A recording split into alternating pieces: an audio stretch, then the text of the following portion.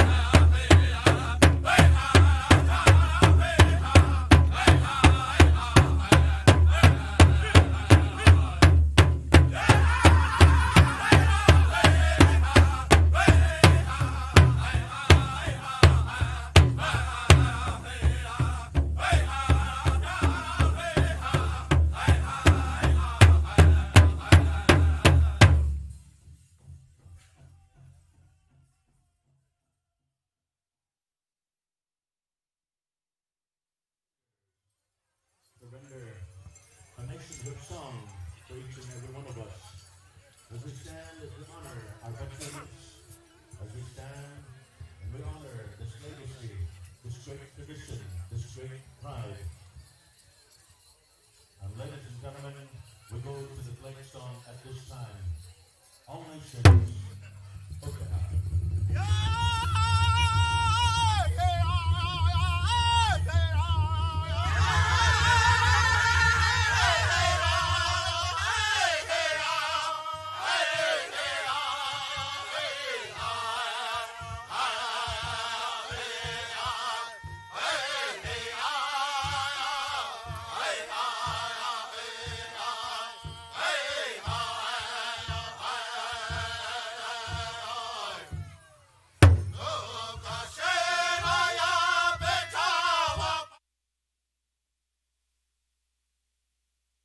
Here. Cheryl Owen. Here. Lisa Jackson. Here. Louis Johnson. Here.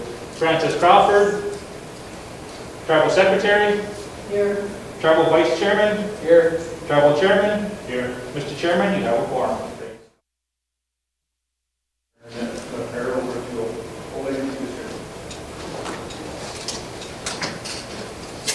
Such Christ, every Father, we come to you this morning, Lord, with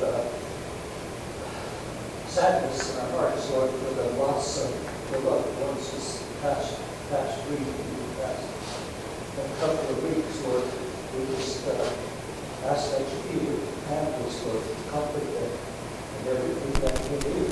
Did the worship leaders Lord to bring your words to them so that we may find comfort that will come to you. We thank you, Lord, for all watch over us. Even the slave in this program. We ask that you be with their elders, their brothers, Lord, the homeless, our children, we can't say this. Because today, Lord, we just thank you. We ask that you with us through this meeting, open our hearts and minds to what we need to understand today, the reports that are made. We thank you for all that are prepared for the reports to come to your council. Everyone that comes into this building, we ask that good motive, good things, and love, honor to respect, all of them drive us all. We thank you for watching with us, and we ask you to bless and continue to do this.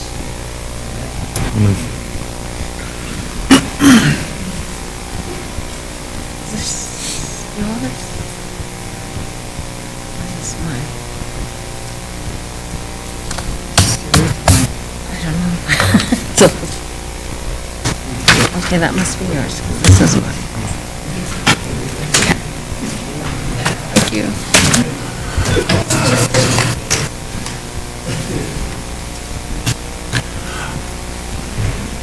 Our members of council, right now we just want to focus on our August 5th minutes. They're getting together the August 4th minutes. So right now we could just go from 5 on up until we get to number 4.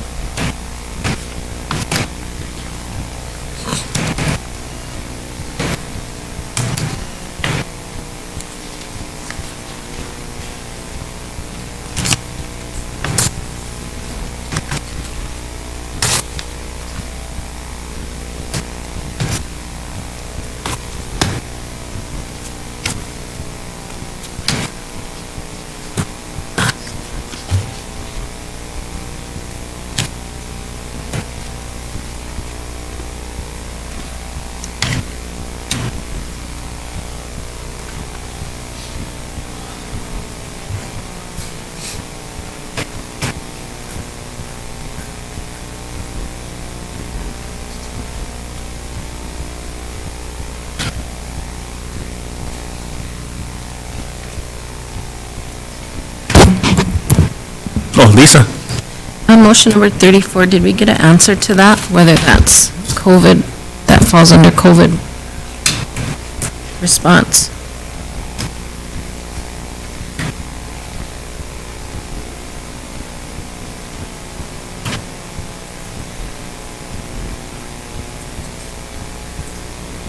I never got anything from her.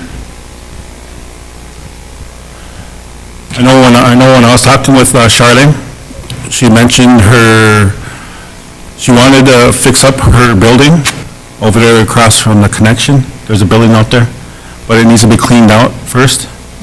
And so she's planning on doing it out there. But did we get a response from Mr. Gunn? No, not yet. Determining whether this would be allowable? Nothing yet. Okay. Mr. Chairman. Go ahead, Curtis. Motion number 45. Did we ever get an update on that?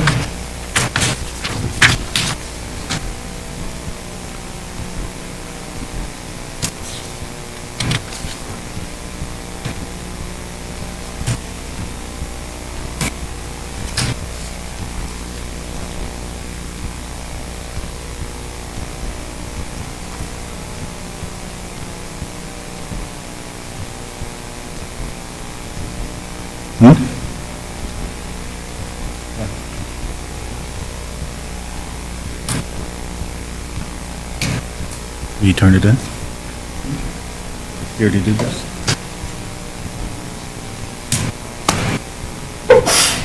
Bless you.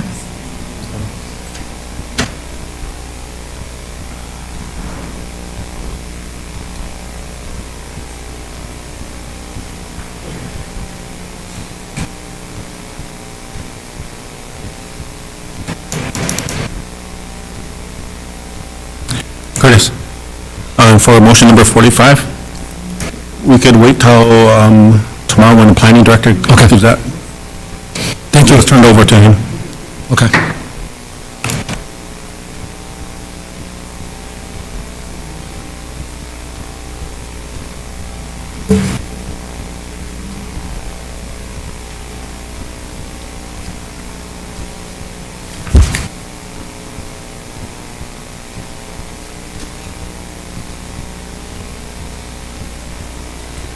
Mr. Chairman, Lisa, the floor is yours. motion number 46, was Wipfli able to get all the information they needed for profits?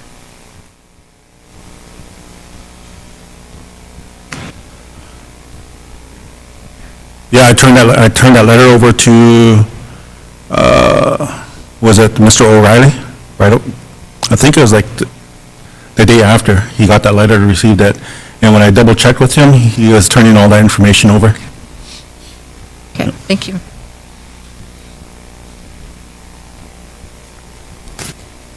Mr. Chairman, motion to approve August 5th, 2020 minutes. So moved by Iagapta to approve the minutes for August 5th minutes. Second by Old Agency. Question by Tokanawa. Lisa Jackson, Yes. Louis Johnson, Francis Crawford, Curtis Bissonnette, Yes. Winfield Rondell Jr., Yes. Milton Owen, Yes. Cheryl Owen, Yes. Travel Vice Chairman, Yes. Travel Secretary. Yes. Mr. Chairman, the motion passed. Thank you, execs and council. Going on to our August 7 minutes.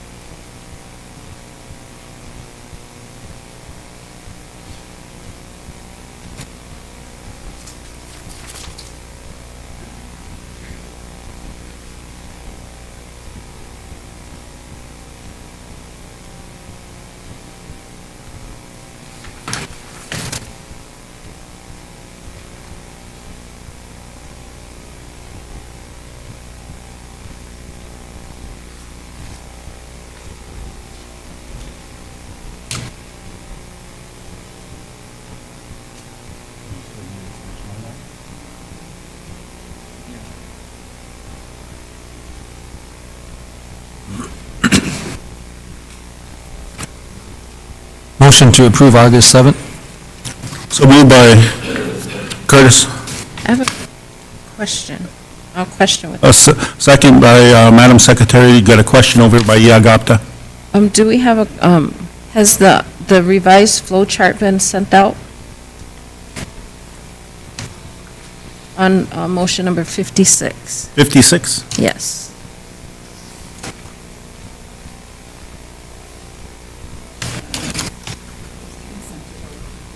Okay, so it's been sent.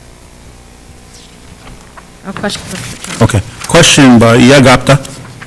Curtis Bissonnette, Yes. Bill Rondell Jr., Yes. Milton Owen. Yes. Cheryl Owen.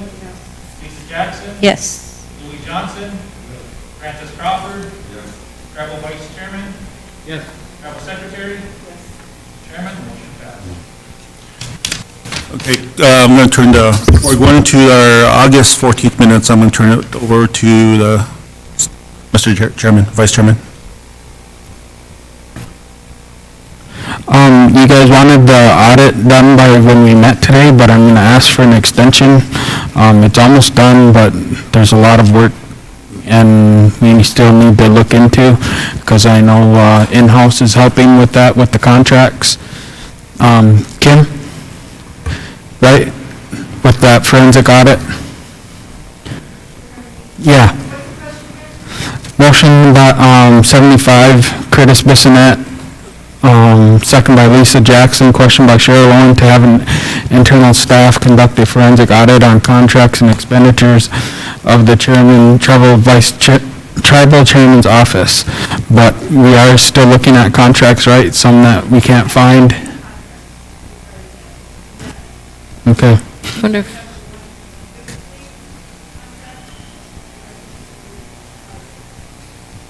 Okay.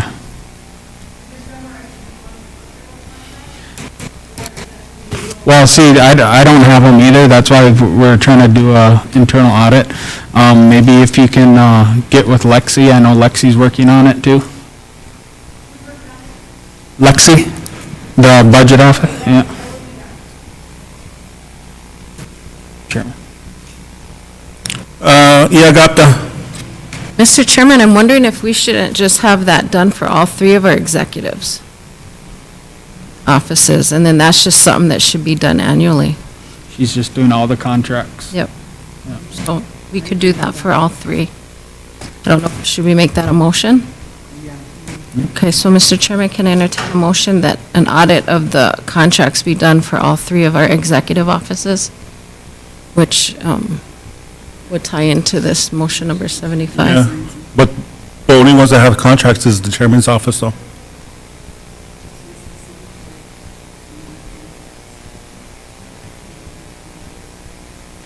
So you don't do individual consulting? No, or is this- any type of agreements? All goes to the chairman's office. Okay. Mr. Chairman. Lisa's, you, I'm done, Mr. Chairman. okay. Thank you. Turn the floor over to, Why are we having trouble finding those contracts? They weren't turned in. Our attorneys draw them up? yes, but they're not, we can't, it's hard to find them and track them down. Still It should have been all over to legal. the legal department. So what was happening in the past is still happening now then, if we can't find these documents that should have been there once they're completed and should be in our legal department, so that when we want them, we can go over and get them. Yes, I agree with you, Junior. Thank you, Mr. Chairman. Yep.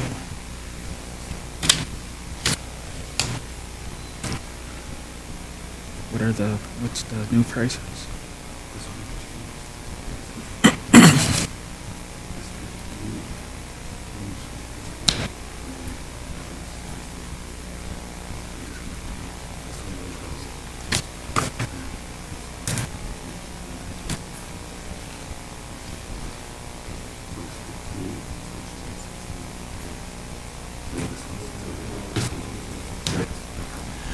So moved to approve the August 14th minutes by Lake Traverse. Second by Madam Secretary.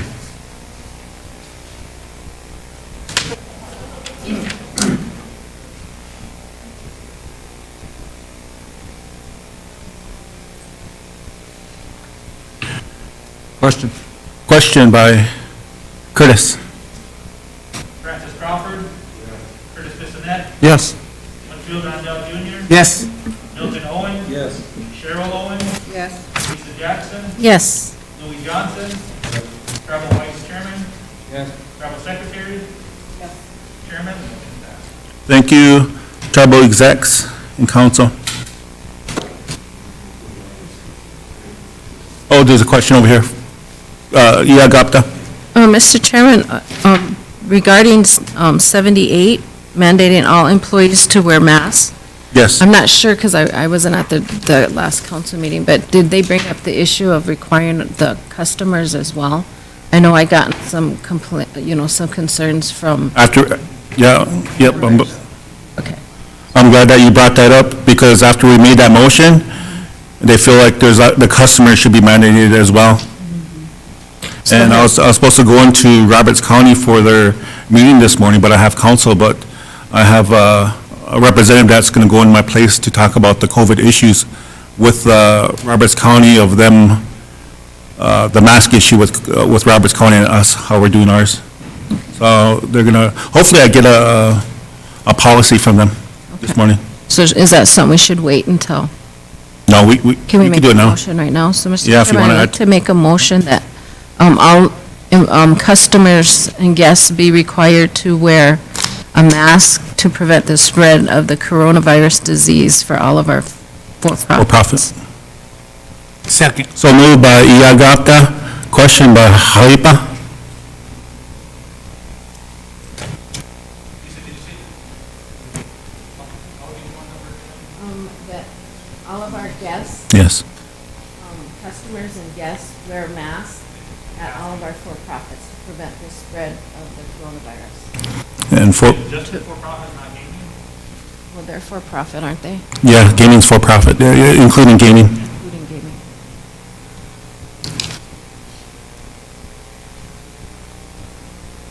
Where's the question at? There's no question yet. Question by Tokunawa. Lisa Jackson, Yes. Louis Johnson, Francis Crawford, Curtis Bissonette, Yes. Winfield Rondell Jr., Yes.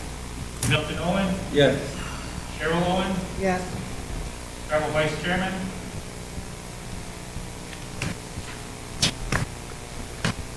Yes. Travel Secretary, Chairman, motion passed. Thank you, council and execs. Can I put to reduce? Lake Travis, you have something that you wanted to bring up, the floor is yours. Oh, okay. So moved by Lake Travis. Which minute, Francis? You guys already did. Oh, you did? No. We said 20. Second.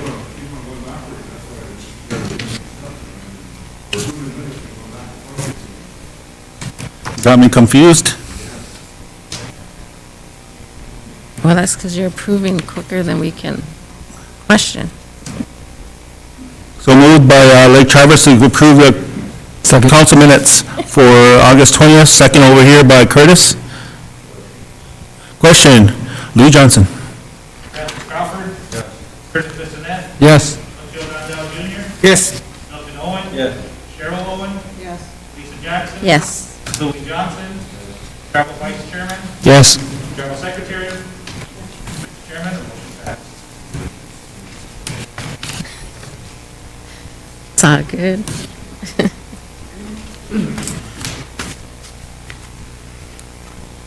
Chairman. Vice Chairman. Council, I need to do an amendment for motion 120 for the CARES Act vehicles. That first amount should be $62,004.81 instead of $62,274.95. And the second one, the $58,110 should be $61,641.73. Okay, one more time. First one was changed to $62,004.81.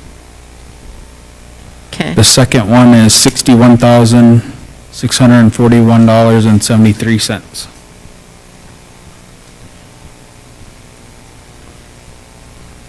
So I just need to amend the purchase numbers.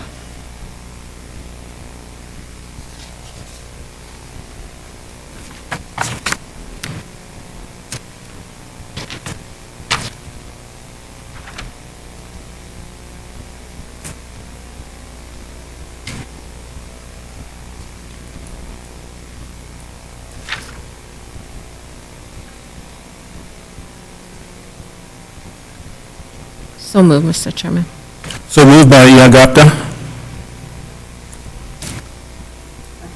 Second by Tokunwa.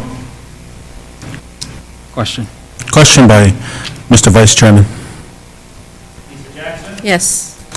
Willie Johnson, Francis Crawford, Mrs. Annette, Yes. Linfield Rondell Jr., Yes. Milton Owen, Yes. Cheryl Owen, Travel Vice Chairman, Yes. Travel Secretary. Chairman, motion passed. Thank you, members, council, and execs. Mr. Chairman, Go ahead. on Aiba. motion number 93, 94, and 95, has that happened so that there's no stoppage in their payments? No, today we're going to be asking for, just to, what is it? They wanted to add the pantry and the daycare funds to the COVID housing Yes. funds. Just to move that To the- into that escrow account. Again, Yeah, so, well, my concern is no payment stops, that those guys stop working. yes. No, we met and, they're okay with us, doing the daycare and the pantry today, but there was no stoppage for the housing one. Okay. They got their check Friday, I think it was.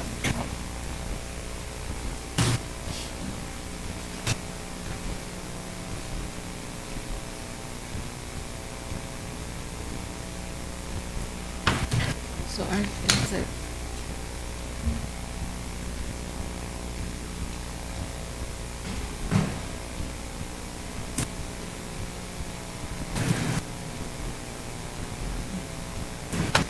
Mr. Chairman, Yes. on motion number 106, has everybody been notified that that's going to be happening?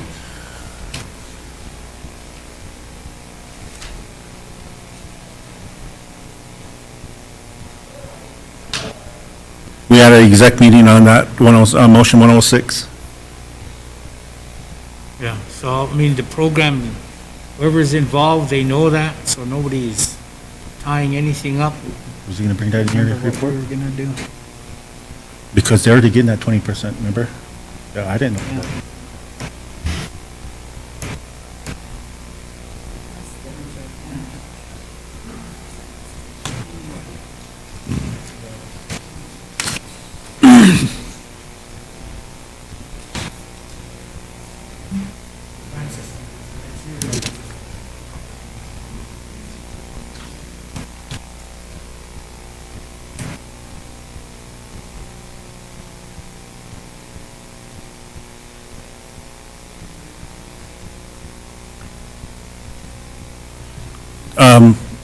Junior, when we met with the tax officials over exec meeting last week, there was an issue on that 20% that they have been getting, and that they should have had this truck already paid off, but we want to still research that for that motion 106. That's what it made it sound like from the tax department. Thought they were supposed to get it all. But now they're doing 50/50.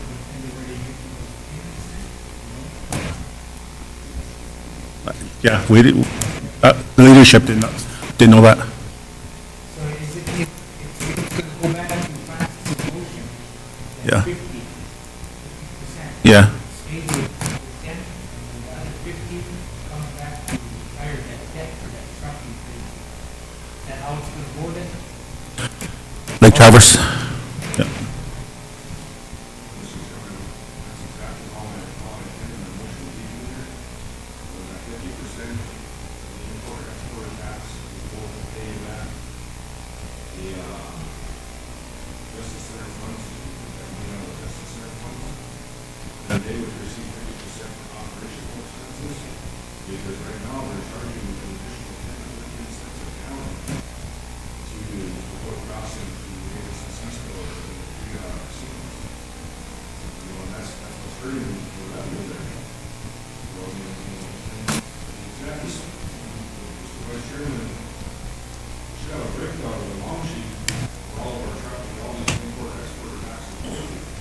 We've been asking for that. That's what we want to see is that, and make sure that those, and that way the three executives can make sure that their program managers are aware that this is going to be coming back here next, this coming fiscal year. So they know how to budget.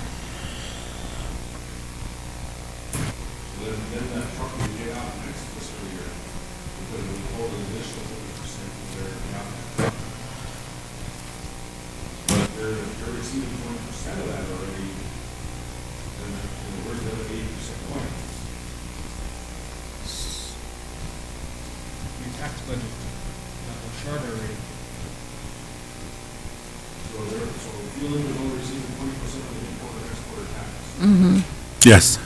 Yep. so they should, yeah, they probably should have been paying something back that they were receiving. Yeah.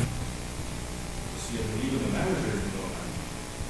I don't think so. So that's why we were in this dilemma, because, he kept on asking, he's been requesting that for over a year. The import or export tax. Yeah. So, I mean, it's only fair that it goes back to them, because they're the ones that are paying it to begin with. The check is coming back to the tribe and the state. And the state's here. Where in reality, it should be going back to the state, because they're the ones that are paying after that.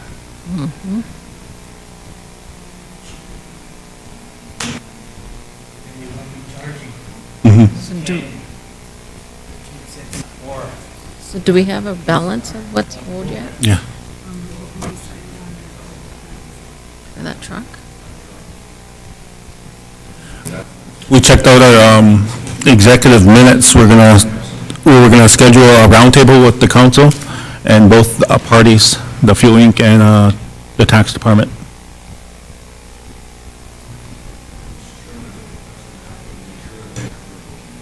Sure.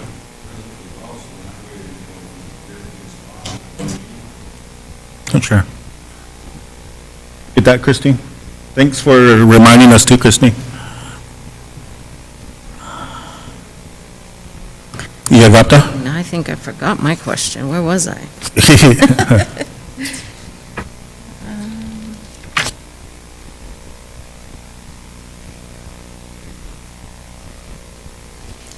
I can't remember now, Mr. Chairman, sorry. When it comes around. Yep. When my light bulb goes back off. Hey.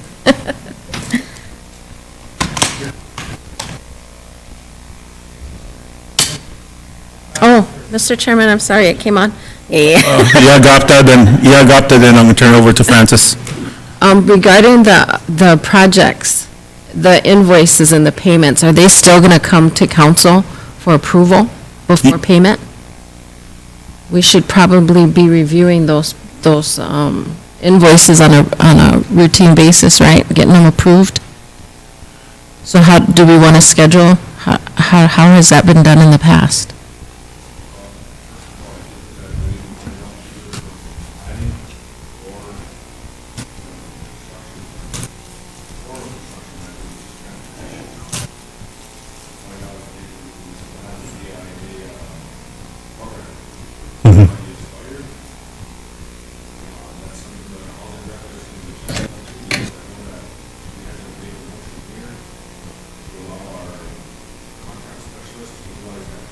Sure.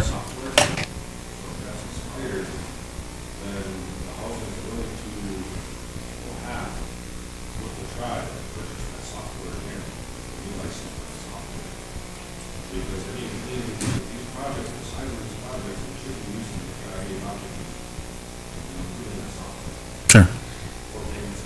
But I thought they already had that, and that was part of the reason why we selected. But we don't.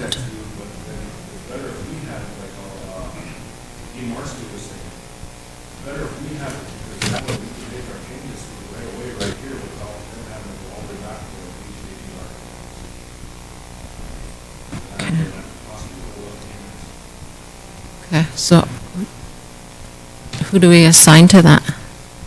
To,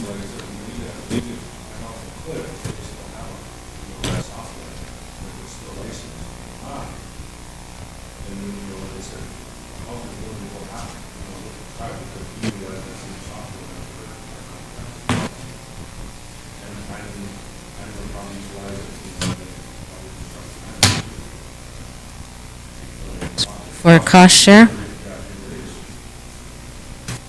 Cost share with housing, planning and construction.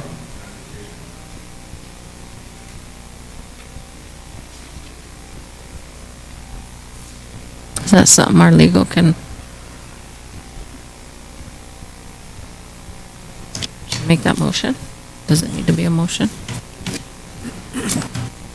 To research it for cost share, possible cost share?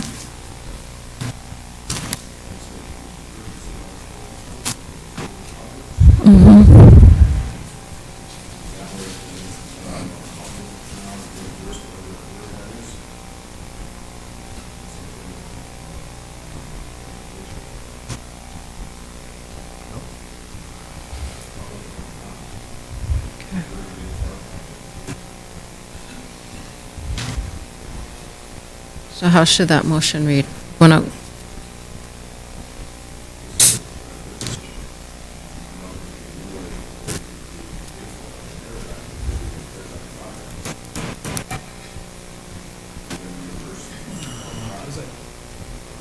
so should we have,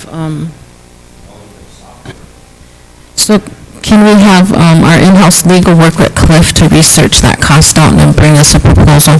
And then in the meantime, Mr. Vice Chairman, maybe you can get with Steve to see if this is, that can fall under the CARES funding?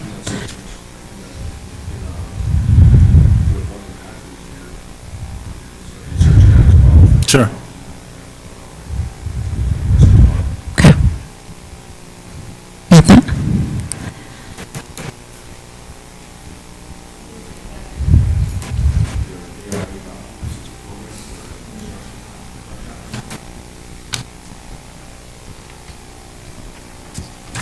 And if you can work with Cliff Eberhardt? Matthew?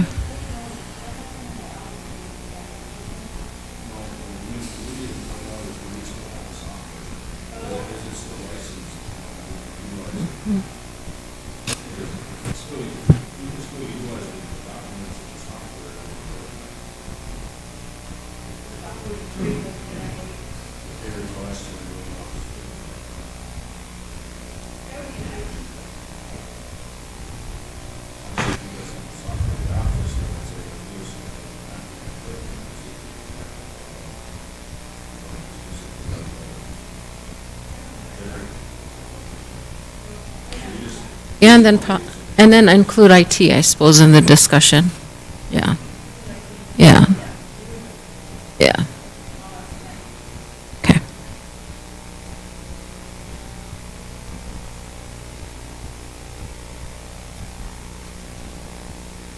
Thank you, Mr. Chairman. No problem, you got that.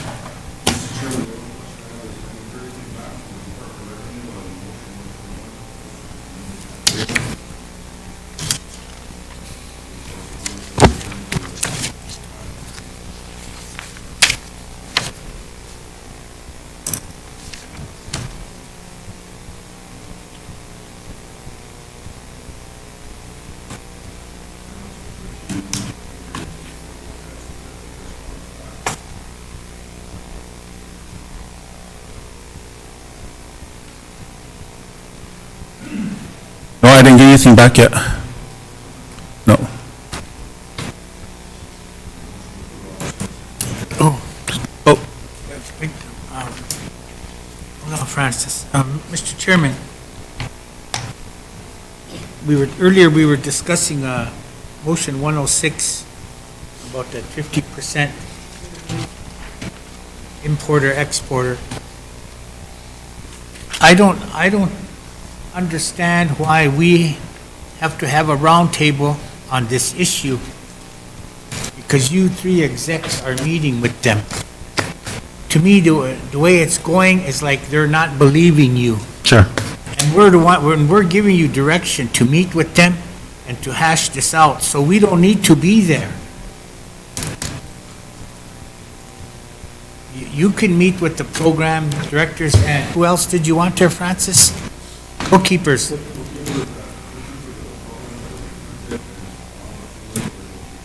Yeah, we don't need to be there, because that's the impression I'm getting, that if we have to be there, they're not believing what you guys are saying. Sure. I don't like that. You're getting direction from us, and then you're gonna meet with your programs and fix it. You Yeah. don't need to be there. It'll be you three execs and those programs, and then you hash it out. That's just what how I'm getting that. That shouldn't be like that, Mr. Chairman. No, I agree, but it was a courtesy because the one was a for-profit board. That was Fuel Inc. That's why we included the board. Yeah. Second. So moved to approve the Question. council minutes for August 26, but moved by Lake Travis, second by Curtis, question by Haripa. Francis Crawford. Yes. Curtis Bissonette. Yes. Linfield Rondell Jr. Yes. Milton Owen. Yes. Cheryl Owen. Yes. Lisa Jackson. Yes. Louis Johnson. Travel Vice Chairman. Yes. Travel Secretary. Chairman, the motion passes. Did we get the August 4th minutes? I have Not yet? Okay.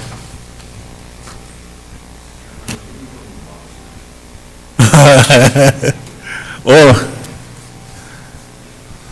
Where you at, Franny? Where you at? Hey. what does it say? Oh, yeah, Bernard Hopkins. The legend, Bernard Hopkins. The executioner. Senior even. Members of the council, you got a copy of my packet I gave to you guys, so you guys could give it back to your restricted districts. Nothing really from the program managers, but the reports are given for me to ask for any council motions. But the one thing I want to go into right away was, let me see once, billing statement. I know myself and we got a new house attorney. This is a billing statement for Paulson. I don't know how it was in the past, if you just handle it, anything over 5,000, because this billing statement is over 11,000 for Bodine and Paulson's law firm. I don't know if it came in front of council first, or is it just, how was it handled in the past?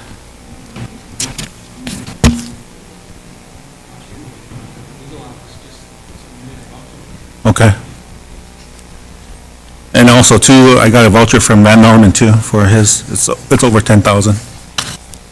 Same thing? Yeah. Okay, now we know it's gonna be submit, they usually submit, you would usually submit over here to Vice Chairman. Iagapta. Did we ever get a copy of Mr. Van Norman's contract?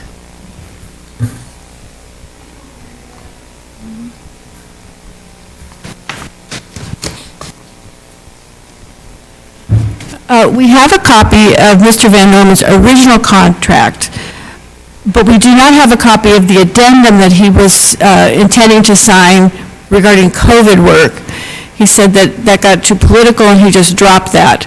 So that would have been an additional $2,500 a month that he would have been able to bill regarding the COVID work. I'm pretty sure that we have a contract for him for this scope of work, because he's had it for a while. It hasn't expired? Pardon me? Hasn't expired? I don't think it's expired. I can go get it and give you all a copy if you'd like, so you can read it.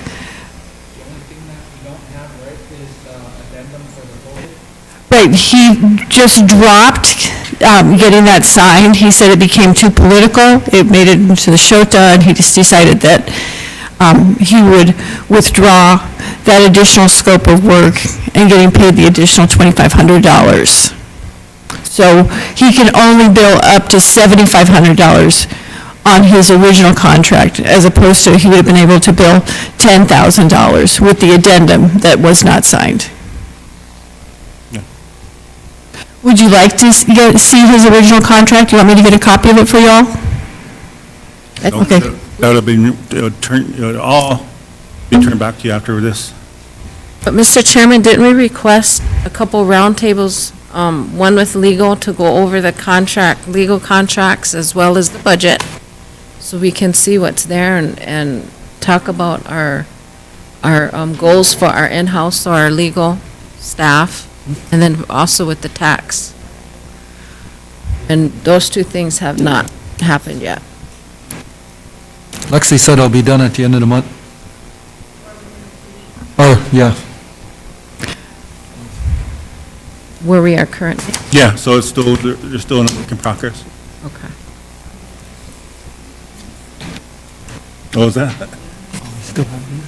Oh, did he? Okay. Is that all? Yeah, thanks. So we're still pending on the legal, roundtable with legal. Yes. Okay.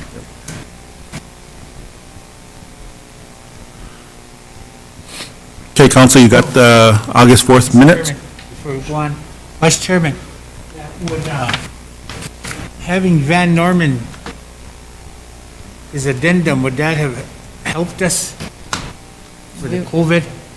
Or did we get everything that we needed without?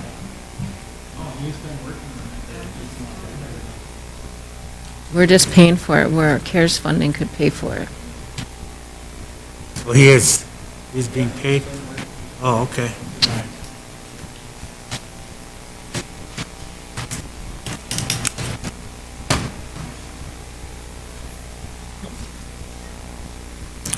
Lake Traverse?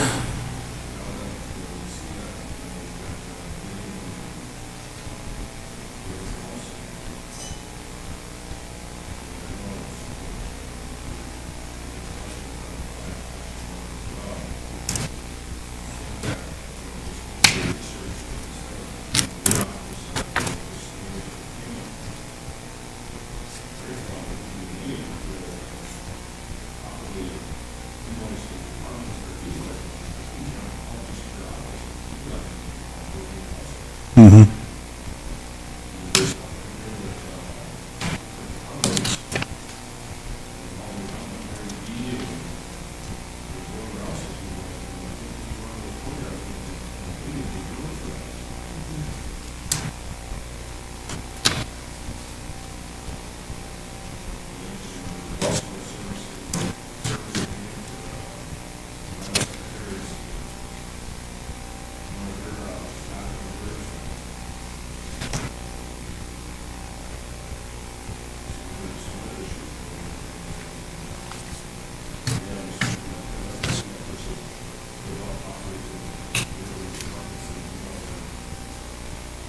Is that your motion?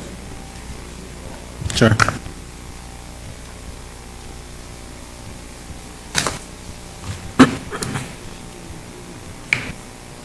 Yeah. I think with that process, we're working on it with our new in-house attorney, a corrective process to go through so we all can see that. It'll help you guys when you make your motions. There's like a checklist. Mm-hmm.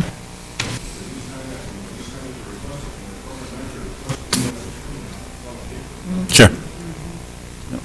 And then you sign it.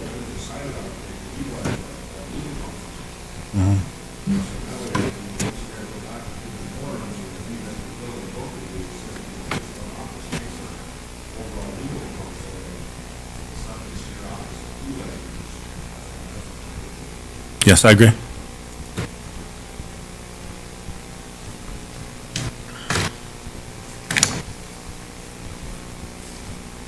Does that need to be a motion?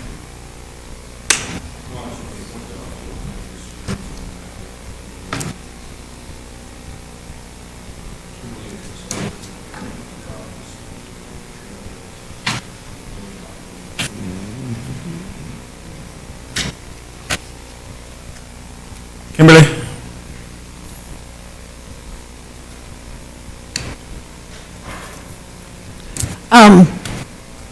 I don't know if this is possible, but I was wondering if it would be if it is feasible to have this be part of indirect costs, because it is hard to break down all these different departments that are utilizing the attorneys And it seems to me, and I'm, a newcomer, right, that a lot of folks are just going directly to Mr. Paulson and have had a relationship with him and kind of feel that it's okay to call him. I don't know that we have legal review requests for everything that's on that invoice. I could ask Sharon Nairson. And I wanted to bring this to you because in the past, it's my understanding that Deb Flute would just sign off on it, but I think it's really important for you guys to see the costs that are being incurred with regards to legal. And I know that we have a need to get some costs under control. But so I guess my initial question though is, can we use indirect costs to fund the legal department? Yeah. That would be That'd be execs. up to the vice chair to research. You can just propose that and send it in to the vice chairman, Kim? Yeah. And I'd like, Yeah, Gapta. I'd like that we meet with legal on a regular. I would like that you meet with council on a regular to go over, just update us on the things that are going on, that you're working on. That would be nice. We haven't had that in a while.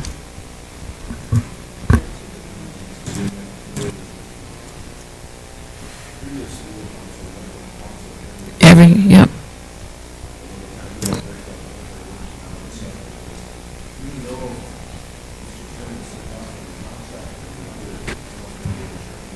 Yeah.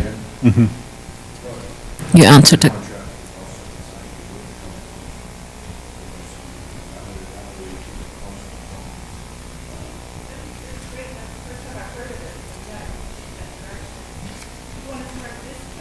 Sure. Next, Next Thursday. yeah. Mm-hmm. Yeah, because Whatever. keep in mind, council, the 10th is groundbreaking too. So it'll work out next Thursday. Huh?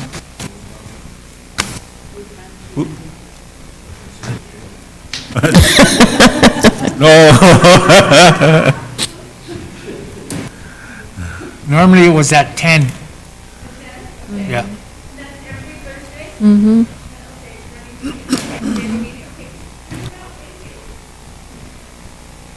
Thank you, Francis.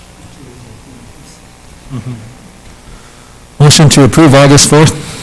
So moved by Curtis.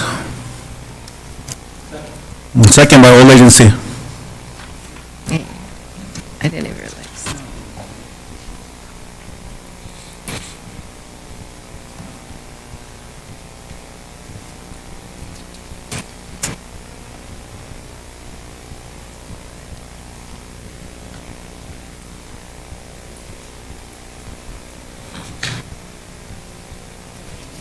Question by Madam Secretary. Curtis Bissonnette, Yes. Bill Rondell Jr., Yes. Wilson Owen, Yes. Cheryl Owen, Yes. Lisa Jackson, Yes. Louis Johnson, Francis Crawford, travel vice chairman, Yes. travel secretary, chairman, motion passed. Thank you, members of council and execs. Still going into my report, I just want to give everybody a heads up. I got this report this morning from Jesse. On September 3rd, we were notified a confirmed case of COVID-19 was of a consolidated construction field employee on our site. He comes from Wisconsin, so they took immediate action, quarantined him. When he comes back, then he's going to be getting tested. And this individual arrived on site approximately at 3 p.m. on Monday, August 31st. So just a heads up. I know we had a discussion on this about we're having a lot of people, especially when they come into agency on those two projects, that we're going to have a lot of people that are come from elsewhere too. So they're getting prepared for that testing and making sure everybody's okay.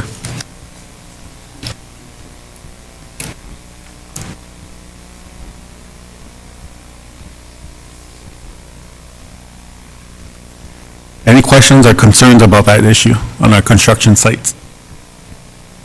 Go ahead, Francis.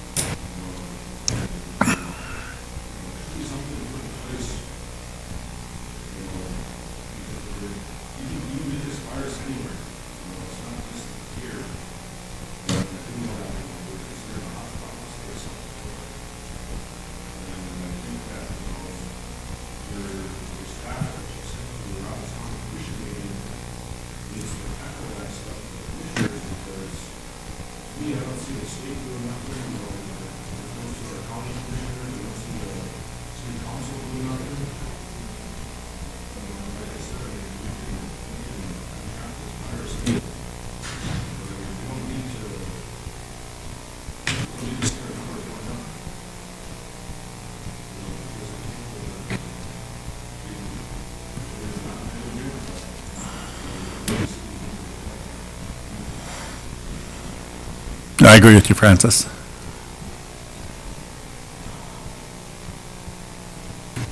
So have legal pull them and take a look at them? Have legal pull them and take a look at them, see where they can be amended?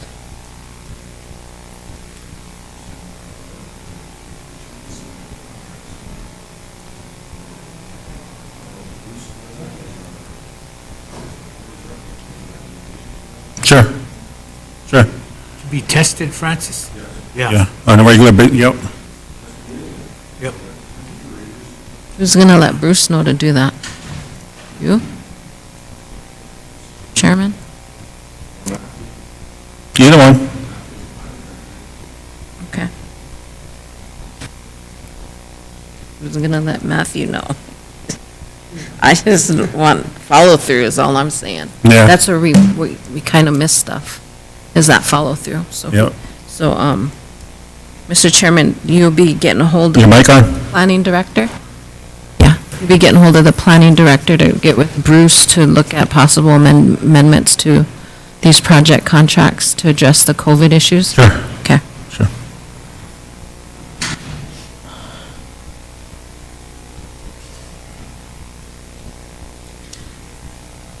And also too, if there's any questions with, there's none of my program managers are coming up with anything for council approval, but there's that other issue that I was directed to check on too, is that the board. I took it and I gave it to Ms. Craven to look into that, so I don't know if you want to go in the exec session for that, or you want everybody here. What's it for again? Excuse me? What's it for? For that planning board. Planning board. Talk about that later. Do you want to talk about later then? Yeah. I guess I'm not tracking. What planning board? Okay, because remember,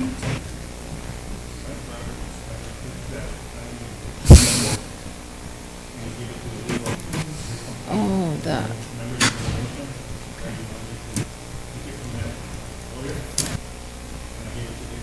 Okay.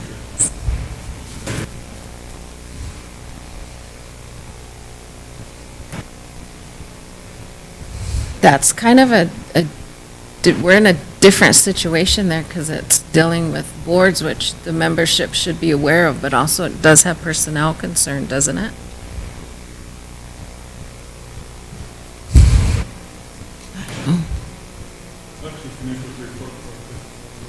Is it on the agenda for now?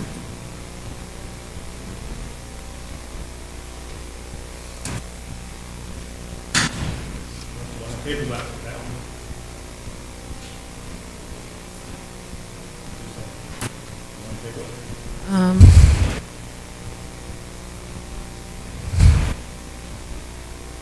I think it's important, but is it on the agenda or is it coming in under your report?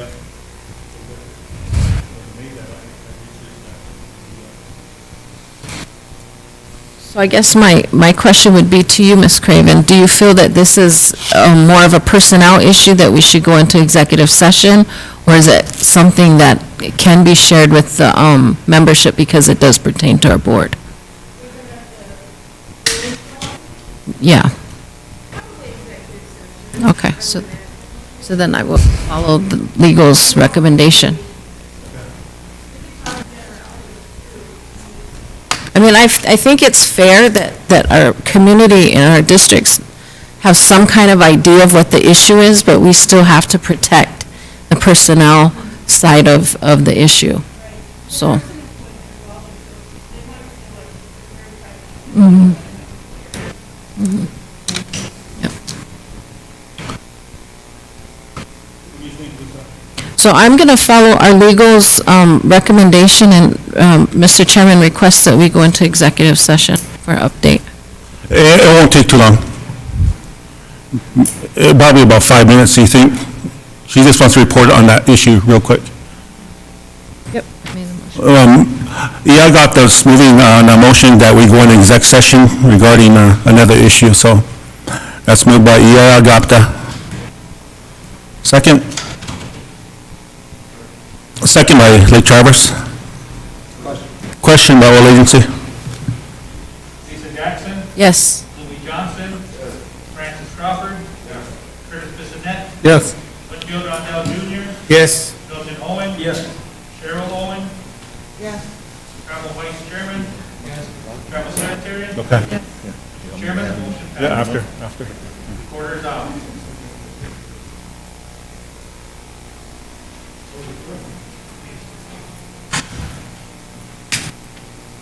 Thank you.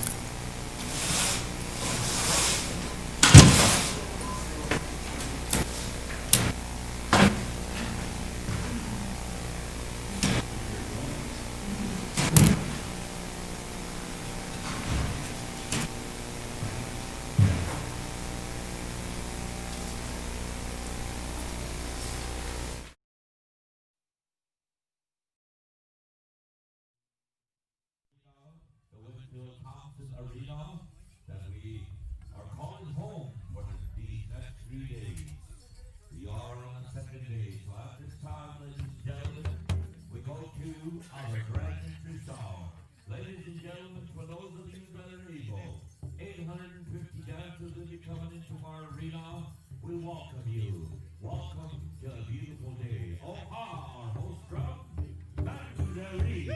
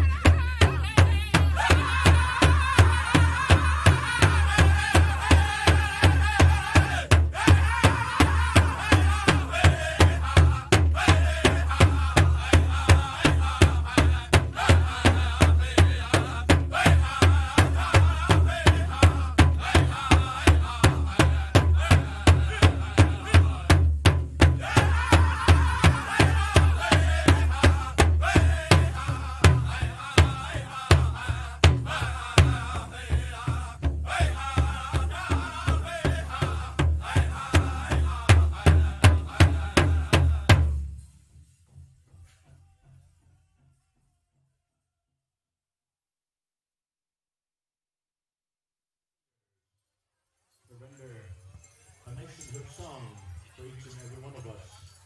As we stand, as we honor our veterans, as we stand and we honor this legacy, this great tradition, this great pride. And ladies and gentlemen, we go to the flag song at this time. All nations, open up.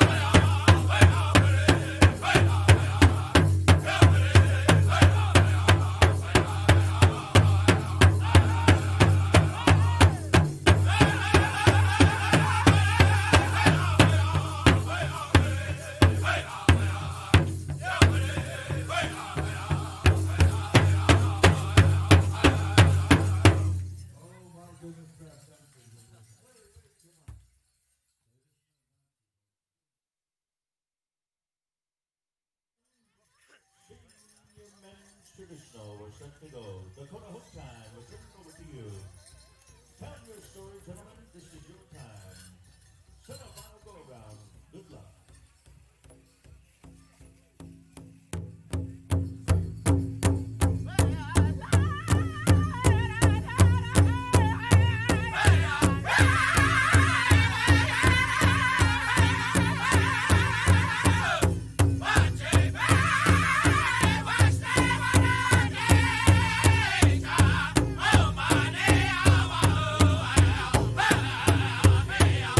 Hey,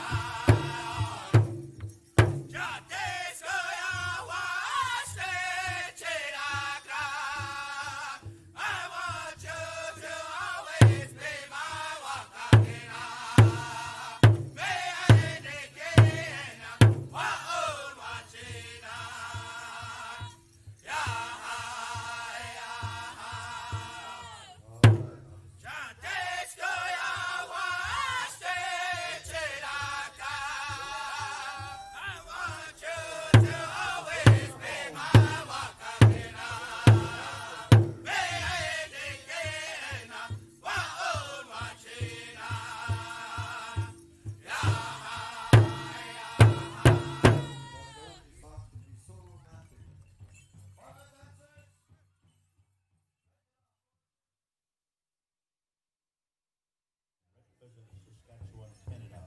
Where's all in a travel time, young Canada?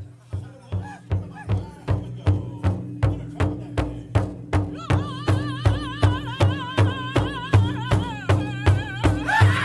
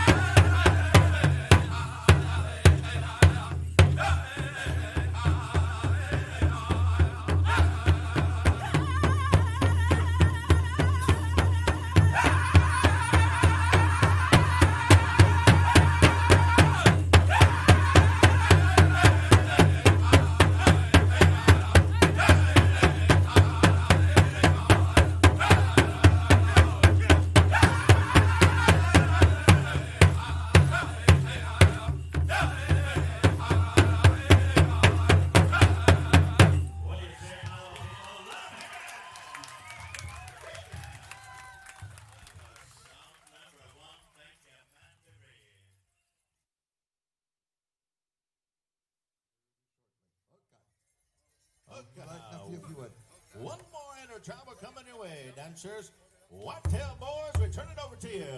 Let's get them dancing. Good afternoon, good afternoon. Here we go.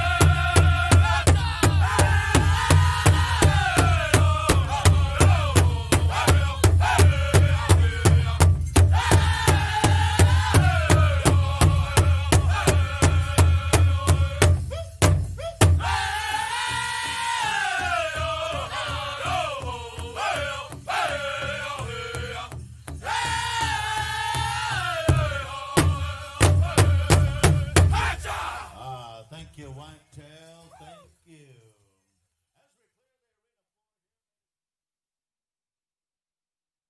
And our head singing judge is going to come and see you.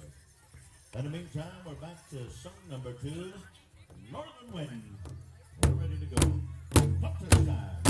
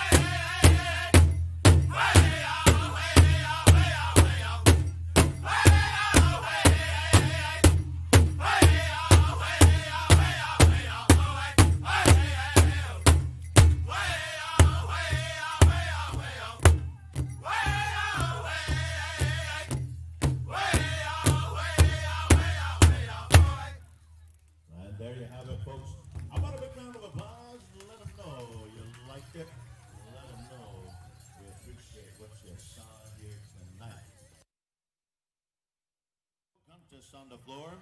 Bat Nation, let's get 'em dancing. Semi-final contest go around. Good luck, ladies. Hookah.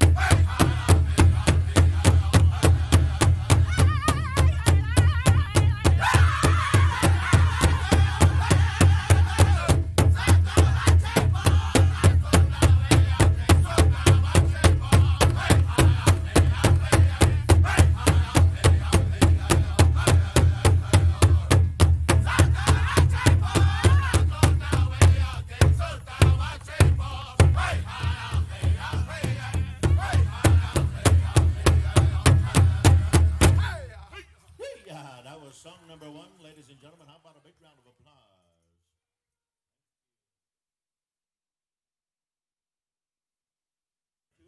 We're set to go. Little Thunder, take it away. Contest time.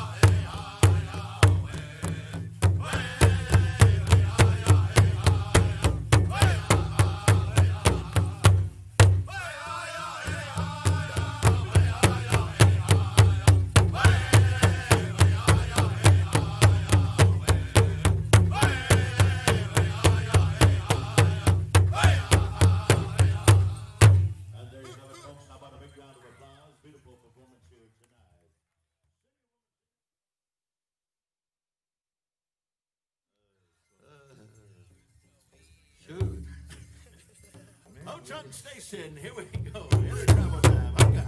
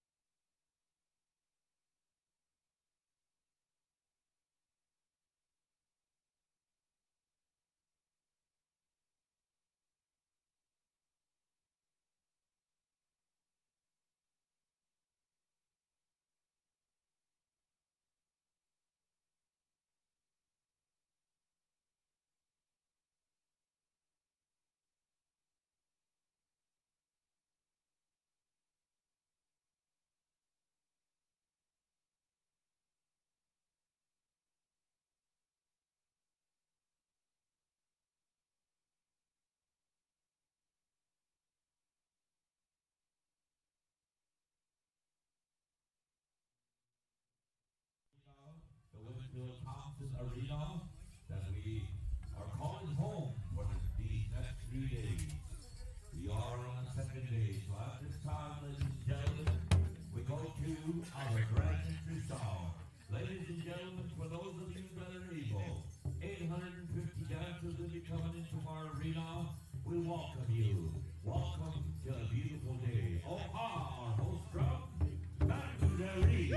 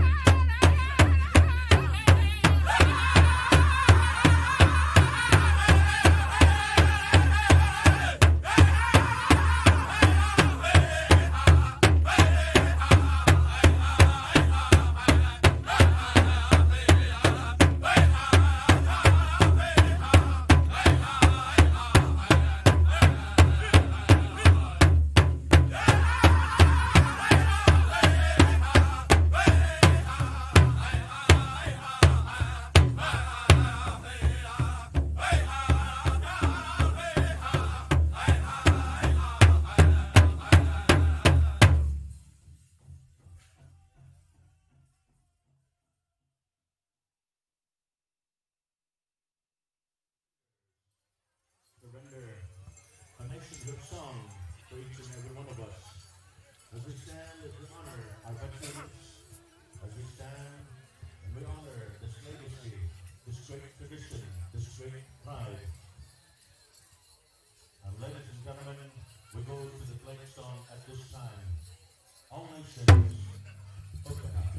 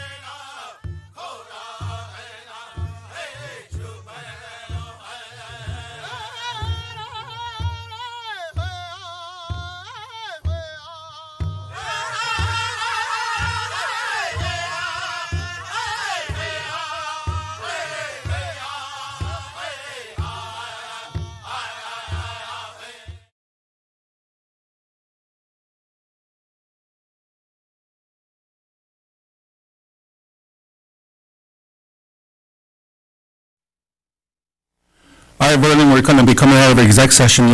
We gave you the notes. Who made the motions?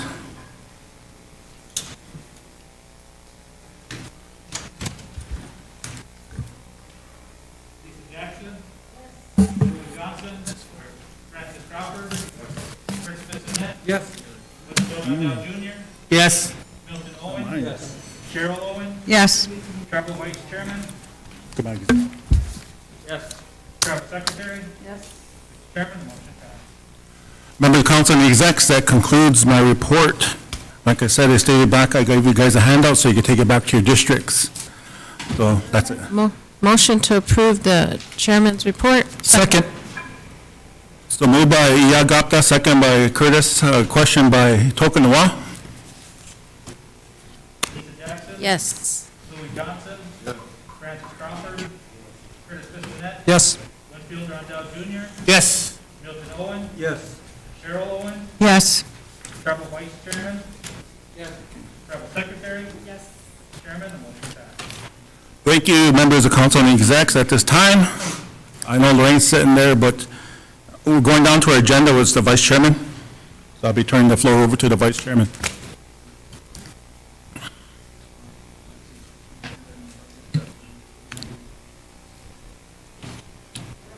Okay.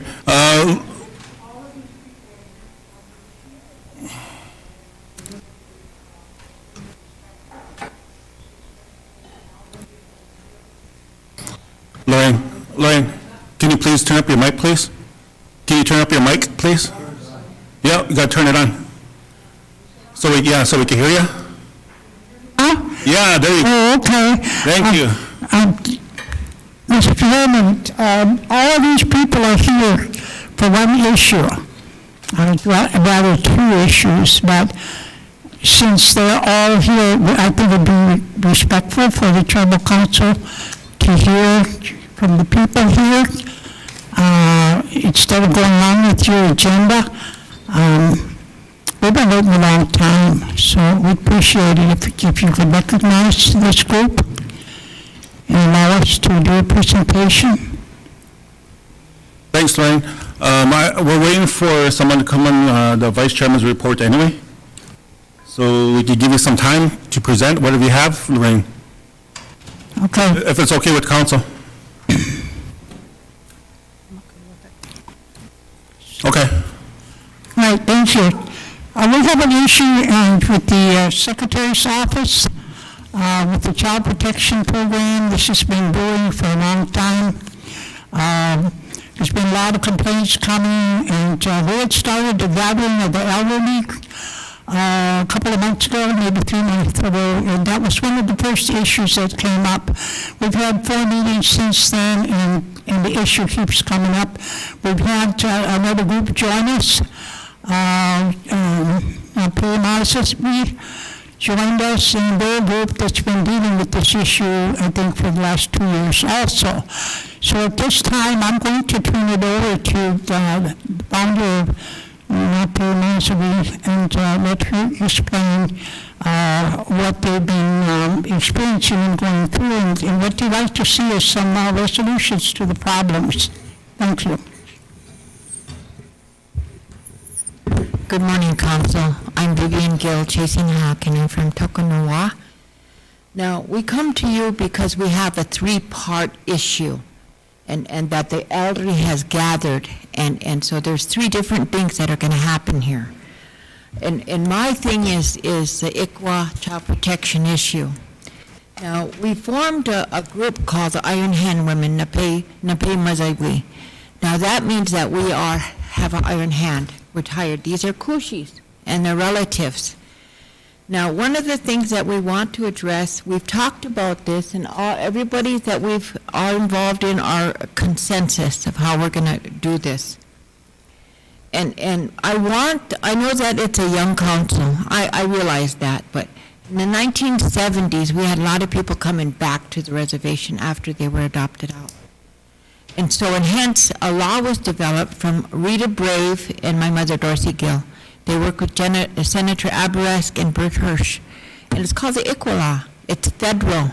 It's a federal law and guideline to protect our children. Now, an offshoot of that law was our child protection program, to protect our children, Chapter 38. Now, and I've worked with many, many families here trying to resolve this issue, and we have a grandfather, and I know we're going to be brief about this. We have a grandfather who lives out in Rapid City, Dakota. His grandkids are Dakota. He's been looking for help since November. He can't get any help. He's talked to this office, ICWA. Now the children are placed in Watertown and they're being adopted out. He's at wit's end. He really is. So what are we doing to help him? There's nothing. He has no place to turn, and it's still going on. The other example, we have a young man looking for his son, his daughter. 3 years now I've been working with him. Went to child protection over and over again. Nothing happened. No resolve. Nothing. They didn't want to get involved. 3 years. He wants his daughter, and I'm very sorry for him. All he wants to do is be a dad. No help. The other one is recent case. Tribal members, tribal babies in state court. Our child protection program was called into that office. They called city police, and they didn't investigate mom. They didn't say, Dad, what happened? Nothing. They just removed the kids. Kids were traumatized. And when I approached the caseworker, what's going on? Oh, I'm turning it over to state. They're all states taking this. I have nothing to do with this. I said, wait a minute now. What about our sovereignty? What about our laws? Why couldn't we take them under us as a tribal nation? Nope, he didn't want to hear it. So he filed felony assault charges on some of the family that were there. No need to.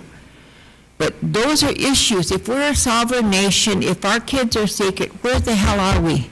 Why aren't we proving it? Our kids need that protection and help.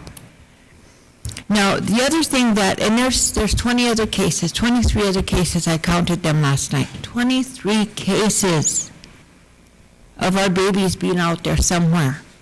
And since 2017, we have asked Child Protection to get involved to help us.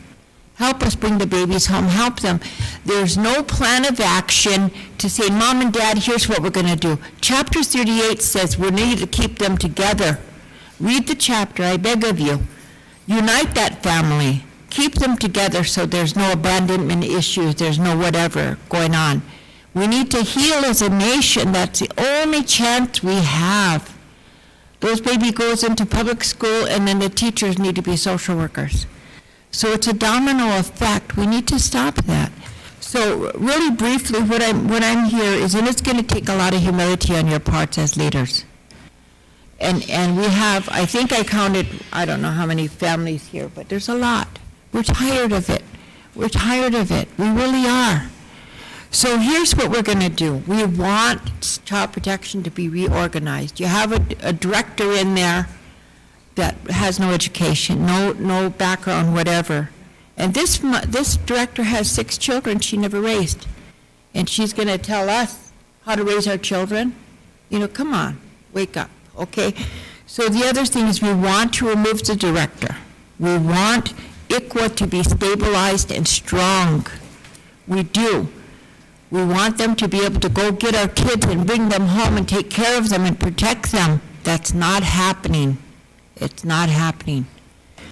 So what we're here today, and we've got a consensus with all of our group here, that we want to put council on a 5-day notice.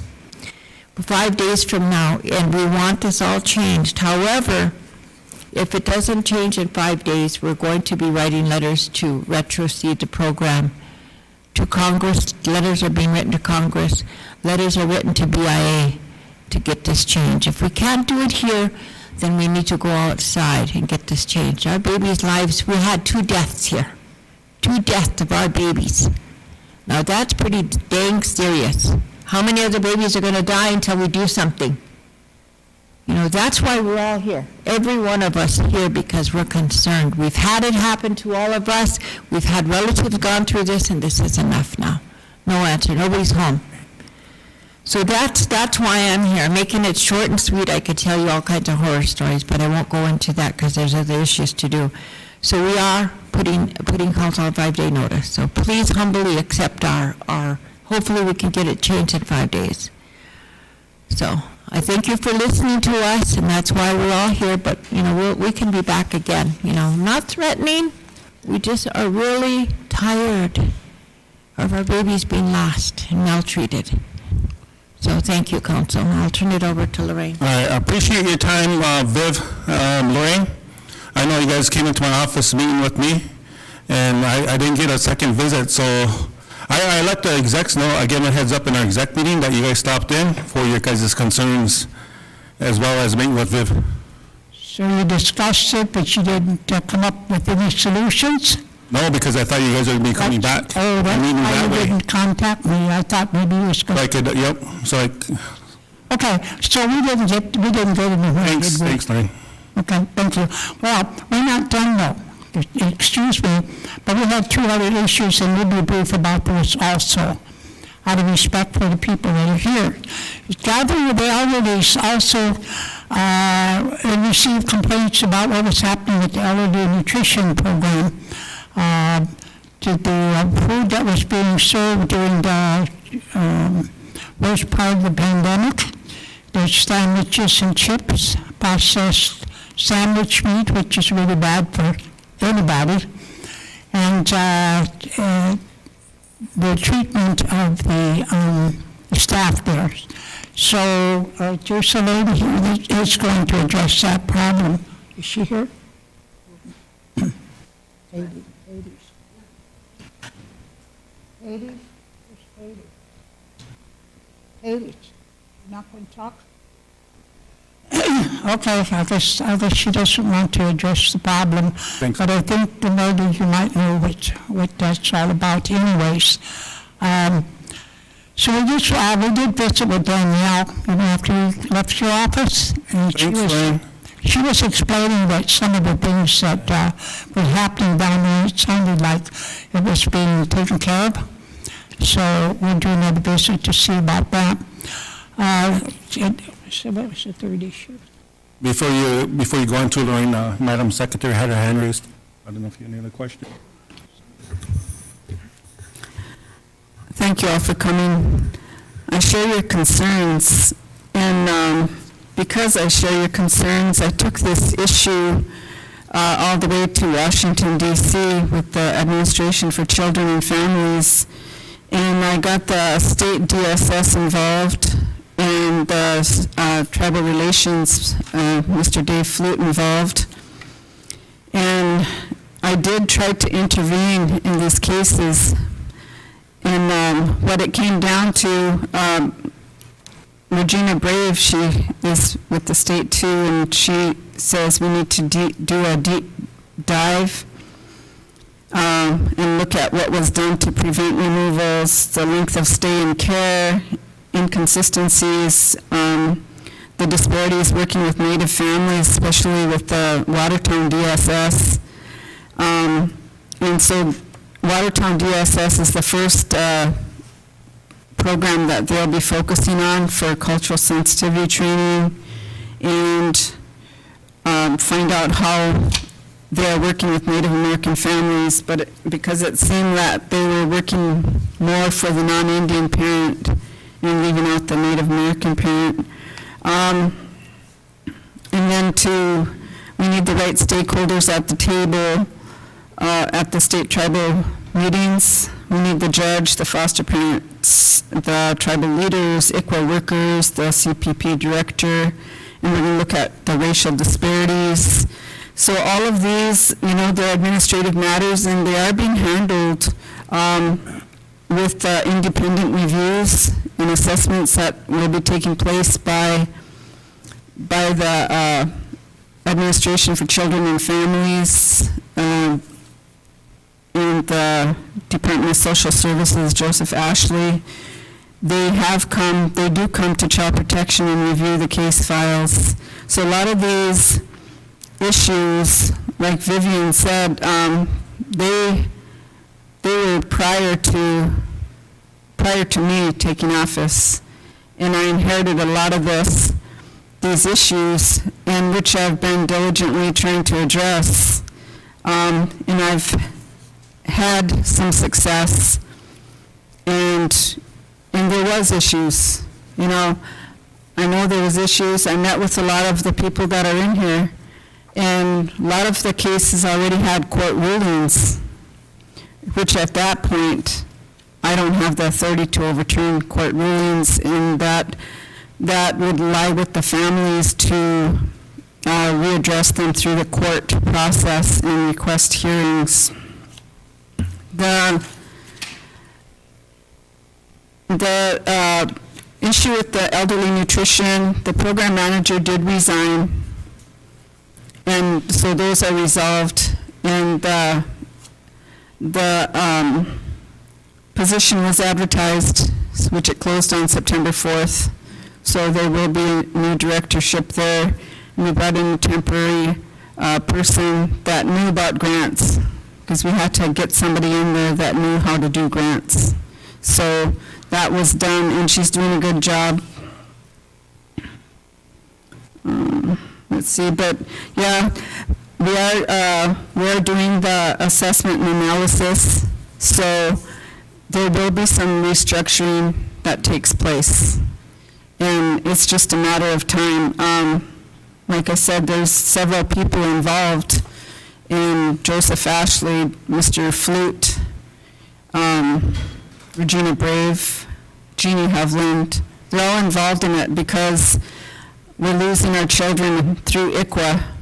I mean, because the states are not notifying the tribe, and in some cases, the response time is not there. But I know the cases that you speak of, and a lot of the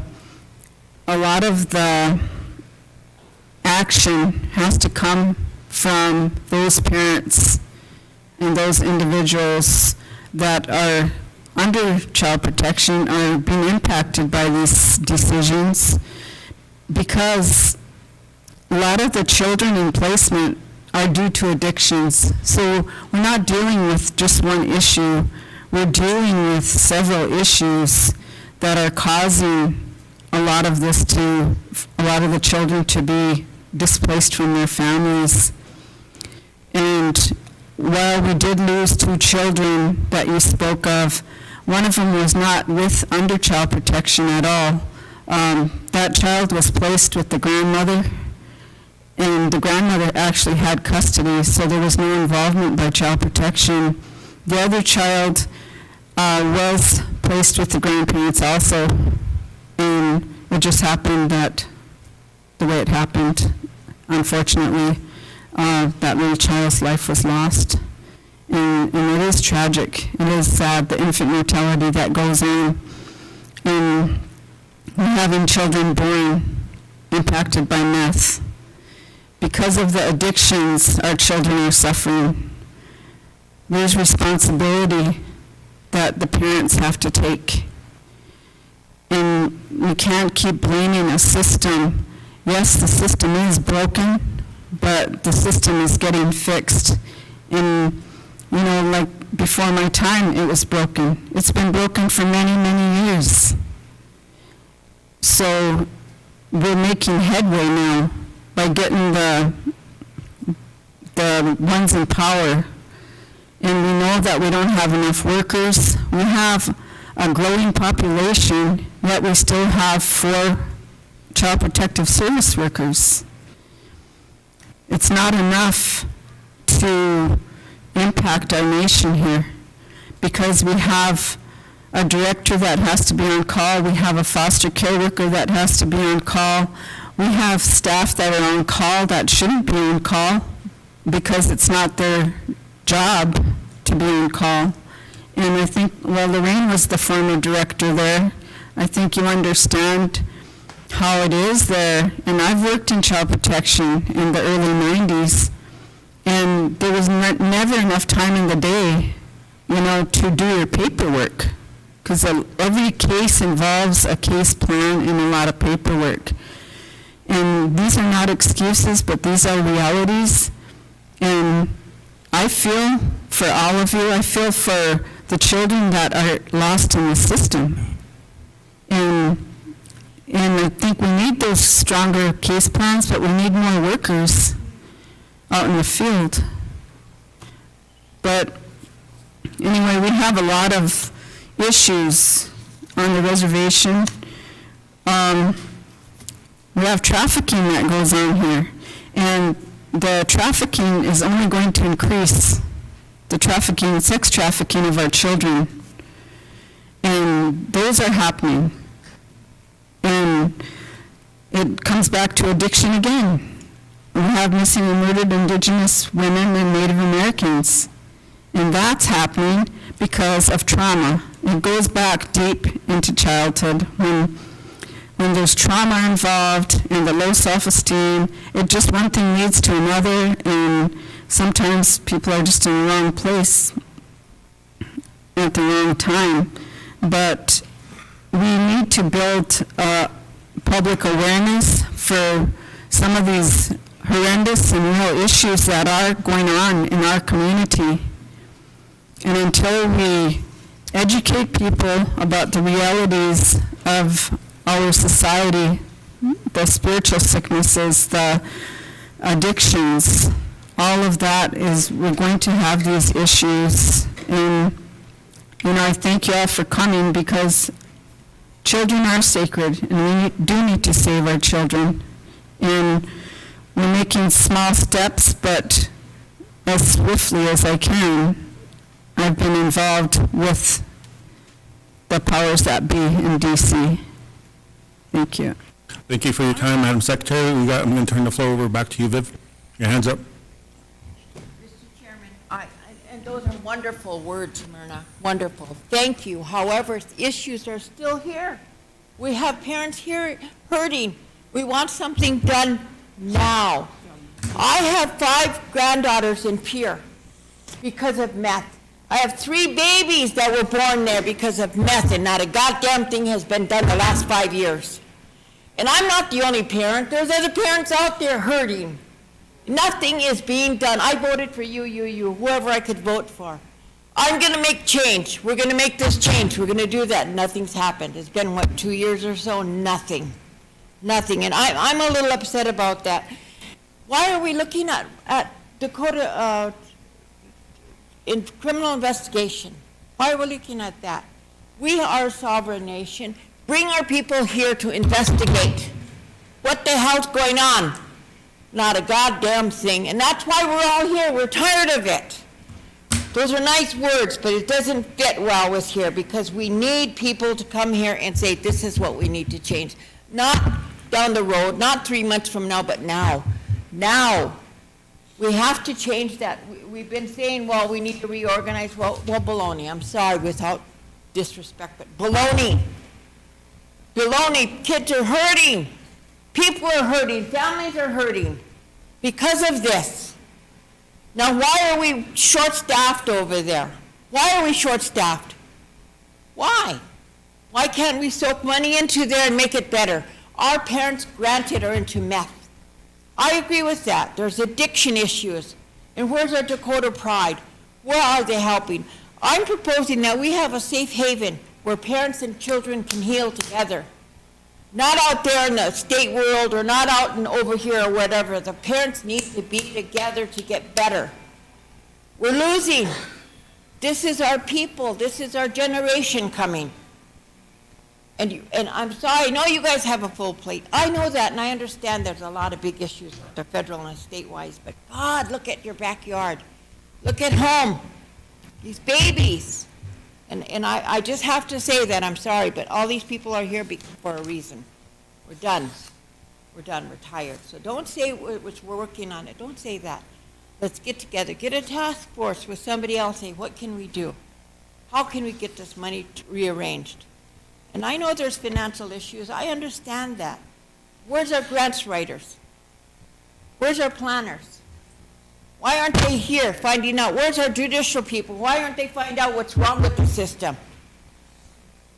Dad's over there in Rapid City looking for his child. Oh my God, since November. This kid's been 3 years looking for his daughter.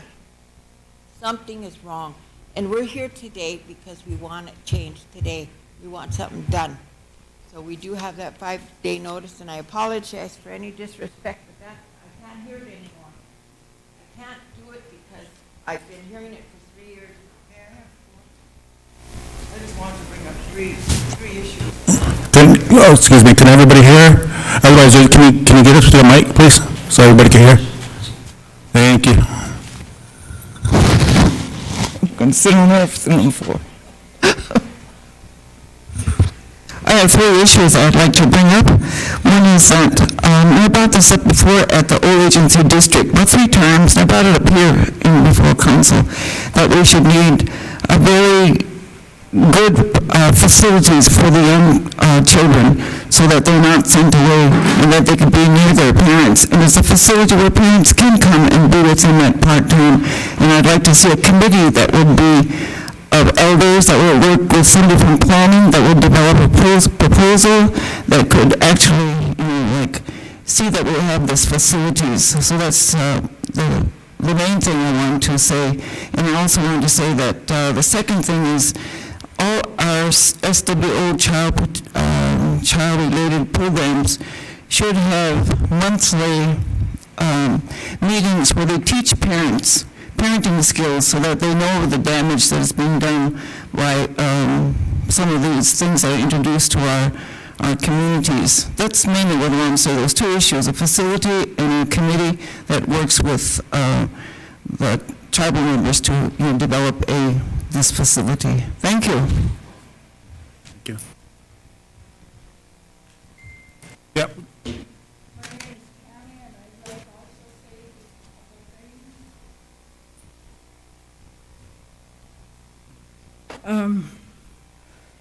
Secretary Thompson, what you said was awesome, and I hope that comes to fruition and done.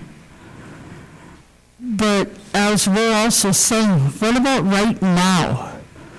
There are, in my opinion, incompetent workers over there. They are not qualified for the scope of the job that they're doing. There needs to be, constant training and maybe some support for foster parents and, a lot of things. And yes, the addictions run high around here, and I'm sure it touches all our families. That's why some of us just need to stand up now and say, we've had enough now. Let's get these babies taken care of. And our elders. It never occurred to me, because I must kind of live in a bubble by myself somewhere, but there is a lot of fear in today's elders. Fear due to the addictions, they're being mistreated at home, they're not being fed properly. Not all elders are able to get out, walk around, and voice their opinions. Some of them are stuck in a dark place and they're being abused. We want that brought out. At one time we had an elder abuse, something I don't remember, I'm sorry. And that's awesome, I was cheering when I first.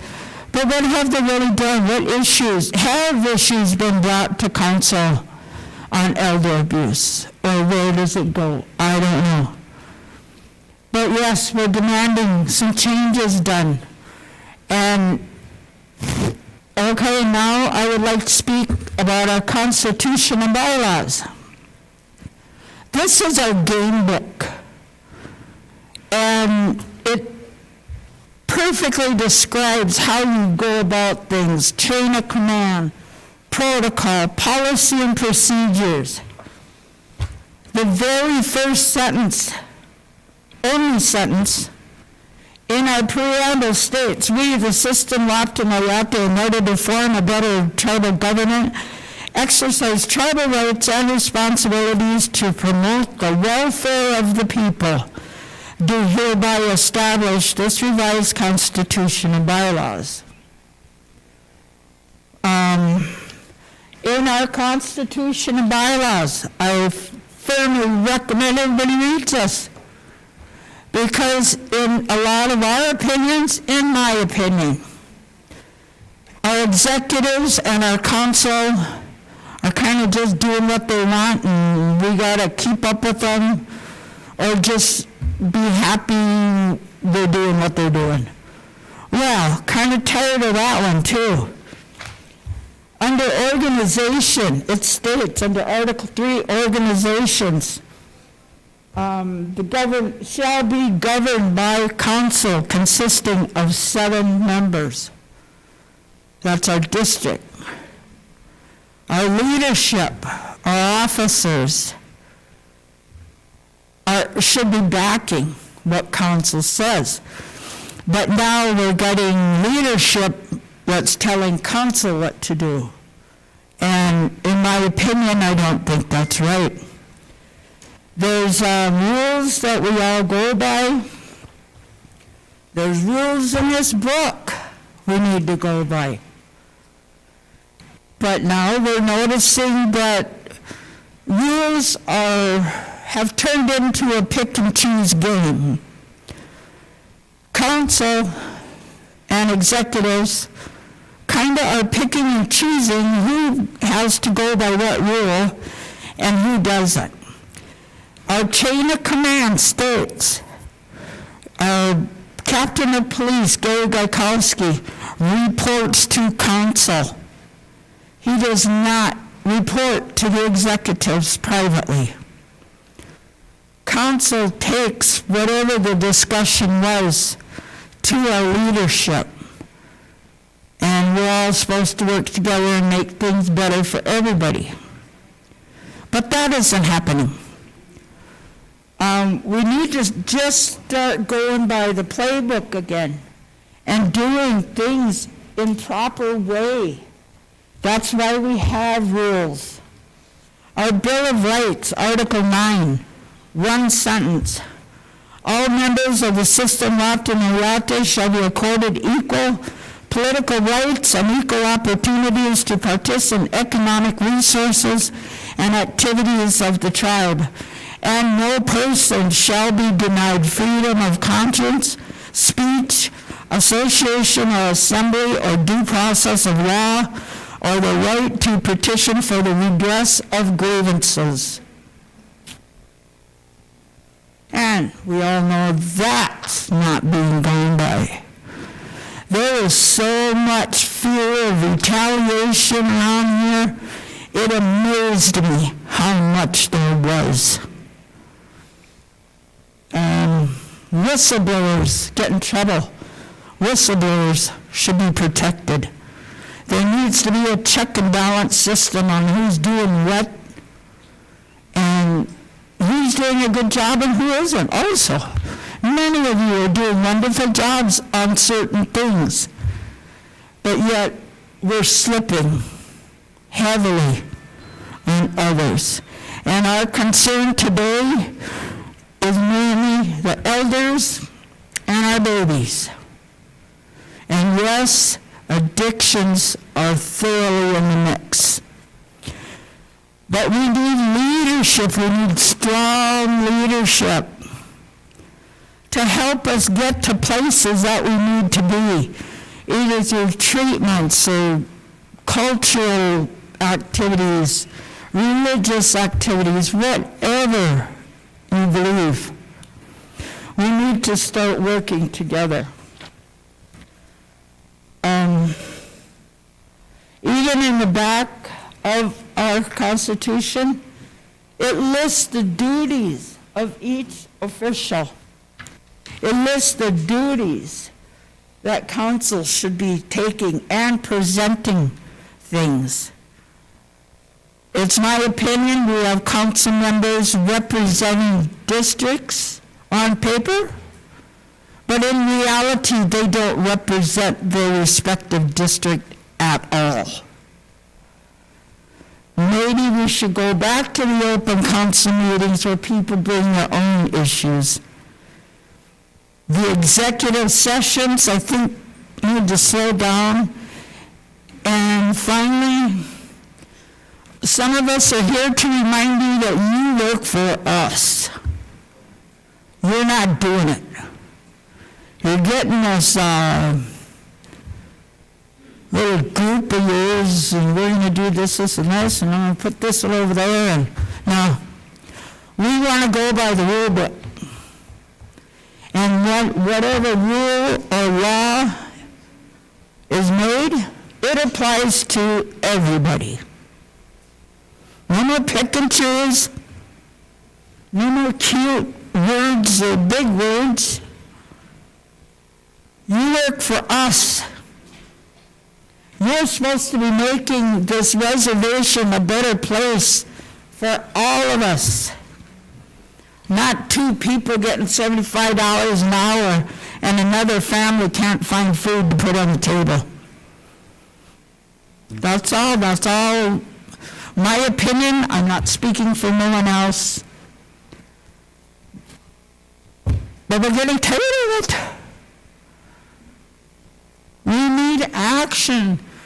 I know you said, we're restructuring, we're redoing, blah, blah, blah, blah, blah. We hear this all the time. But where are the results? The bitching and moaning is over now. We want results. We want change. We want council to work from their heart for the people. Not scheming on that next big shiny pickup you might buy. We're getting tired of that too. So I just ask everybody, read your Constitution, understand what's going on, and don't be afraid to get involved. And we can do this all very respectfully and work together, but we've got to put our egos down. We need to fix this. We need to go into fix-it mode now. And I appreciate every one of you that stood up and applied or ran for your position, because at least that tells me you're willing to stand up. Now we're asking you to stand up for us and get some things rolling that benefit more than just a few people. Thank you. Thanks, Tammy.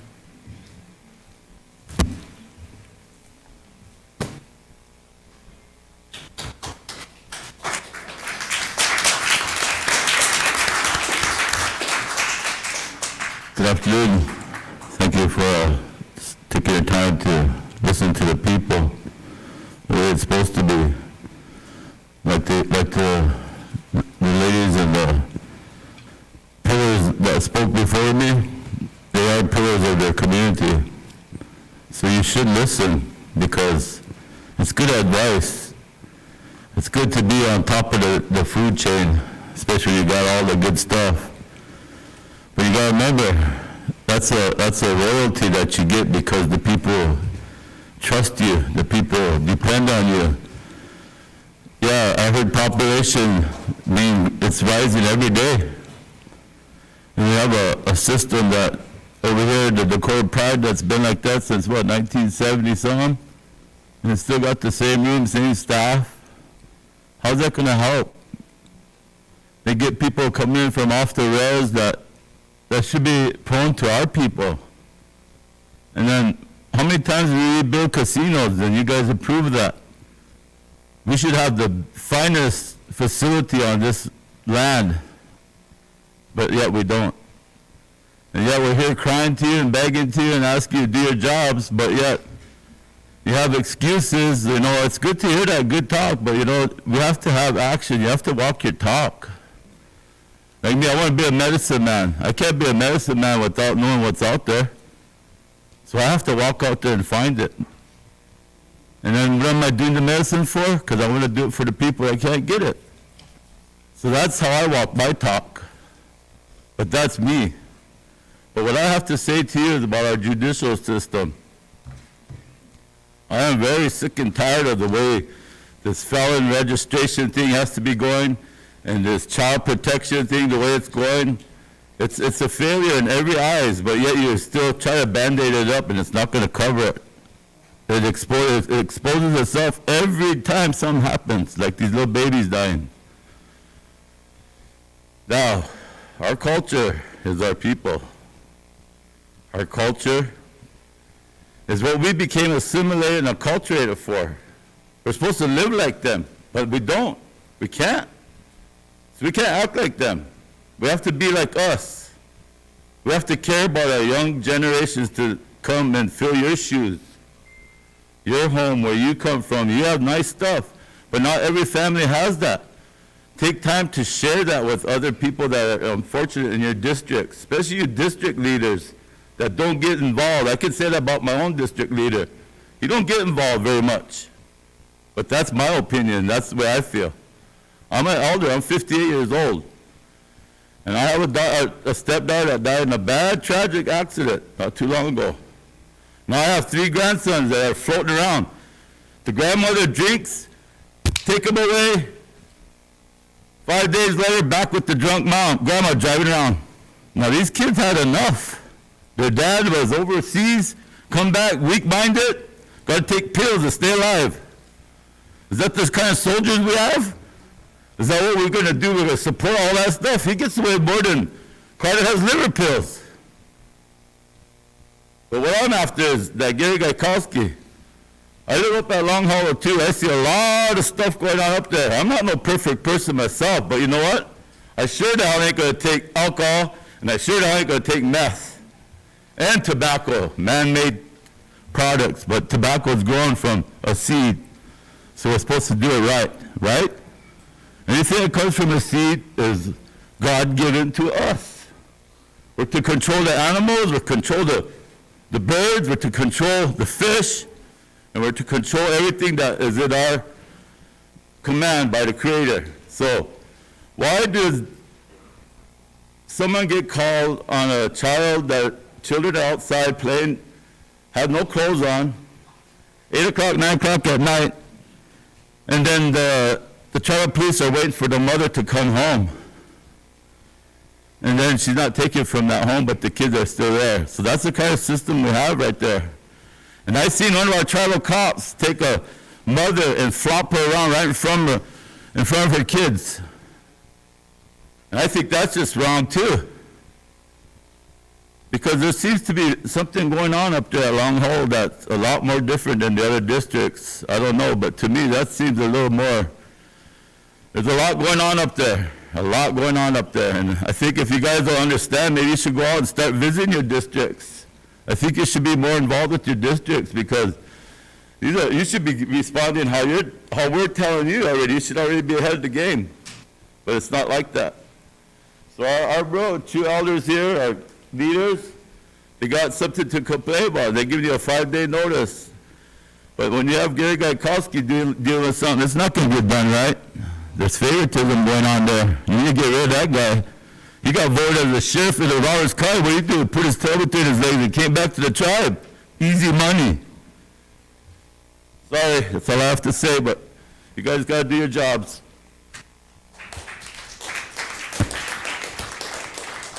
Okay, what Rosella just passed out is formal complaint for removal of Secretary Myrna Thompson. However, after the group had made, there was consensus to do this from the group at our last gathering of the elders meeting. And, but since then, they came up with another plan. They're not asking for your removal at this time. They're willing to give you that 5-day notice to take care of some of these issues. It's been brought to your attention. And the major issue is the Child Protection Program. Now, we recently heard that they've been closed down. We've gotten no notice other than I've seen it out there at the podium. Everybody's wondering what happened. We've heard 2 stories, but we've never heard anything directly from you, from the director, about what's happening. Who's taking care of our kids if that program is closed down? And that's a terrible situation because the police can't handle those things. If they go in, they can remove the parents, they can arrest people, but they can't do anything with the kids. When they have to make decisions, those are social work decisions. And that's why some of the people here have been saying we need competent social workers. Have you ever looked at the job descriptions and then looked at their qualifications? You probably don't meet any, most of them don't meet the qualifications. I know one is qualified because I was on the hiring committee when she was hired, Mitch Montana. I don't know about the rest of them, but it's the decisions that they've been making in social work practices. I mean, we really don't want to hear about this big stuff up in Washington or wherever they're making those decisions, regional, state. We want to hear about what's happening now. What are you doing now? What is the program doing? I mean, what's the changes? You talk good, but you don't give us any details about how you're correcting this. Is there a plan of action? Has your assessment been done and then a plan of action? I mean, what's happening? We want to know because our kids are not being protected now. And I'll tell you about that one case where the kid was given to the ground. And you know how I know? Because an aunt came and wanted to go up higher and complain about what happened there. That child was given to the grandma, but the parents who were into drugs stayed there too. That's how that happens. Is there home studies done on these homes before the kids are given back? What's going on there? I don't think there's any home studies. Somebody did an assessment. Would there be some recent home studies on every one of those foster homes? What are we doing there? I mean, I'm a former child protection manager. I was a protection manager for around 9 years. That meant nothing. I was terminated. And that brings it back up to the vice chairman, who knew better than me how to do social work when he only been in the office 5 weeks, something like that, a few weeks. But that's in the past. I don't want to talk about that. But what I do want to talk about is how the vice chairman got involved with filing an action against the whistleblower. That is a terrible situation.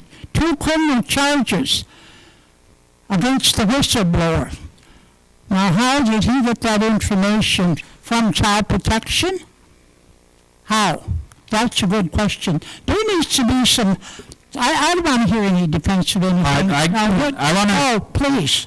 I didn't file nothing. Have some respect for me, please. I'm talking.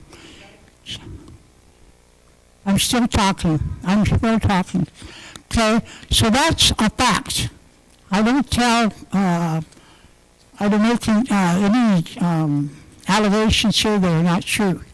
That's a fact. That did happen. The criminal charges have been brought. She went to court on the 18th. She pled not guilty.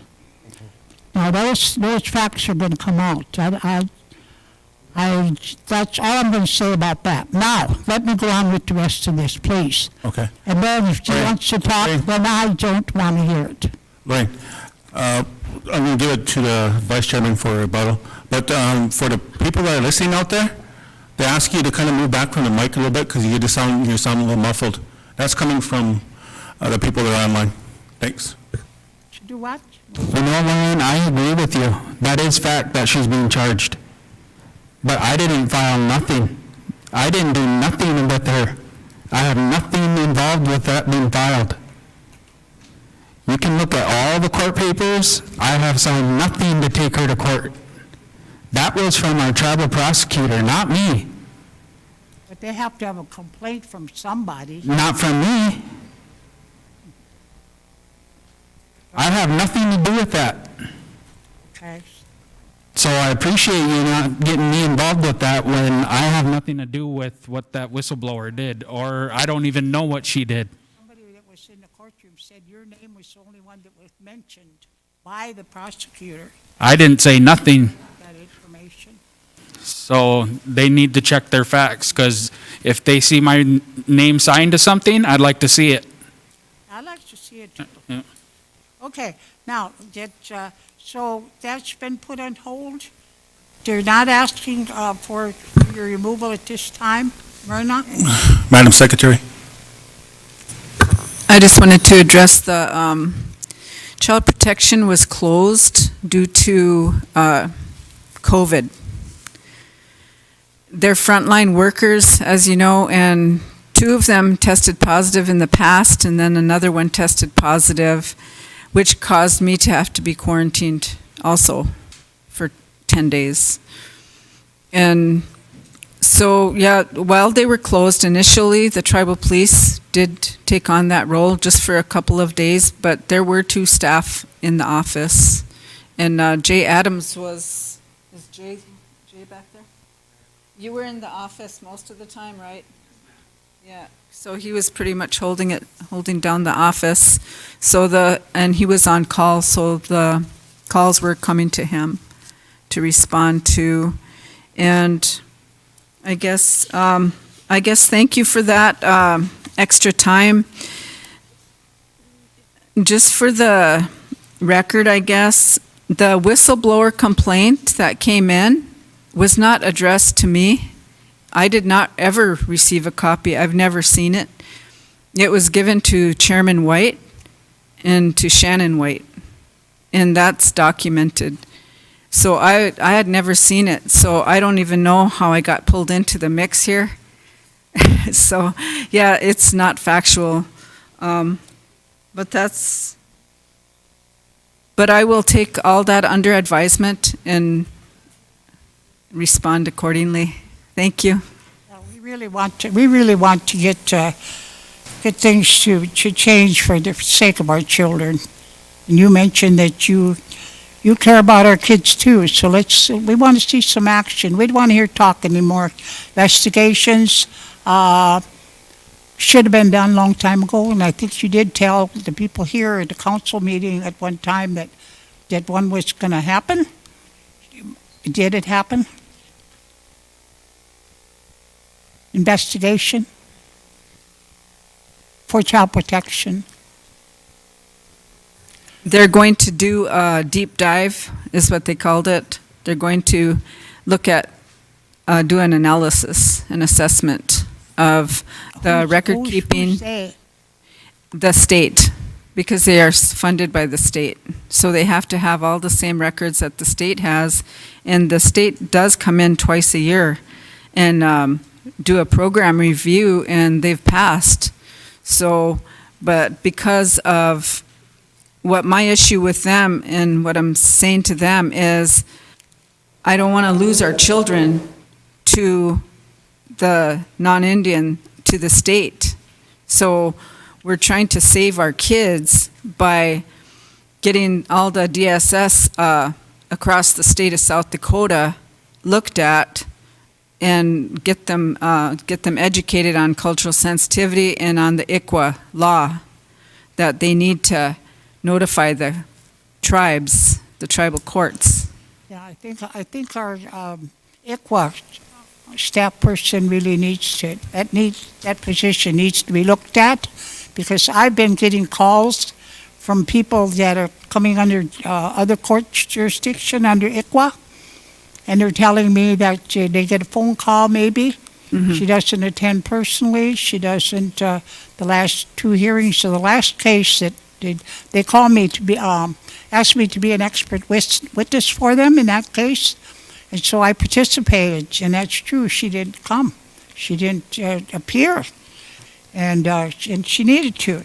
So anyways, you have, I passed out the... Just Spring. Yes. Sorry to interrupt. The Madam Secretary still has the floor. Then you got Vivian back there. Oh, okay. She wants to come to the mic Yeah, too. just one more thing.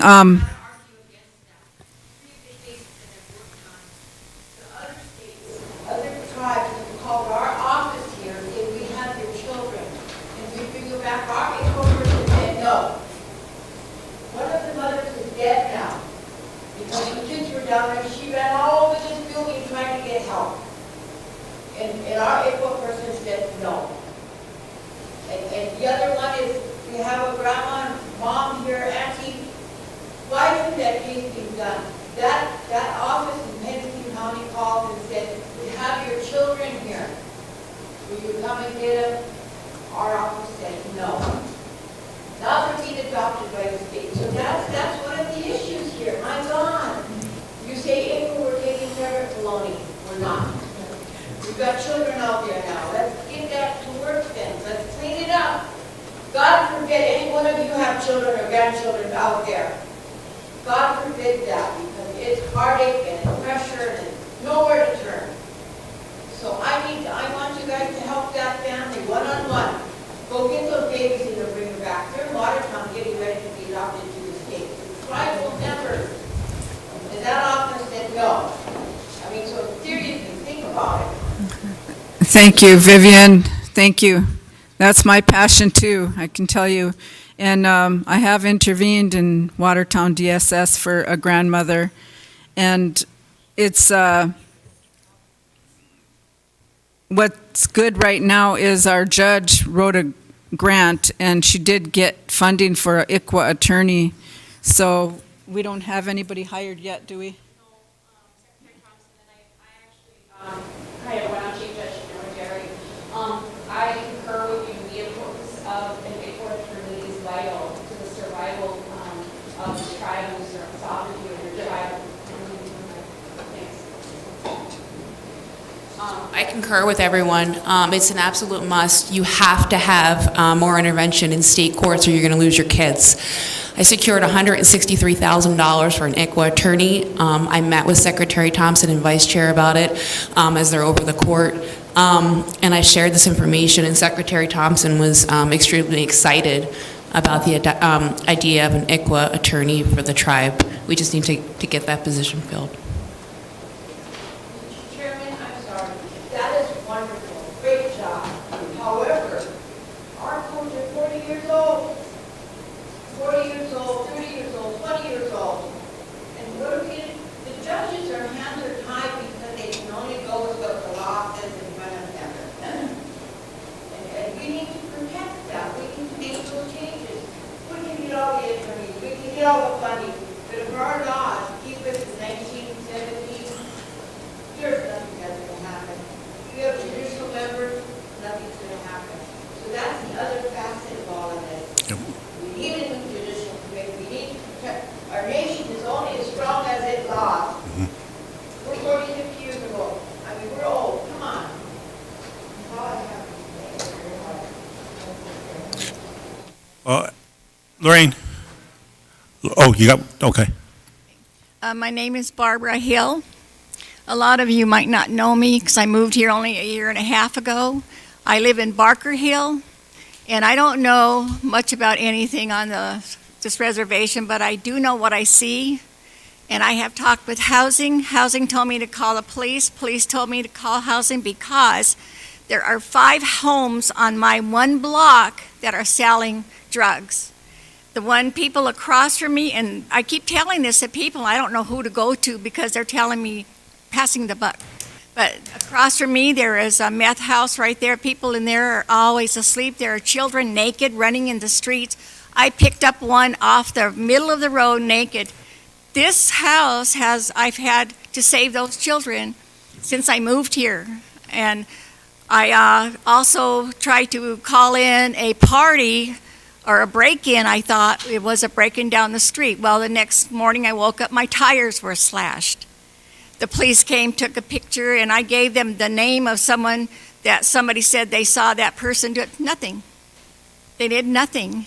And so what I'm here today is tell you that there is a lot of people here that I see pull up to those homes, even the tribal cops, even the tribal trucks, those white trucks here, pull up. The people come out, they do whatever, the transactions, and they move on. Those are what, and I can look around here and tell you who does this, who comes. I mean, I see it every single day. Now, if I will go to my window and just happen to look out and all these transactions are going on, what does that say? It's going on all the time. There's red lights on the homes, some are blue.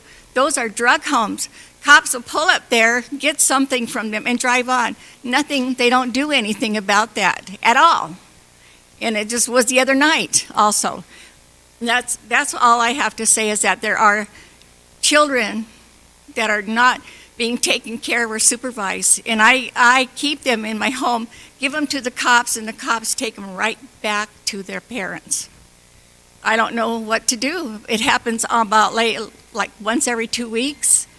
And I don't know, that those kids are going to get hurt, stolen. The naked baby, it's a baby, walked to the park. So I called the cops, and they did come and get the baby. And the CPS showed up, or whoever it was, and they took the baby back to the family. The naked baby, 1-year-old baby, was walked all that way through stickers. Last summer, both children came to my house, hungry, just diapers on. Mosquito bites all over, I reported that. And those kids are still there. I tried to knock on the door, and no one came. Someone was sleeping, then someone in the back.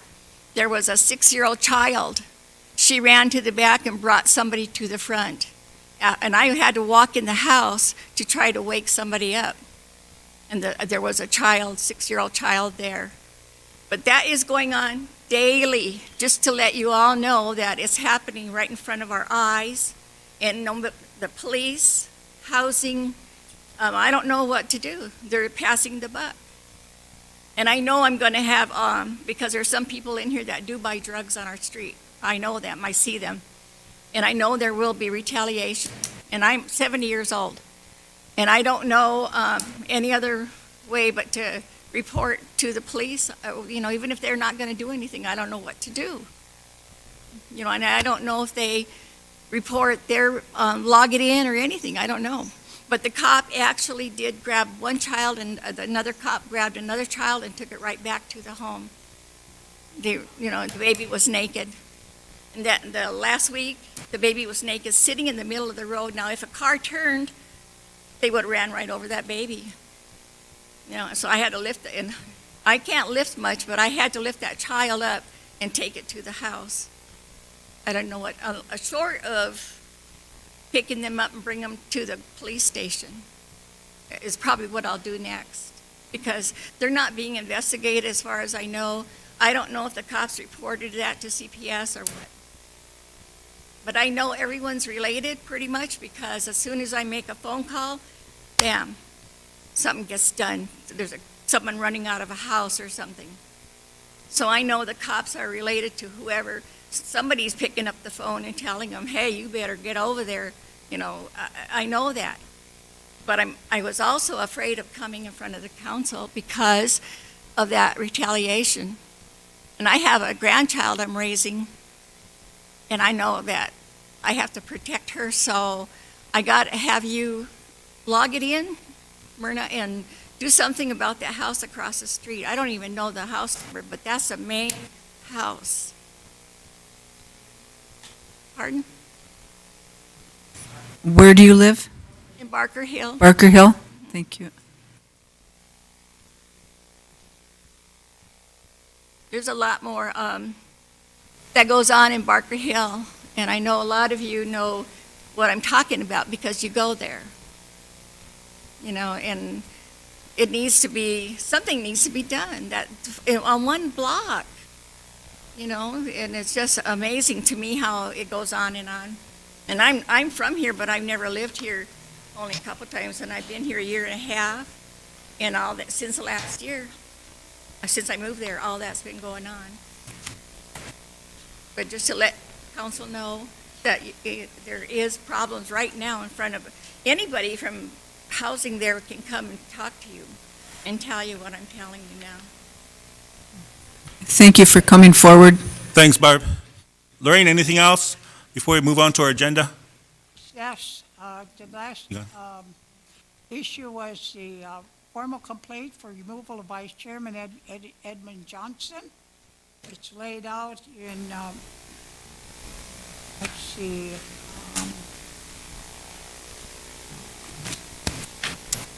three major allegations about moving large sums of money without council approval. Everybody knows that's a no-no. You can't spend money over $5,000. These are all, and I have all the council minutes here, but it's all laid out in this chart too, at the times that there was no motions made. It's becoming a major concern for the people because the word is getting out there. And they're especially worried that large amounts of COVID money that's come in and that it be spent properly, because if it isn't, then we have to pay it back. And we are in a lot of debt. We can't afford to be having another debt thrust upon us if we're not spending the money right. And that's why I think this complaint came to the elderly and this other group. And I will tell you that there's a lot of concern out there about what's happening with their tribal government. And they don't know where to go. Like this lady said, we go to housing, we get to run around. We go to the cops, we get to run around. We come here, we get to run around. Go to our districts, and they don't want to deal with it. They say, no, that's a problem over there. So everybody, it's like a cat chasing its tail. We don't get anywhere. So that's the last thing that the group wanted to do, was bring this formal complaint for removal of Vice Chairman Eddie Johnson for the facts that was laid out in this document. And there is the supporting documents along with it. So that's the end of our presentation. Unless somebody had something else.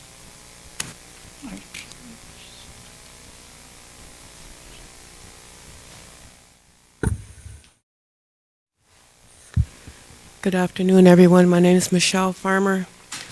I'm from Old Agency District, member. Can barely hear you, Michelle.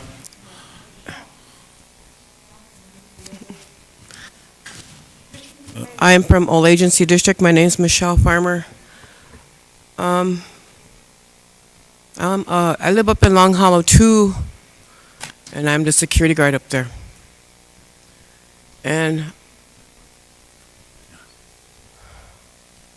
this is a really sad moment. It's hard to address this because it's involving kids. Kids that were home left alone for more than 45 minutes from 7 on down. I did see the child protection worker standing over there, and I wanted to address him and ask him why didn't they take those children, because the parents weren't home. 2 officers came. Nothing was done. They gave the kids back to the parent after she was gone 45 minutes. There again, these kids are running around on the road naked. The way the traffic goes up and down the road up in Long Hollow 2, it's crazy. I live right across the road from a drug dealer. I brought it to Gary Kagalski's attention many times. Nothing's being done. He sits up there and observes and observes. He sits and watches people pull in, pull out. Now he wanted me to stand there and take pictures. I'm tired of taking pictures, because our vehicle is being damaged now. I had to go buy myself a new phone because that got damaged. So I take action up there at Long Hollow on Saturdays with the elders and bring my report to them. I work with Jesse Chunku. I never get no answers back from him either. I send my pictures. I send my report. I don't get nothing back. Not only that, the housing don't even take nothing off my rent. So I don't even know what I'm doing to support people. But I'm trying to take care of the best I can by making my report, by calling the cops when they're needed. And the most important thing is those children up there, and it's sad to see all of them running around the way they do. And I don't want to throw any parents underneath the bus right now, because it's just something that maybe the cops need to come up and observe and watch And we do have also a couple security guards that sit up there from time to time. And they've also taken these same children back home that were naked. So they're also witnesses to this. So it's not nothing I'm just would be making up. So again, we need to take care of our children, and something needs to be done about these officers that don't want to take action and the child protection that don't want to do anything. And these parents, again, are on drugs. Thank you for all your time. You all have a good day. Thank you.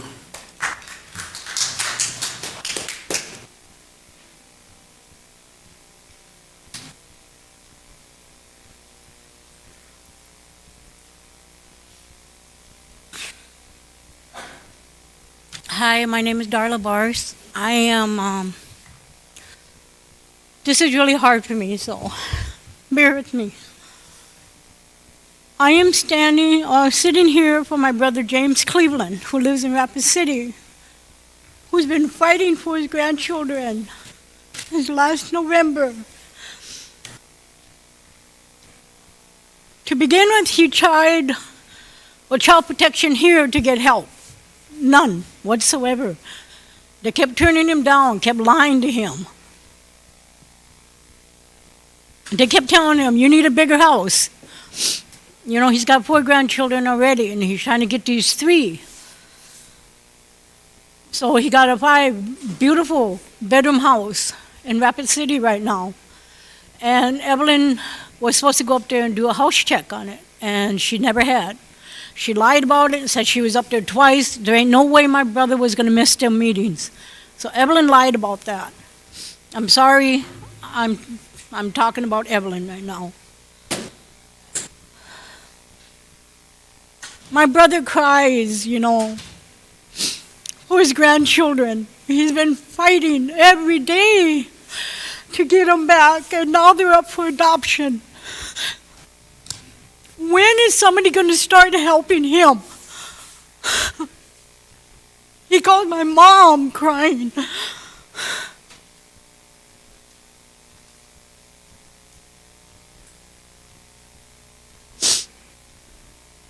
I went through the same thing 3 years ago for child protection. All this is from 3 years ago. I don't see anything changing yet, and I pray that, you know, it does. I fought and fought for my grandchildren, and praise the Lord, I got them back. But during those 3 months, my kids were in child protection and foster home in Watertown with Shichu. My granddaughter right there got abused. She was abused. She was locked in a dark room and she was spanked every day. The 3 months she was there. She's 4 years old now. I didn't bring her for this, but this is what happens. It's real. I prayed and took her to church, you know, to renew her mind, renew her life, because she used to have nightmares, you know. She would wake up crying. No hitting, you know. And we have to calm her down. Thank God she's good today, you know, because I still have her. My daughter ain't perfect, you know. She's addicted to drugs, and this is another reason why the tribe needs the treatment, a long-term treatment. I went through 1.5 years of treatment because I was a drug addict. I ain't no saint either, but you know, I've been sober for 2 years now. And I'm raising my grandbabies. I'm actually adopting one of them. But something needs to be done, please. I'm speaking out for my brother right now because I'm tired of listening to him getting free. You know, nobody's helping him. He's just getting lie after lie after lie, you know. Now he's got to fight with the state in Rapid City for his kids. And you know, the foster home that his grandchildren are in Watertown. And she does lie. She lies to the freaking Pennington County system, and she gets by with it. Me and my mom were out rummaging one day, and we happened to go by, and we seen his grandchildren, and one of them noticed Mom and waved. And that woman called the system in Pennington County, said we were stalking, and we weren't stalking. We just happened to go by there. We didn't know where they lived. This is where our children are going if somebody don't start intervening. This is what's happening to our children. As that sign says over there, our children are sacred. We need to start saving their lives. They're our future here.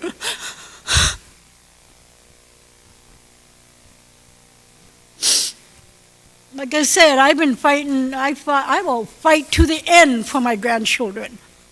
I will. That's the kind of grandmother I am. And I'll always be that till the Lord takes me home. And my brother's the same way. All I'm asking is somebody just to intervene, get my brother's grandchildren home. You know, Evelyn told him, you know, it's too late. You know, no, it's never too late. There was always a time limit with Evelyn.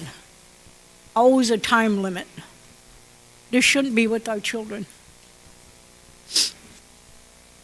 That's all I have to say. Thanks, Darla.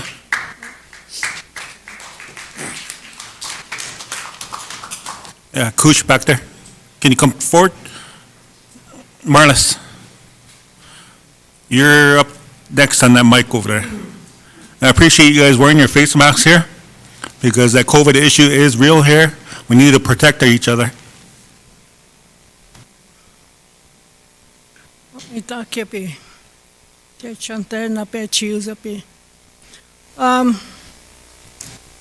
I'm here to speak on behalf of what my daughter went through with child protection.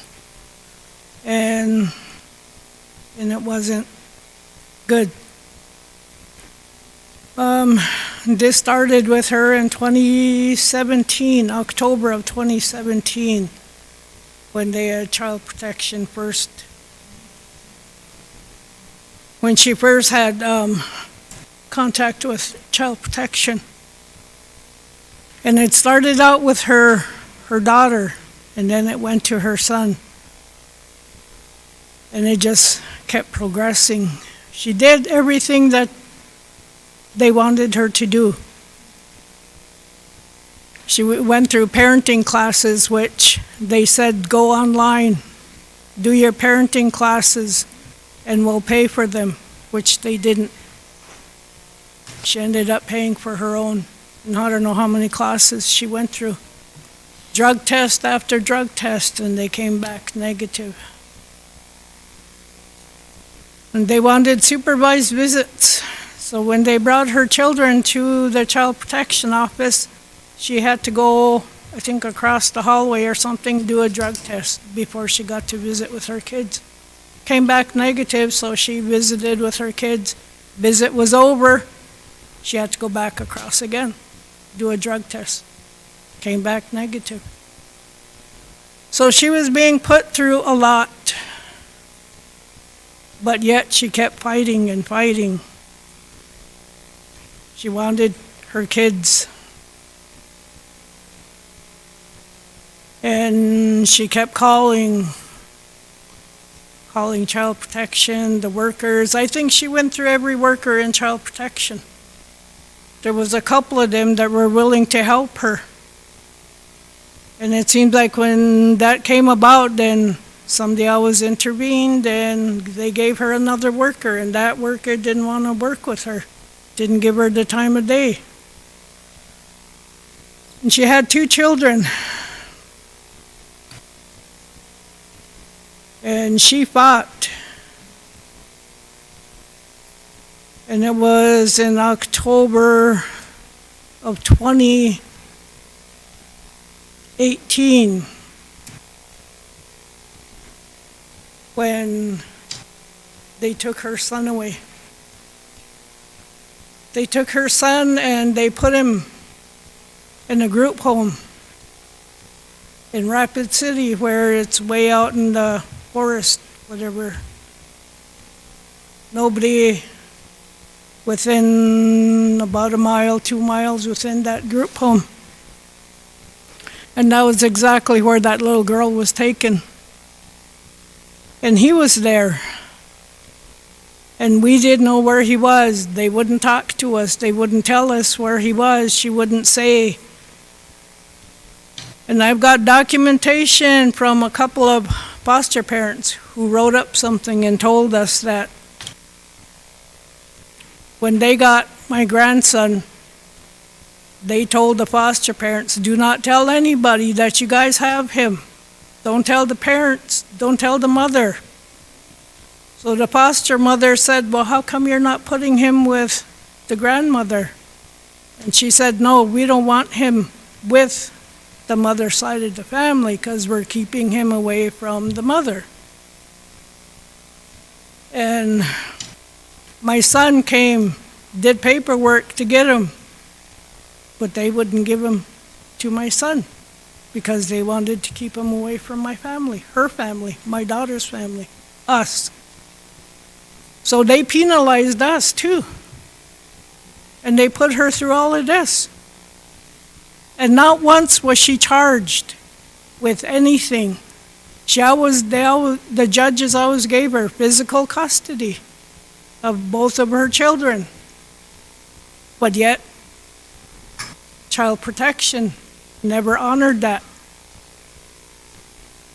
And they did everything they could, and she kept going, calling, and she even got escorted out of the child protection office because she was there asking questions about where her son was. Where is he? How is he doing? But they wouldn't talk to her. Instead, they called security here. So security escorted her out.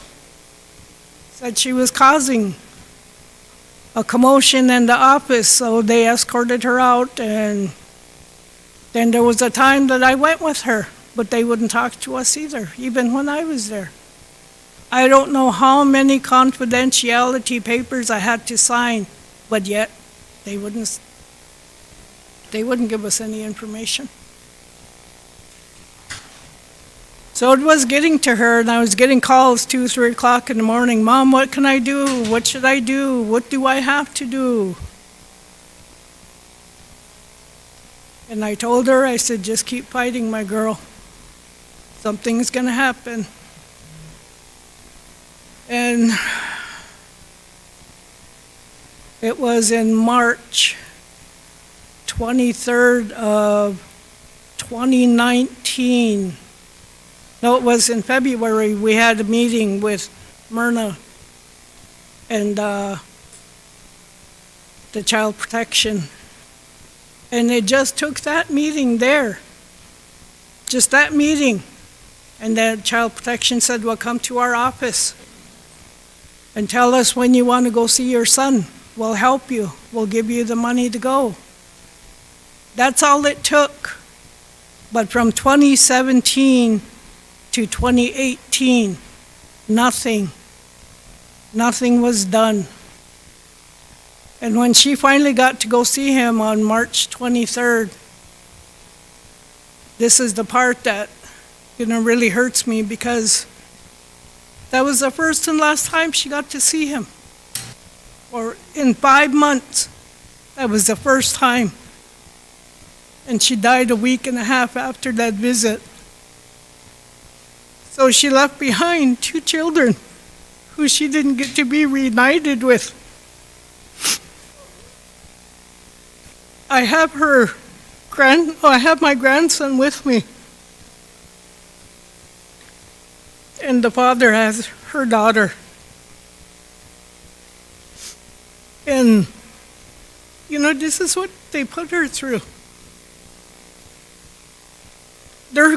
As I see it, the goal for her that child protection set for my daughter was she had to be a perfect mother before she can get her kids back. How many case service plans did she finish? That didn't matter. They always brought up something else. But she's been gone a year now. And I'm still talking about it because I don't want this to happen to anybody else. I don't want this to happen to anybody, any other mother, father. Because our children are sacred.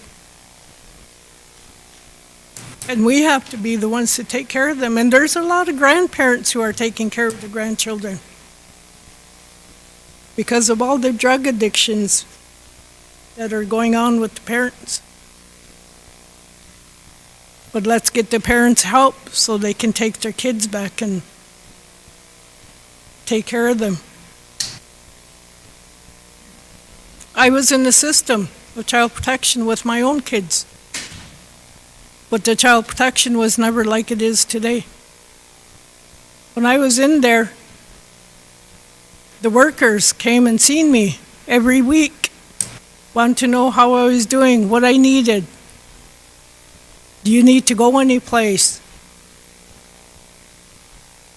And then they would take me to go visit my kids wherever they had them. So I got to visit with them. And they had two elderly people, two elderly women that were working with the child protection. And that was my grandma, Ione Eagle, and Dorothy Gill. So they would come to my house every day asking, how are you doing? But they don't have that now. And even after I got my kids back, it was like 30 days after they were taken away, then I went to treatment and got them back. But yet they still kept coming. Even when I got my full custody back, they still kept coming back asking how I was doing. What are you doing? How are you doing? Do you need anything? But I don't see that now. So we lost the mission statement somewhere along the line. But I'm just saying, I don't want nothing to happen to any other mother or father that happened to my daughter. Because now her two children are without her. When all the other mothers can go home, hug their children, but they don't have that. I just say thank you for your time, for listening to all the complaints here, and for all the concerns. These are all grandmothers that are here. But the worker had said that she was going on a directive that was given to her to not give any information to us or to her lawyer or talk to her, only her lawyer. But even that wasn't, they didn't return any calls to her lawyers. So, I mean, all in all, we were just,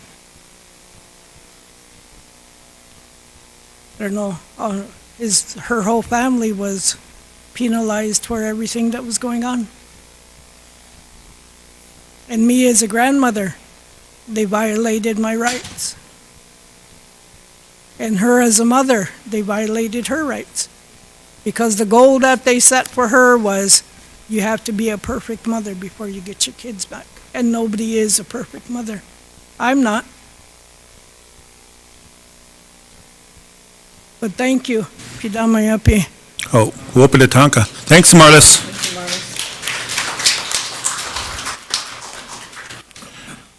Lorraine, anything else? Okay. Okay. Yeah, we appreciate the handouts too. We appreciate the handouts that you guys all given us. We got the handouts.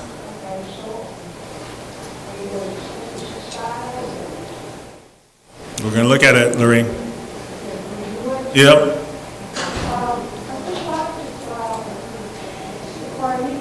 Well, make sure you speak to the mic because there's people listening. They'll be calling and getting after us. Yeah, I do want to let you know that you've been a very respectful group today. You said you've let us, the people here have their say, complaints, and I know it's tough to be in your positions. It really is, because you get it from all sides. And there's a lot of programs that the tribe has that maybe aren't operating, very good right now. But everybody has to keep an open mind. Everybody has to listen. I mean, we got ears. We should use them. Listen. That's what I was told about a previous chairman. He said, well, he's a good chairman, but he don't listen. Well, how could you be a good chairman if you don't listen? You don't hear. I always say that wooden ears. Okay, wooden ears. So if you start to listen to us and take some of our advice, we've been around the horn a time or two. And, we could give you good advice, but you don't want to meet with us, then how can we tell you anything? If you don't ask us, how can we tell you? So I appreciate your listening. I appreciate, hopefully, Myrna, that you will take the 5 days and listen and do some good things with the programs that are under you. We'll be back. This time we'll ask you for some time on Appreciate it. on an agenda, maybe even a special meeting, so we can talk some more about these problems. We've Definitely. opened the lines of communication today. Let's keep them open. So that the last few months of this council, some of you will be back, some of you I know won't, but we need to work together. We really do, and I appreciate your. Yeah. Thank you for you guys coming forward, and also too for the council and the execs for hearing you guys. Okay, I'll be getting. And my mom Sharon always tells me that too. Since I'm over here, make sure I use my ears. They're not there for decorations only. So use them, she says. Okay, thank you. Thanks, everybody. Remind everybody just to be safe out there. Wear your face mask, and we appreciate you coming in. And our agenda is going to be up to our tribal vice chairman. If you guys want a 10-minute break, or you want to go right into these reports. Take a lunch? Half an hour? Half an hour lunch break? God, Curtis says he wants to go. That spaghetti, they said they got some bomb spaghetti over there. Curtis already had 3 sandwiches, so he's healthy.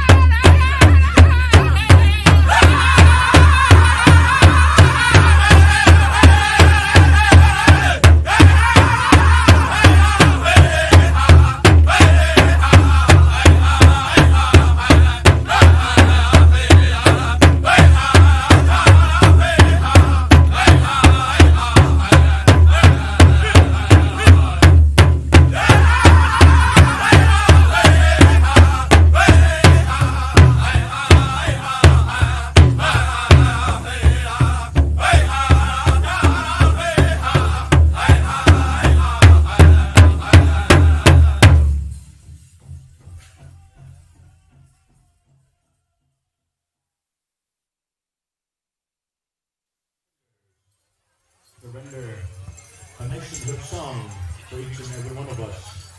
As we stand, as we honor our veterans, as we stand and we honor this legacy, this great tradition, this great pride. And ladies and gentlemen, we go to the pledge song at this time. All nations, open up.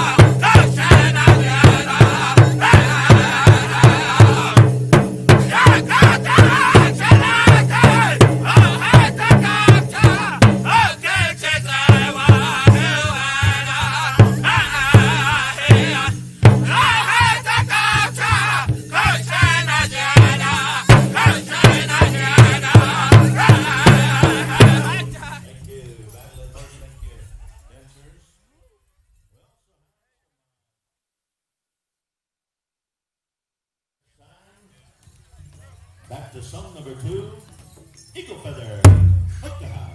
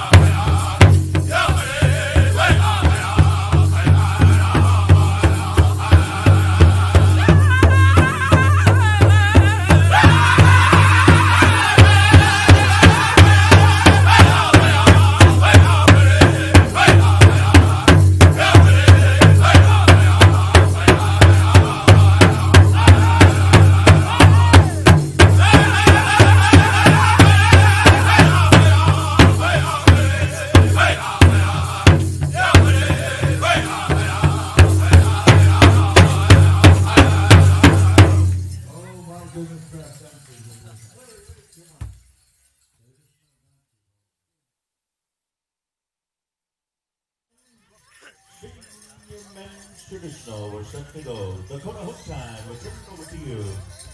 Tell your story, gentlemen. This is your time. Semifinal go around. Good luck.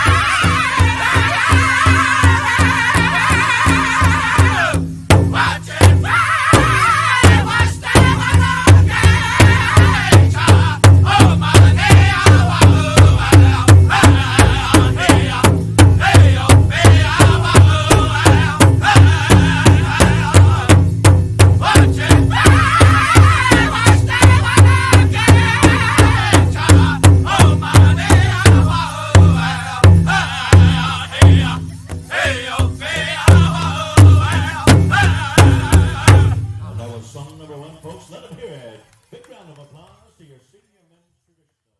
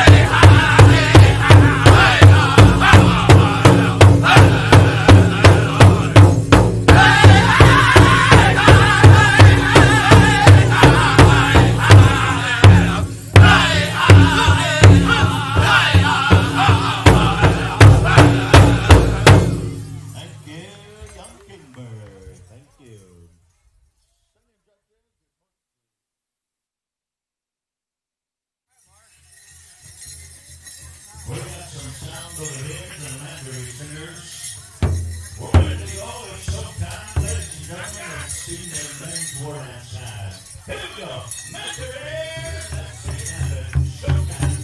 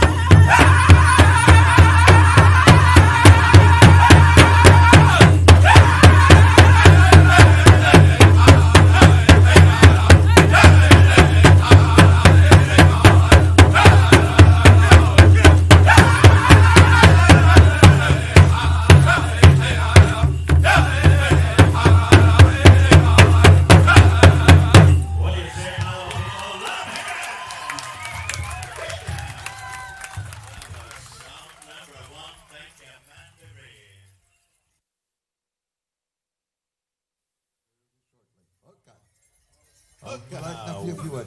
One more intertribal coming your way, dancers. Whitetail boys, we turn it over to you. Let's get them dancing. Good afternoon, good afternoon. Here we go.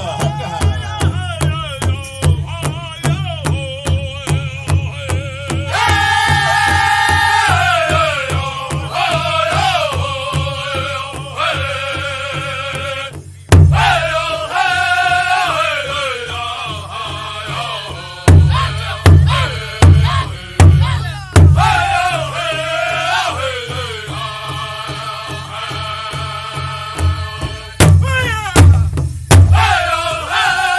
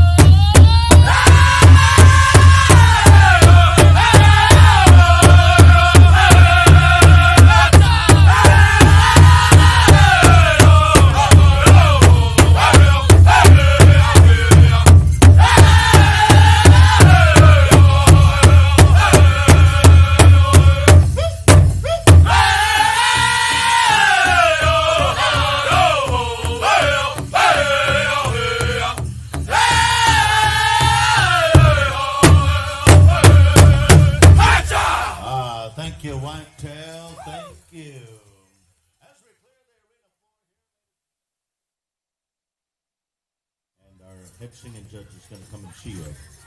In the meantime, we're back to song number 2, Northern Wind. We're ready to go. Up to the time.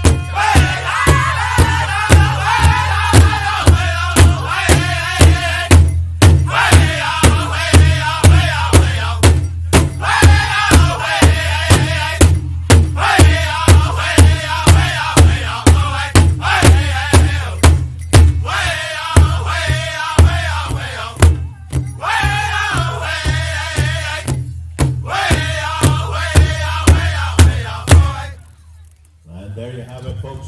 I want a big round of applause. Let them know you liked it.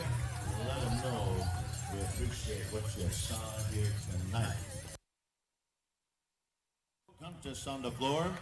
Bat Nation, let's get them dancing. Semi-final contest go on. Good luck, ladies. Hope you have.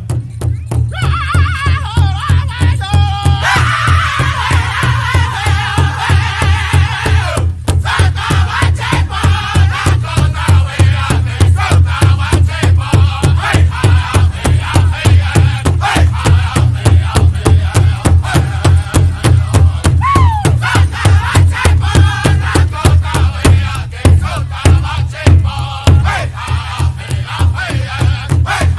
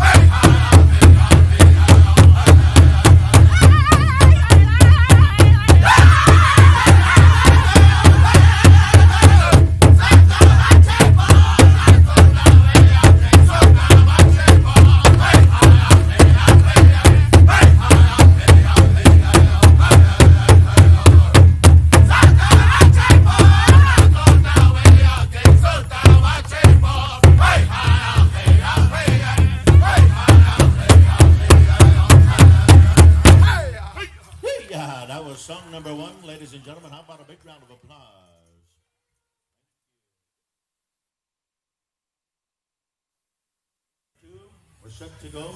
Little Thunder, take it away. Come this side.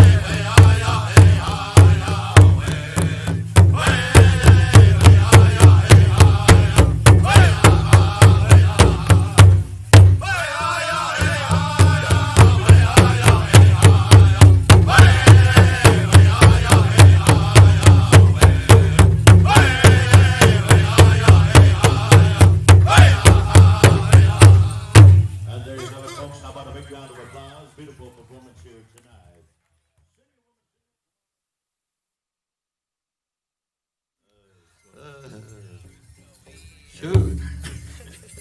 Ho-Chunk Station, here we go. Intertravel time.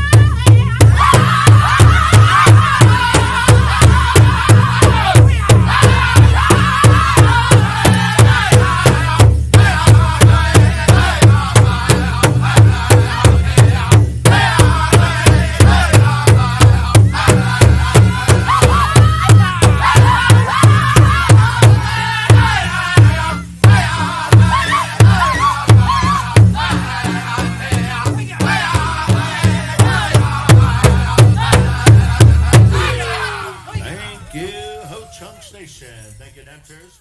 We got a couple more inter-travels.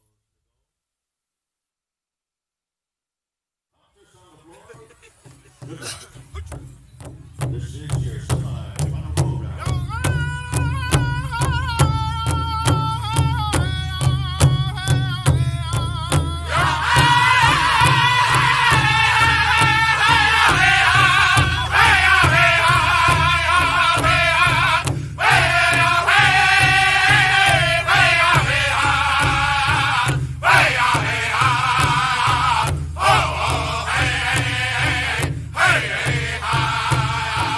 Hey!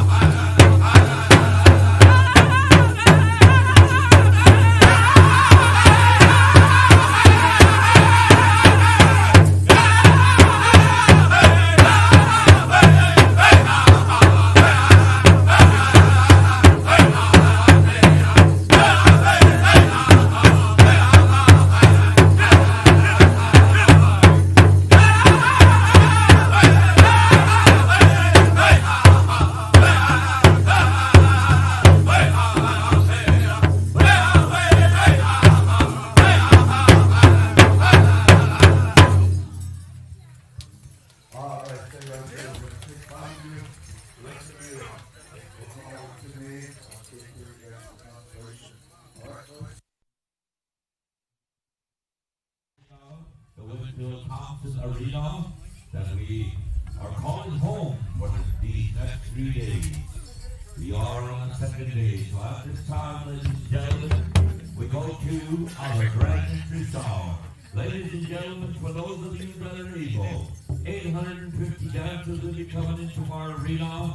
We welcome you. Welcome to a beautiful day. Oh, our host drum, back to the ring.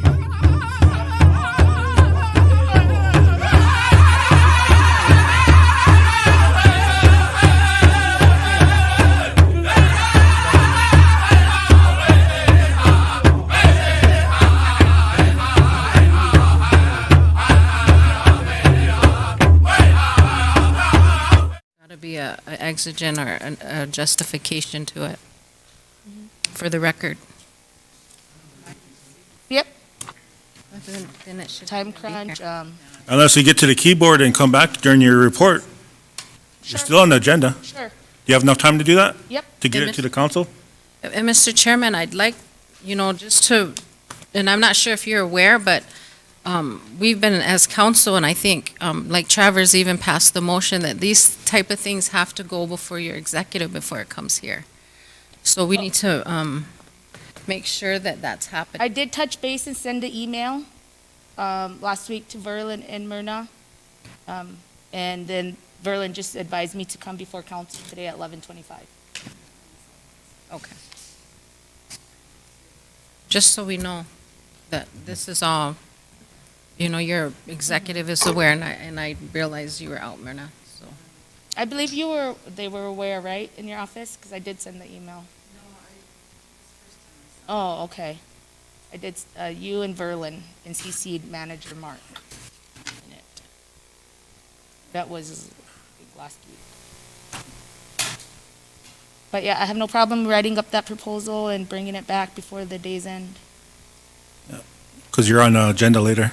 What's that? You are on the agenda later. All right, do you want to wait to approve the plow purchase then, since that's, we'll do it all together? Yep. Okay. Thanks, Linda. Yep. That ring's just sparkling over there. Your middle ring is just sparkling. Oh, I know. It's big paparazzi. All I can afford $5.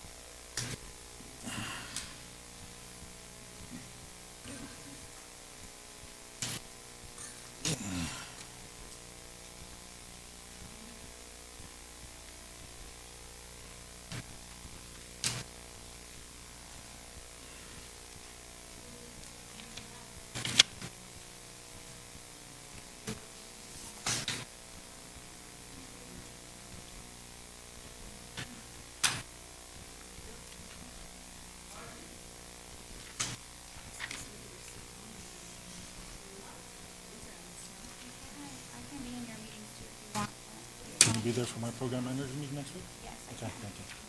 Because, I mean, technically, if you won't do it, I'm pretty sure they're not gonna do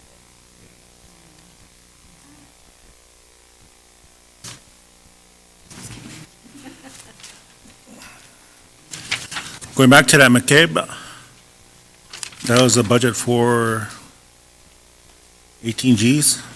Are you guys okay with this one? What he presented?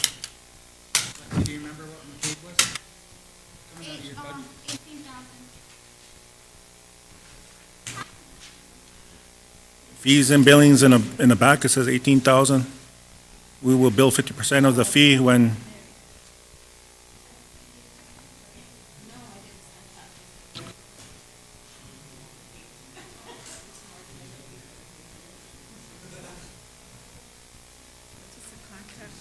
Jeez, I want that.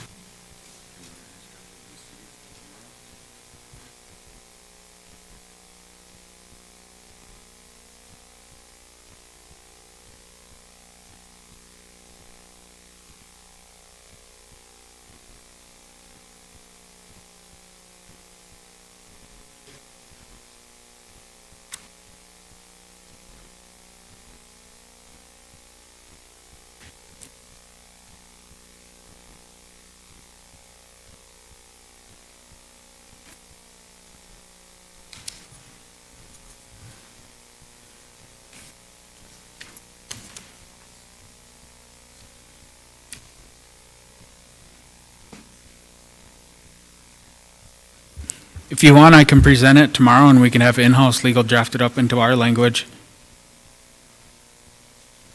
The McCabe one? Yeah? All right, so that's gonna be tabled tomorrow, so All right. you'll take that in. Give it to legal. And then the other thing I had was CHR to purchase vehicles. Procurement did stamp off on it, and it's coming out of their IHS contract.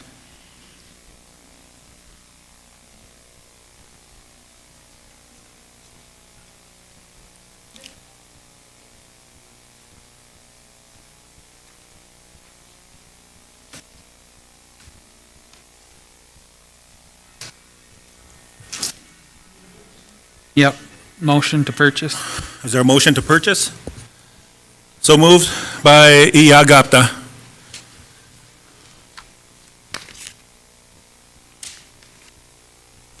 Second by Madam Secretary.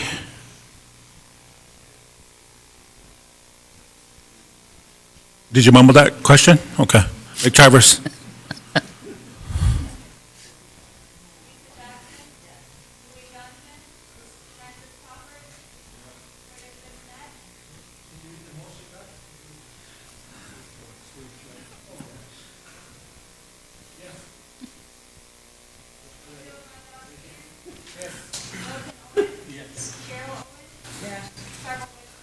Yes.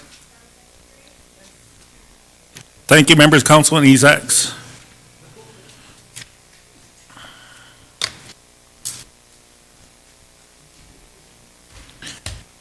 Lexi? I don't know which one you guys want to go over first, the fiscal 20 or the fiscal 21. I don't know if you guys want to just do fiscal 20. So with fiscal 20, like I said, due to the gaming, we need to reduce it by $7 million. I was able to reduce it by $4,477,000. I met with the executives with their program, regarding their programs for each line item, and then reducing tax by $655,248. So this matrix is called Option 2 End of the Year Matrix.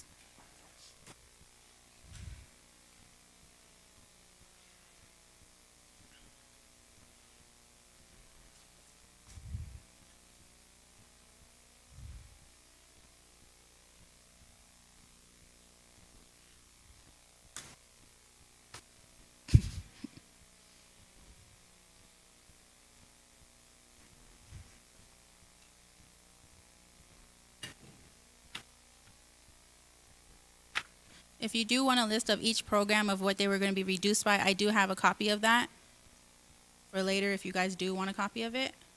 I just didn't make a copy of it because last time I was informed that executives are the ones that do the one by one, so I didn't make a copy of that one.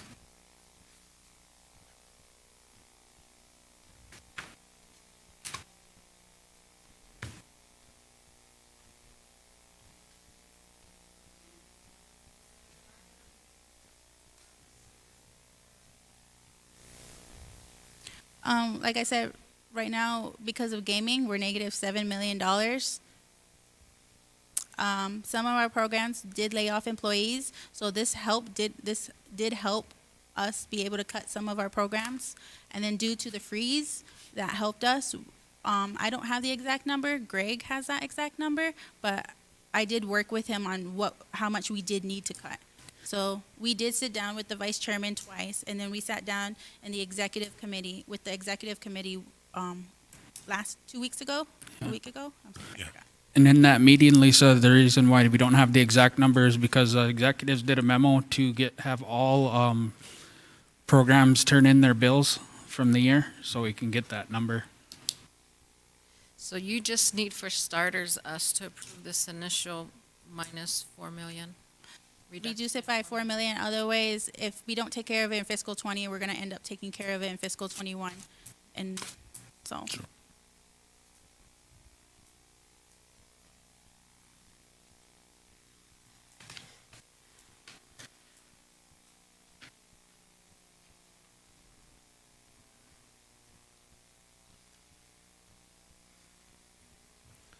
And then the option one, what is that representing?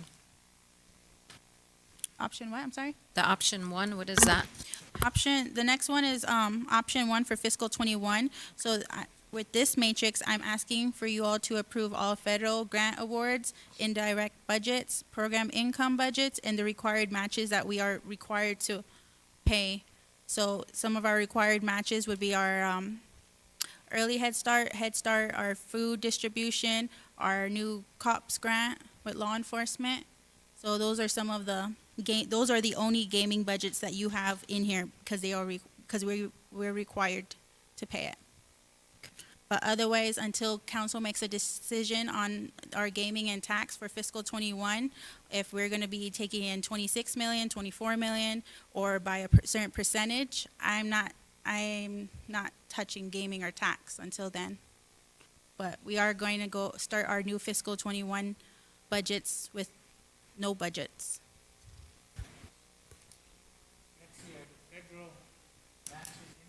Yes, they are.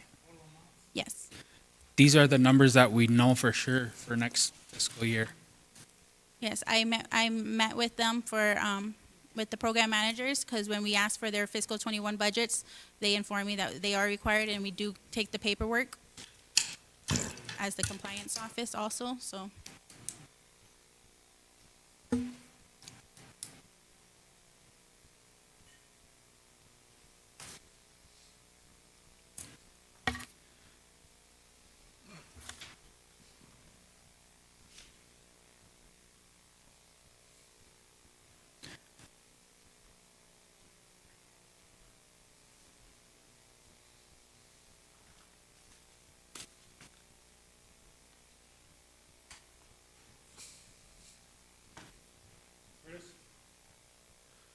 So again, Lexi, on the 2021 that you gotta get done, are you guys done cutting budgets?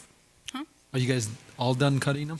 For fiscal '21? 2020. 2020, no. I don't know where else to reduce. That's, like I said, that's how far I went through every single manager report with all of our program, well, not with all of our programs, but I reviewed their last manager's report and calculated how much they would need for the rest of their bills for their last month, and that's all. Otherwise, I honestly don't know what else to reduce. That's also including the distribution to the districts in April. You didn't do the full distribution, so that was able to reduce a good amount. Our elderly cards were frozen for those 2 months, so that was able to be reduced. Almost every, like our 4th of July powwow, it was $290,000, but you guys were able to reduce it in the middle of the year for $11,000. So that cuts that were made in the middle of the year is also on this sheet. So, but otherwise, I don't know where to cut for $7 million, honestly. But that's how far I was able to go working with the manager reports. If you have an idea of where you would like to cut, please let me know.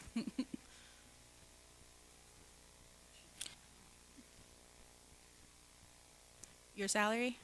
Well, with the BIA, with the BIA ATG budget, once that is approved, we are able to JV the expenses of your wages from our gaming funds for the 50% into that budget, but I can't do that until that ATG is approved by the BIA. So that will help reduce it more, but until we get it approved, I don't want to touch it. I did, your budget is in here. I was able to reduce it by $57,000, and that's due to consultants, the rest of your travel, and I believe you had an equipment line item. But other than that, that's what I was able to reduce from your budget. Where are we at?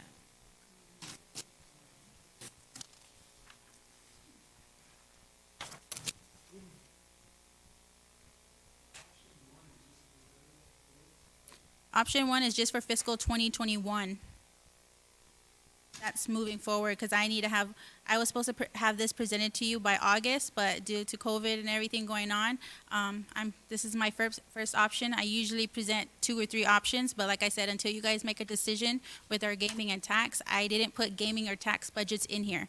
So in option one, it's only federal awards, grants, indirect, program income, and required matches. Required matches is gaming, so that's the only part of gaming, which is about $2 million already.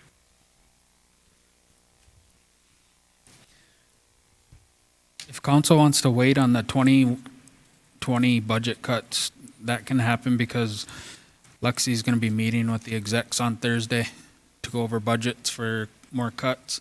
But we would like to get the fiscal year 2021 budget matrix passed with grants and indirect cost and federal awards.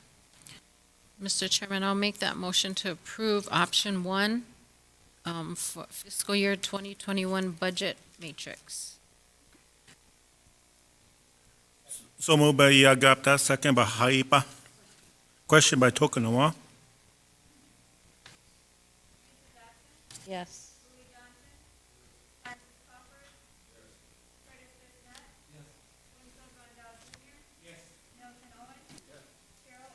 Yes. Yes. Thank you, members, council, and execs. Thank you. And also, I'll be setting up a roundtable with you all next week probably regarding gaming and tax for fiscal 21. Thanks, Lexi.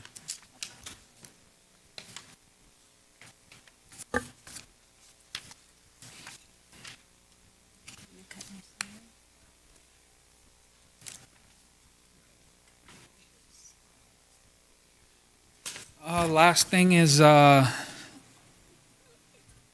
need a motion to pass the partnering agreement with MEC Development. It's Mandabury Enterprises where they're going to be delivering food boxes to us. This was reviewed by Kim. If you have any questions.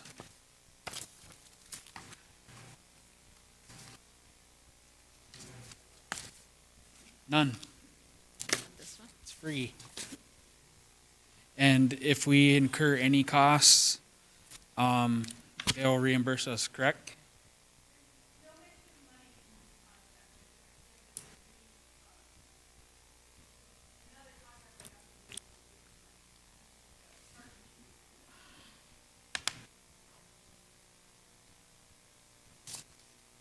So what is that potential cost?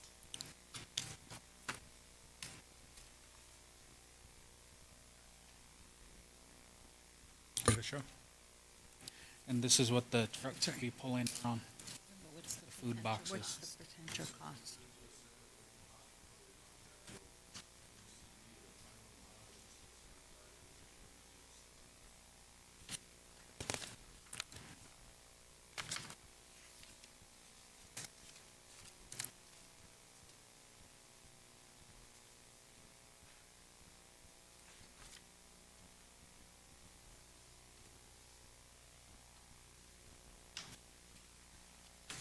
What's our attorney say about it?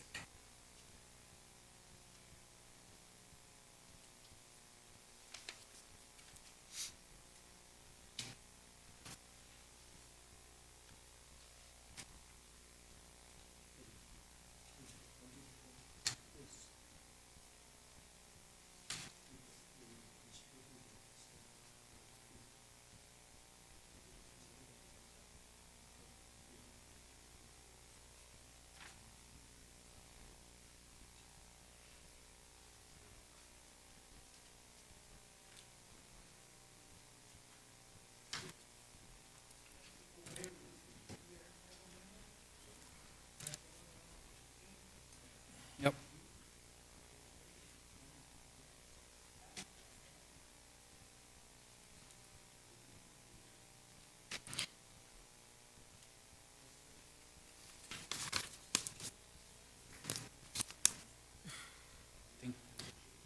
What's Huh? the projected cost to this?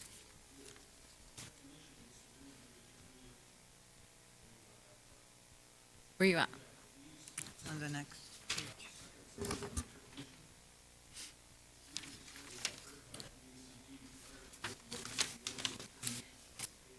It's right here.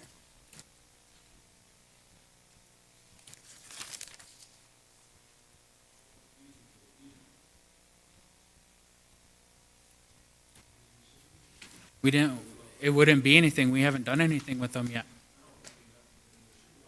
Yeah, what's our projected? The fees and expenses Yeah. incurred. What's the project, yeah. what's the Kim? projected cost? So this agreement is really a partnership that lays out the roles and responsibilities for the farm to families food program. And so it just basically is that they're going to bring food down here. We have to be ready to take it. If there's excess food, we have to take the excess food. I did put in a clause that if there's any money that needs to change hands, that'll be in a separate agreement. So I don't know that clause is really applicable and important right now, because really it says quite clearly that this is not about money. This is just about the roles and responsibilities of the partnership, the logistics of the food distribution program, this particular food distribution program. I could take it out. Do you want me to take it out? Mm-hmm. But I mean, if we were to have to pay that fee, what's the projected fee? I guess is what What is it? What's that? I can't hear you. What would be that projected fee, should we have to pay the fee? I mean, do we have a projected? When I was asked to do this contract, there was no money. Then what would be our funding source? Spelled out. Yeah. But then in the next agreement, they're actually they want everything to have them to pay, so we'd be getting reimbursed by them if there's any fees that we need. I agree with what you were saying, take that link, take that, setting out the fees and expenses incurred by MCC prior to the building. So we pay for it. I guess, it doesn't, it says prior to the written notice. Then the prior notice has to be given for any fees incurred, but that's just for the final mile. Maybe just take that link out there. Sure, I can take that out. It's easy enough to do. Sure, I'll take that out. Somebody's got their hand. Mr. Chairman, didn't say Clarence, right? Francis? Yeah, it's Clarence over there. It's not here, it's Patrick. I think that's his middle name or something. Yeah, that's. Clarence is his middle name, I think. Yeah. Go ahead. This is kind of the project, we've been at point of contact on this. That final mile was the USDA set up a food to families program. This is what this is. They've been in the works probably about, I want to say about 2 months. They've been working on this project, and the final mile was that USDA wanted a plan. Let's say you were gonna get the product at food pantry. You were gonna deliver it from the food pantry to your districts. They wanted to know how much expenses that you were gonna incur during that, mileage, workers, whatnot, and USDA was gonna reimburse Mandaree and yourself in that, and that's what the final mile expense was. And it's 40 pounds of food per family. And it's weekly. It's we're estimated about 650 boxes. And they're already coming pre-boxed, pre-cooked meat, dairy, produce, and a miscellaneous box. Yeah. So, and we're just now finalizing it, and I need a signature today, else we're gonna miss it. So, that's he's telling me that I need to have it signed and turned over, that agreement, by today. So, any other questions on the? You don't explain it to us, they've been working on this for how much, maybe just. So it sounds like they want to approve it, but just take that little section out. Approve it with the addendum? So it was just like the produce, but they added pre-cooked meats and dairy to it. It's actually 40 pounds, which is pretty nice, which goes up to about 600, I think, 650 families will get on a weekly delivery, and it's probably about 40,000 pounds per truck. Jeez. So, How do we and it's free. How would, what? How do we distribute and determine who the 650? Are to the districts, to the pantry, we were just trying to get the agreement signed before we, because they were in the works, they wasn't sure, USDA had Manjeri's been doing all the mitigating with USDA, so. Plus, we got all the numbers with the Their program. DARE program. And if we just do it to the districts, it would be for everybody in that area. It wouldn't just be for that district member, it'd be for that household.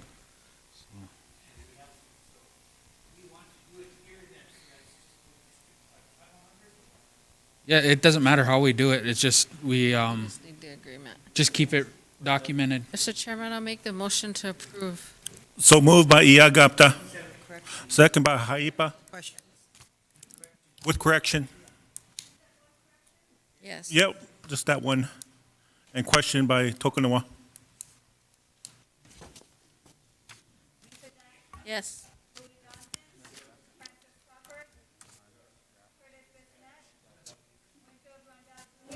Yes. Milton Owen, Yes. Cheryl Owen, Yes. Tribal Vice Chairman, Yes. Tribal Secretary. Mr. Chairman, motion passed. Thank you, members of council and execs. Oh, Lake Traverse. So is our food going to be able to look at the delivery of these then? These food boxes or? No, this is a USDA program, and I don't know how long it's gonna be. It's just free food, and, I mean, it's an excellent program to get out. Once we have it. I understand that, son, but getting at is the food that they have sitting over in a trailer. We can, if you want. I mean, we don't have a plan for that yet. That was this extra food. We're having that conversation with the ICS team and the COVID response team that we're really, we're getting into flu season, you know, and flu symptoms are the same as COVID, you know, and is the state going to start quarantining everybody with flu symptoms? I mean, how are we, you know, and I guess Allison went today to go meet with the county, and they actually want us to come next Thursday to have that conversation. I mean, it's, you know, and we're trying to get IHS at the table. I mean, it's, you know, because you get temperature, you get a cough, that's all, you know, influenza A. You know, how are we going to determine that from a COVID? And pretty soon I got the state, you know, with 50 homes quarantined. How do we handle that situation? You know, I mean, so that's kind of what that was, the semi-load of food that's still sitting over there. We can give it out, and it's, you know, create a plan for it, and if that's what you would like.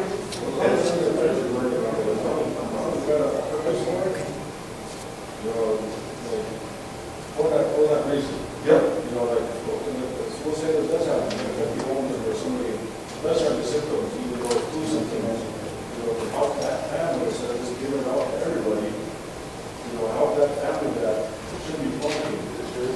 Yeah, because our numbers aren't increasing actually when it's coming to quarantine. We're getting back up. I think we've had over 5 just today that are new.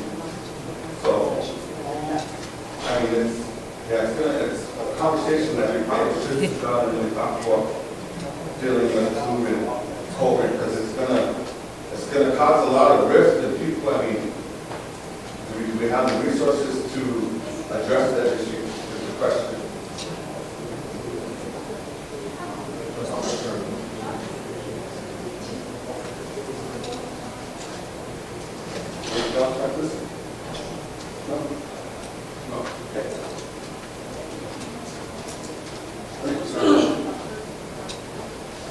Anything else, Mr. Vice Chair? Not as of right now. Thank you. There's a motion, if there's no questions or anything added to the Mr. Vice Chairman's report, okay, Curtis. Motion to approve his report. Second by Tokunawa. Question over here was a question over here by Francis.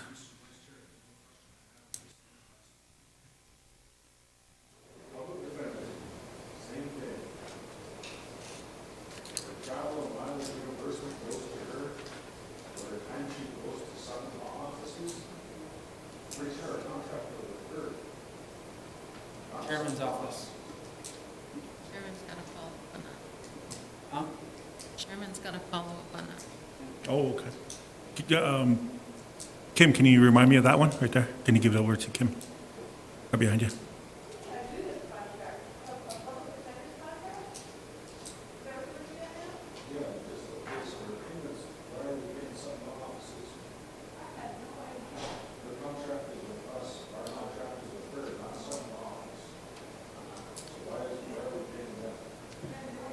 Double check with Gina, she did her contract.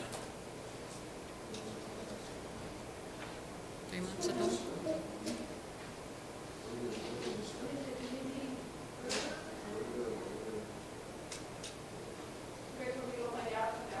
Yes.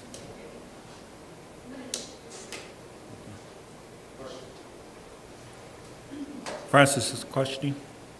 We already did a question by Tokuma. You still got another question? Oh, okay. Curtis Bissonnette? Yes. Winfield Rondell Jr.? Yes. Milton Owen? Yes. Cheryl Owen? Yes. Lisa Jackson? Yes. Louis Johnson? Francis Crawford? Yes. Tribal Vice Chairman? Yes. Tribal Secretary? Yes. Mr. Chairman, motion passed.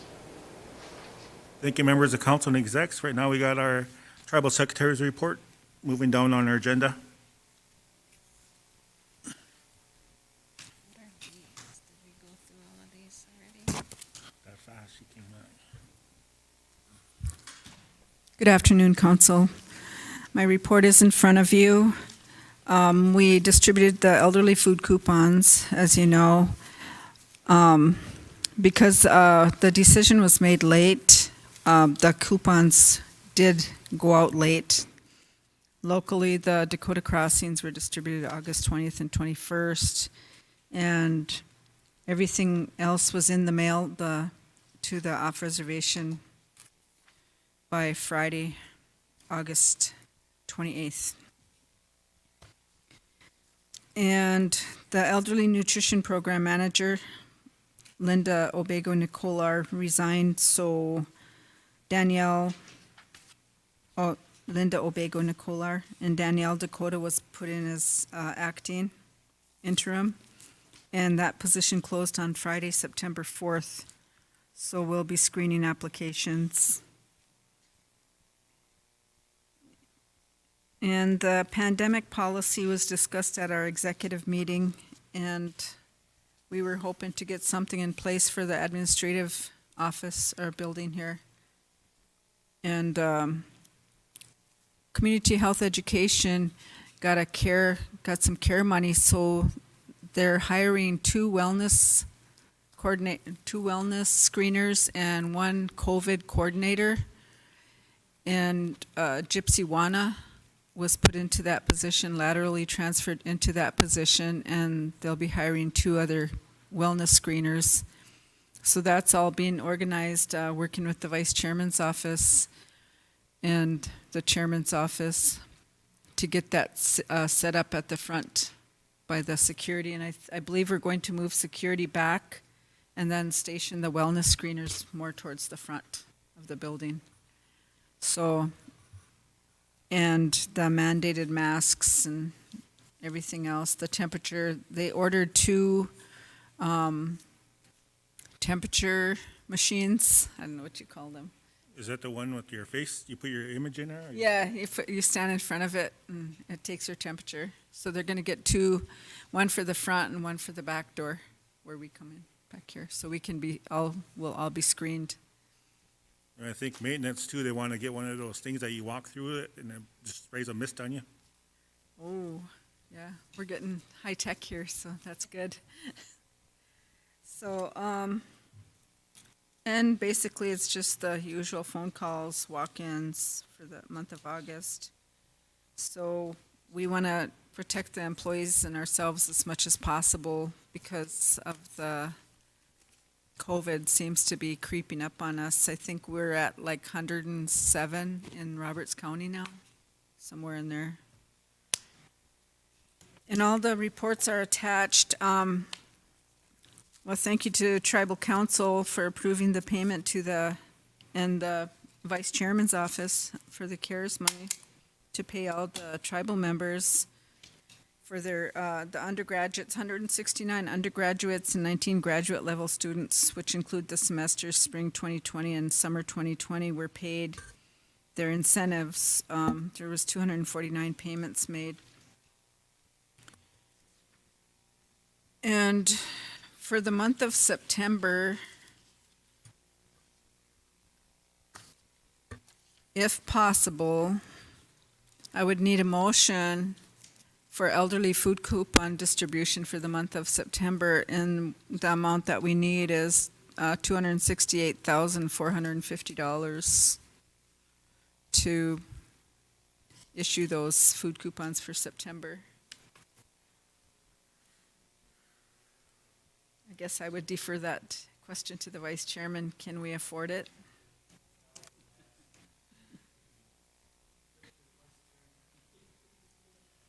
Like usual, Mr. Vice Chairman, that's what we're going to say is, do we have the money? 268,450. Can't say either or because we don't know the bottom line yet until we get together for the budgets. What was it last month? Last month, the amount, it was like 267,000 something. It went up, I mean, because their population is growing. There's more 55s coming up. Yeah, Do we need to readjust that? I guess we'll have to just wait. So that'll be tabled until we get some. It's actually still in the budget because when we do them cuts, it's still being the budget. You know what I mean? Because you're cutting them 3 months, but you're still leaving the other this month, and well, this will be the last month of the budget. She didn't cut this month's out of there, so we get one of them. So it is there for September then? for your ballot. It's likely there, we won't want to the bottom line. Yeah. That's the problem. But I'm just saying, it's in the budget, and So I guess we would just need a motion to approve. I mean, only because we have to order the coupons and it takes time. Curtis, you have a question?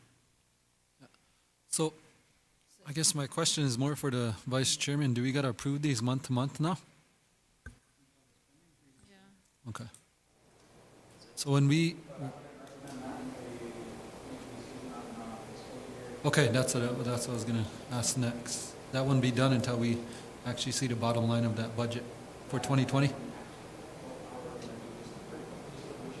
Okay. Thank you.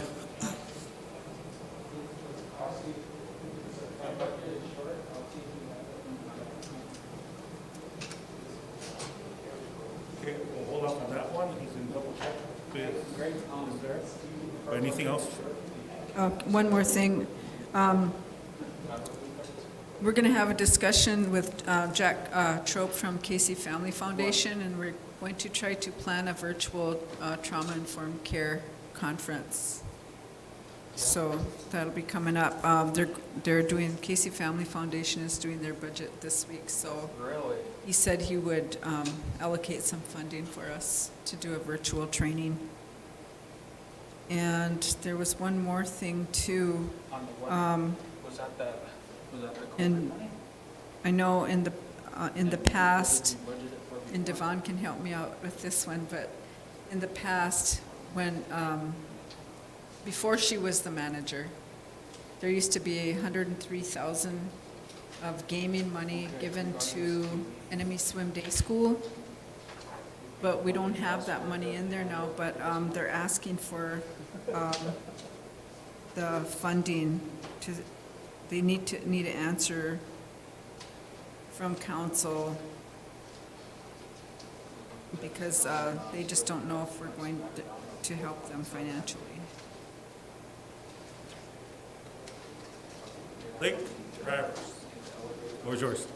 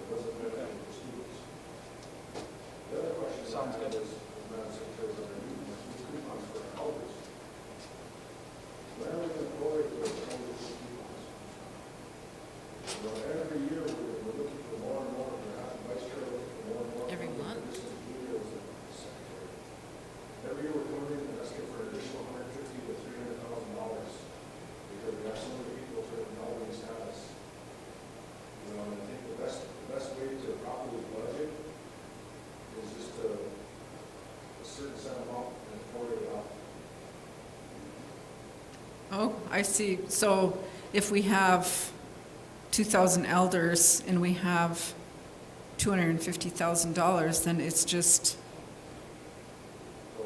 prorated to, according to their age, or just same set amount for each one?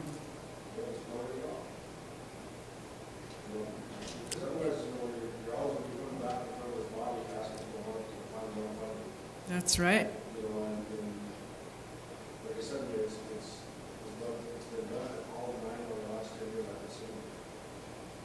Because the elderly population is growing.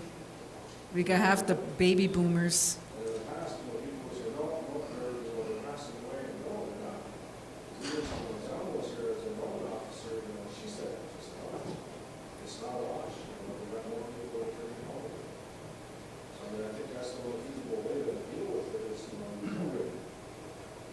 Yeah, by December last year, we had 231 or so new elders.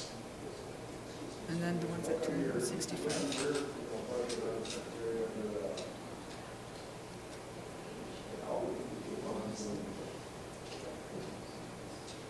It's a council decision.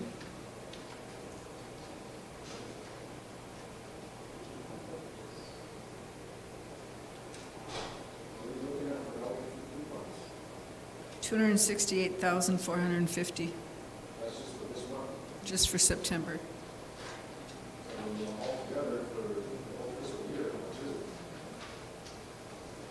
It varies between 266 to now it's up to 268. So next month it could be a little higher or almost the same.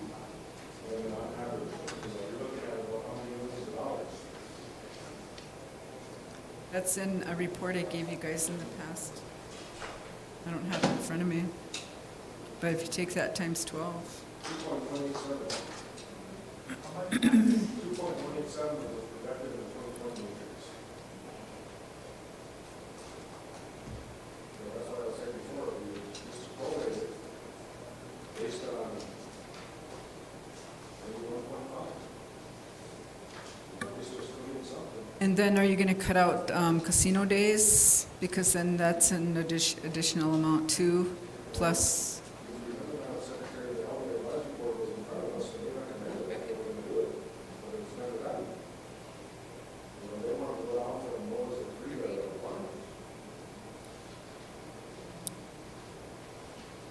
And also another issue I have just popped up.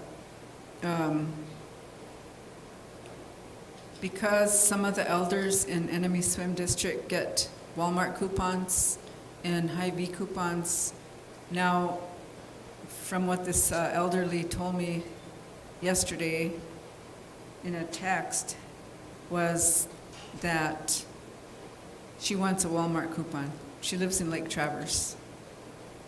And she wants a Walmart coupon because it's out in the districts that the elders in Enemy Swim are getting Walmart coupons. They have been since I've been in here. I mean, it was like that before I came in. It just stayed like that. Some are getting Walmart, some are getting Hy-Vee. That's just the way it was. Most of them are. It's not that many that are, I don't know if they live in Webster or somewhere right off the bed.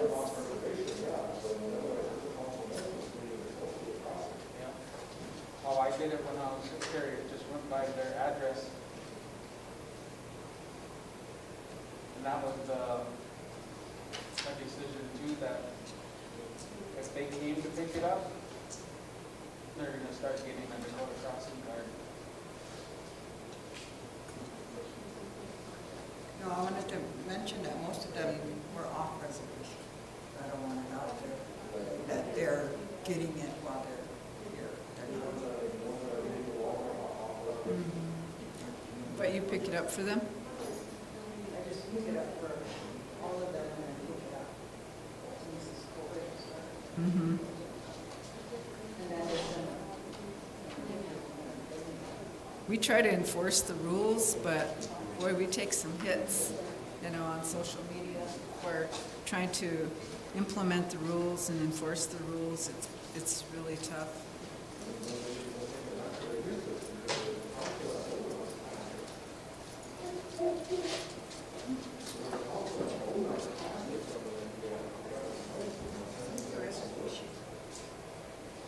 Okay, so whenever that motion comes about prorating, then we'll wait for that motion.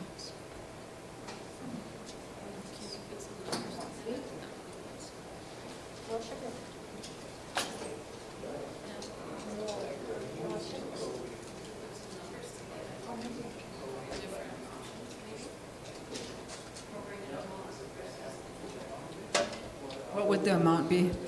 If we were gonna go prorated in one flat amount for each elder, would it be $100? Vice Chairman?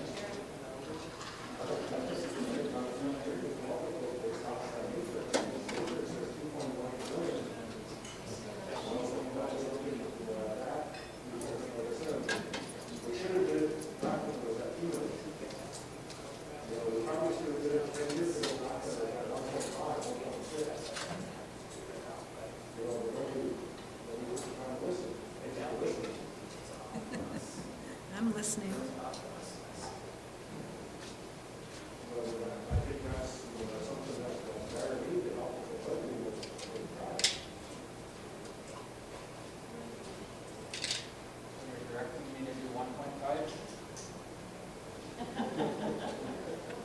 Curtis, you got the floor. So at a flat rate of 265,000, it's $3.18 million a year. That's not including your elderly days. So just something to think about. Yeah, so that's even less than what's here. Yep.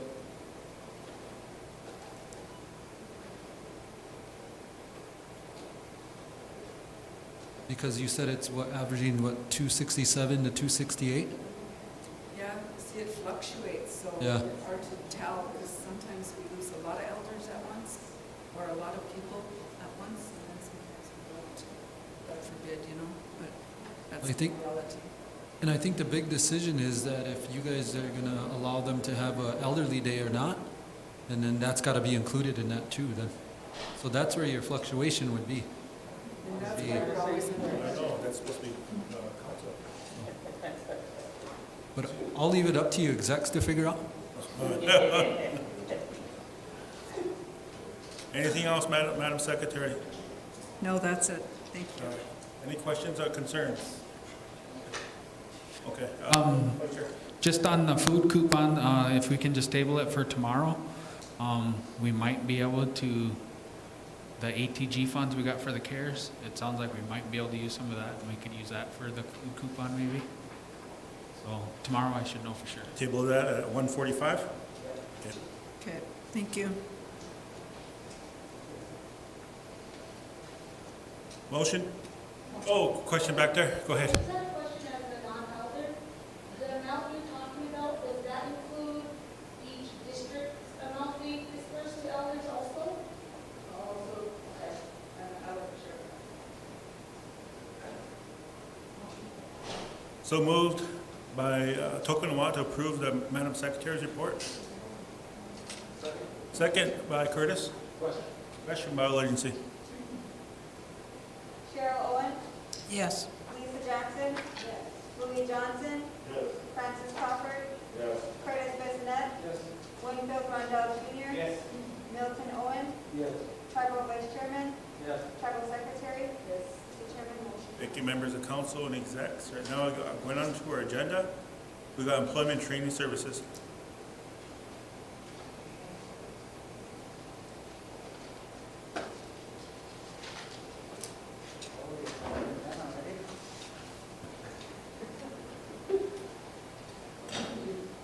Good afternoon, Tribal Council. Yep. Is the green light on? There it is. It's on. Oh. Okay. Floor's yours.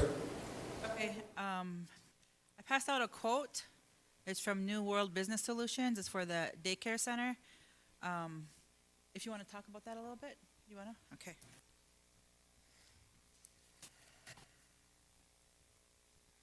Okay, hi, can you guys hear me okay? Okay. I'm nervous. So just work with me here. But I put in a purchase order to Devon that I wanted a fogger and 2 walk-through sanitization equipment. Along with it is the disinfectant and sanitizer spray that comes with them. So I want to put a walk-through sanitization in the front door of Little Steps and in the back door, so that way at all times the staff is getting that first spray of sanitization, that first stage, and they're just staying as safe as possible. And when we do reopen, because I do plan on reopening on the 14th.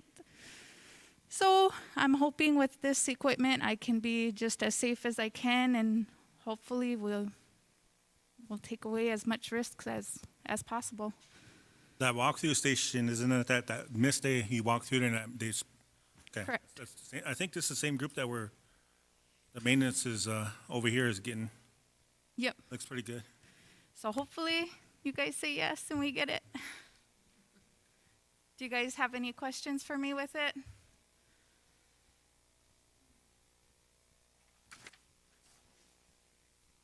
Madam Secretary? This is just for the staff, not the children, correct? Nope, staff and children. Okay, and is it safe for children? Yep, it's very safe.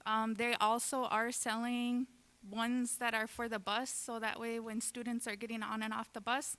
So this is the same thing that will be provided on those buses, but it's safe. Along with the fogger too, the fogger has let me make sure.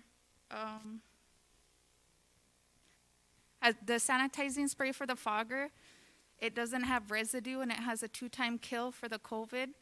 So that's really good. And the one thing I'm really happy about is that it doesn't have that residue, because that's one big thing that I worry about is if that residue is there, the children can be getting it in their mouths and that's going to be a big hazard. But all of this is safe. And also too, I think if those foggers, if you break one of those foggers, you get it replaced the next day free, right? I didn't go over that too much with Macaulay, but I just went over what it would be like. But that's something I can go over him with and look into that. And No, it is, because I heard him talking about it with our facilities manager here, so. You were saying something about that too. awesome.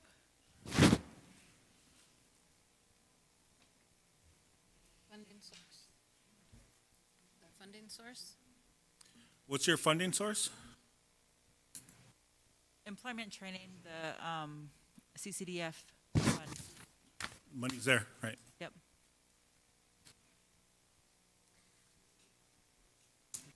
The delivery date. I was talking to him earlier and he said that he was going to look into it for me today and he was going to see where it's at, but it's all local, so he said it's here.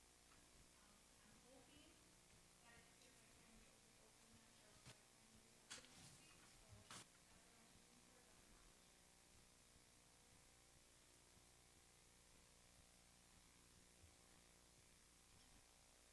Did it have to go through procurement? It did. It did, it went through the procurement. Okay. Yeah. Motion, Motion to approve by Iaga Apta, or was that you? Okay, second by All Agency. You got a business license? Gee, what was that question? I heard all three of you guys talk. Oh. Was that, how you about question it then? Lisa Jackson? yes. Louis Johnson? Francis Crawford? Yes. Curtis Bissonnette? Yes. Winfield Rondell Jr.? Yes. Milton Owen? Yes. Cheryl Owen? Yes. Tribal Vice Chairman? Yes. Tribal Secretary? Yes. Mr. Chairman, motion passed. Thank you, members of council and execs. Okay, I have two other, actually, it's just one. It's a resolution to change the plan for the Employment and Training Service Center. There's 2 sections. It's in the letter to Jeanette Hanna of BIA. So Section 5 and Section 11. Basically, Section 5 is allowing us to work with the planning department on the tribe's endeavors on economic development to be able to use our funds to help with some of that. Because we do have some carryover, and it just needed to be in our grant more clearly. So I talked with our grant specialist, and that's what he recommended, is to put it in there in that way. That way we can help with whatever the planning has for the tribe. And also on section 11, it's quality support improvement systems to help support our programs meet higher standards by providing safe, healthy, and adequate equipment facility that meets child care standards. Basically, that allows us to use our funding to buy equipment, playground equipment, and other equipment for our daycare center.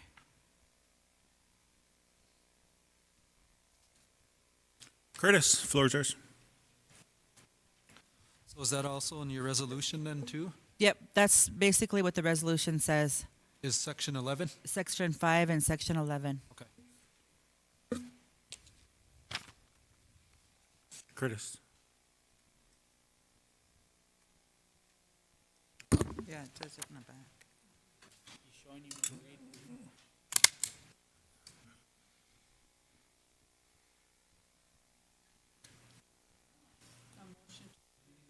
So moved No, by just- Madam Secretary. Second by Curtis.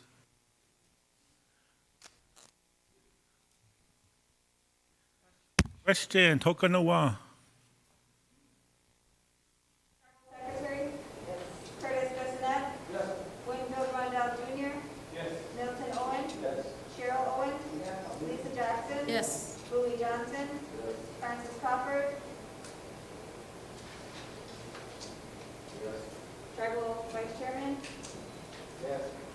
Chairman, motion passes. Thank you. Thank you. Appreciate it.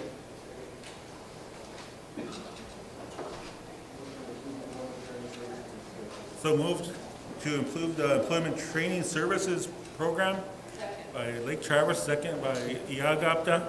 Question by Tokanawa. Francis Crawford? Yes. Curtis Bissonnette? Yes. Winfield Rondell Jr.? Yes. Milton Owen? Yes. Cheryl Owen? Yes. Lisa Jackson? Yes. Louis Johnson? Yes. Tribal Vice Chairman? Yes. Tribal Secretary? Yes. Chairman, motion passes. Going down to our agenda, we got the food distribution program.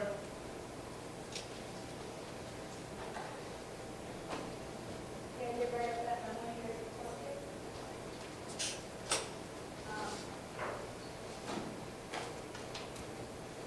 All I need is a motion?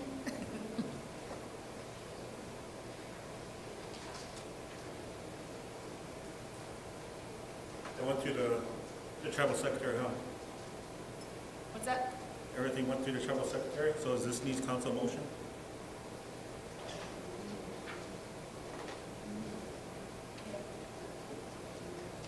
Oh, yeah, I did, yeah. And then I also did wrote up this memo that, was requested, just to, put it in writing. Mr. Chairman, I'll make that motion to approve this on the condition that this is just to end out this fiscal year 20, Yes, due to the circumstances of COVID delaying this account, yes. with that Okay. being made clear. Okay. So, Mr. Chairman, make that a motion to approve her request. So moved by Iagapta. Second by Hiepa. Question by Tokanawa. Yes.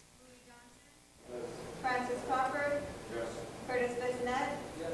Winfield Rondell Jr.? Yes. Milton Owen? Yes. Cheryl Owen? Yes. Tribal Vice Chairman? Yes. Tribal Secretary? Yes. Mr. Chairman, motion. Thank you, members of council and execs. A motion to approve the food distribution program report, unless you have others. No, thank you very much. I had one correction to your letter. Oh, yes. It's on the second line, exceed the amount of 5,000 Oh, okay. instead of 3,000. All right, sorry about that. I was rushing it. I was scared there were going to be some typos also. Lake Traverse. Yes. So moved by Lake Traverse to approve that bid. Second. Second by Iagapta. No. question by Tokunawa.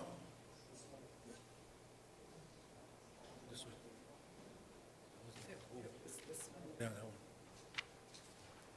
Okay. First one is this one.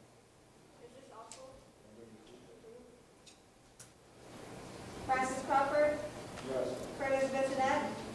Yes. Winfield Rondell Jr. Yes. Milton Owen. Yes. Cheryl Owen. Yes. Lisa Jackson. Yes. Louis Johnson. Yes. Tribal Vice Chairman. Yes. Tribal Secretary. Yes. The Chairman votes. Yeah. Thank you, members of council and exec. Thank you for your time. Thanks, Linda. Going down on our budget, Allison Renville. Linda, can come talk to me fiscal year 22. I will. Vaccine.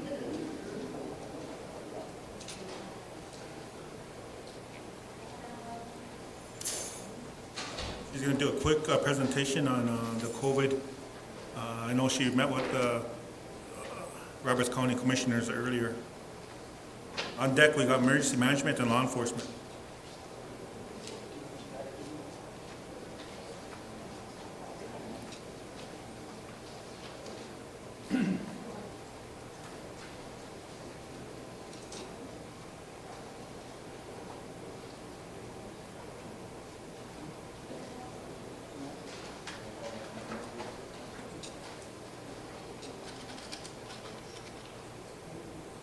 All right, thanks for the handouts, Allison.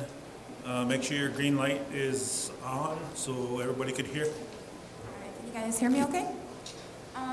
So I was recently brought on to the DARE response team as the public information officer and have also been doing a lot of outreach to get more resources coming in. As you guys remember, I suppose I've been really in the community bringing in cloth masks for everybody, and I probably collected around 3,000 the first go around. And right now I have 4,800 or so on its way, which in turn will save the tribe around $24,000 if they all show up. I have a work log here. I was kind of going to just give an idea of what I've been up to and everything. And besides the FEMA trainings, I have been meeting with the EMS team, doing a couple hosting positions with Tom at the radio station to give information and updates and stuff to the tribe. But I have also been working with Eddie's office, with the vice chairman's office, to kind of do outreach for distribution companies. So what I gave you guys now is the intent letter from the owner of Sunline Global. He is a Native American man out of California, and they are kind of they got thrown into this whole thing as a lot of us did, and have really picked up and created a streamline to California's stockpile that they got through, I think it was like 4 different companies in China. But over this COVID response, the governor of California issued like a $3 billion budget for ordering things. So this company itself is offering more affordable PPE for tribal communities, and rural communities especially. And we actually had arranged for him to be on the phone and doing a video call and stuff this morning, but of course, it is what it is. So he is available to schedule an appointment for a video conference or a roundtable discussion with you guys. He is willing to travel here, but I keep telling him it's probably worse here than wherever he is in California. So that's really up to you guys if you'd like a face-to-face meeting or a conference call. As the chairman mentioned this morning, I met with the Roberts County Commissioner's Office, or Commissioner's Board, and we had a good conversation about kind of starting the coalition building portion of this next wave of response. So I sent out an email to everybody. Hopefully, I'm figuring out the email system, so hopefully I got everybody down. But we're all invited to sit down and meet with county commissioners right now, because a lot of their resolutions and the actions that they took in the first portion of the pandemic have expired. So it sounds like they want Jim to come, and the contact tracer, Pistorius, I forgot her first name already. Yeah, from county health to come, EMS, members of council and the execs to come with and to sit down and figure out how we can really like stabilize the response in the, I don't know, in like in a three-way effort rather than working against each other, because they, you know, they were admitting to the fact that they are limited by what the state and the governor says they can and can't do. So if we're able to work together and support each other, then considering we're a government within a government, we can support the county and the city in their efforts as well. And so if we're to be able, you know, if we're able to combine our efforts, we could potentially do a lot more rather than working against each other. So that was pretty much all I did today, or what I was going to present to you guys. And I just wanted to make an appointment, I guess, for Sunlight Global to get on the phone, or if you guys would prefer face-to-face.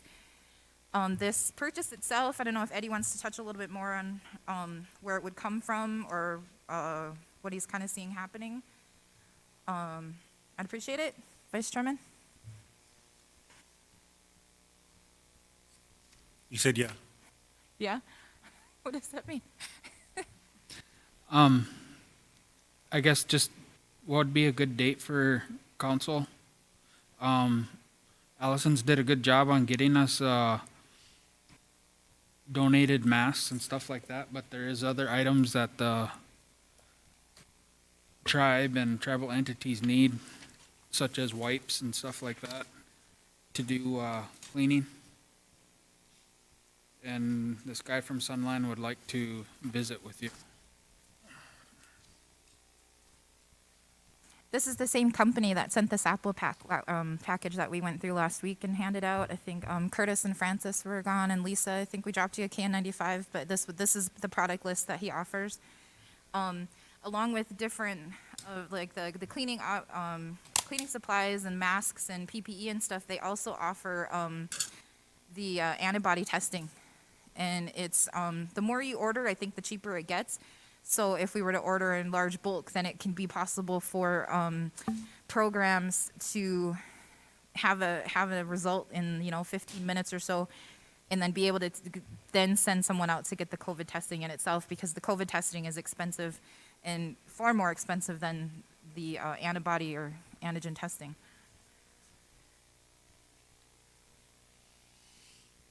I have no, I don't need to vote on anything. No, just kidding. Just sitting there watching you guys vote and vote, but no, I don't need anything like that. I just wanted to come in and kind of let you guys look at that stuff. When will be a good time for them? He can be available anytime. He was even willing to come up here. Like I said, he wanted to know where the nearest airport was, but I was like trying to tell him that it's cold here, and there's a lot of positives walking around. But the end of this week, next week, whatever is suitable for you guys.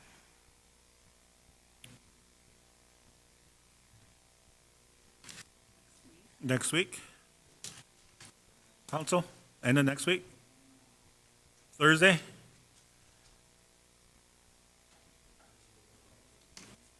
Excuse me? Do we, for the 13th? Is it? Okay, Yep. Next Tuesday at 1:30. that's 15th, yeah. I was looking at the wrong month anyway. I was looking over in August. Thursday looks clear. Huh? Do we? Thursday morning, because we have an exec meeting. Afternoon. Oh, yeah, Yeah. We have legal at 10. Legal will have to be there. The following. You don't have to be at the exec meeting then if you have that prior meeting. What the heck did we say was going on this Thursday? Kim, Groundbreaking. you don't have to be at our exec meeting unless you have that prior meeting that you have to be. Starting the following Thursday, because this Thursday, don't we have groundbreaking? Yeah, this Thursday we have groundbreaking, What time is groundbreaking? 10 a.m.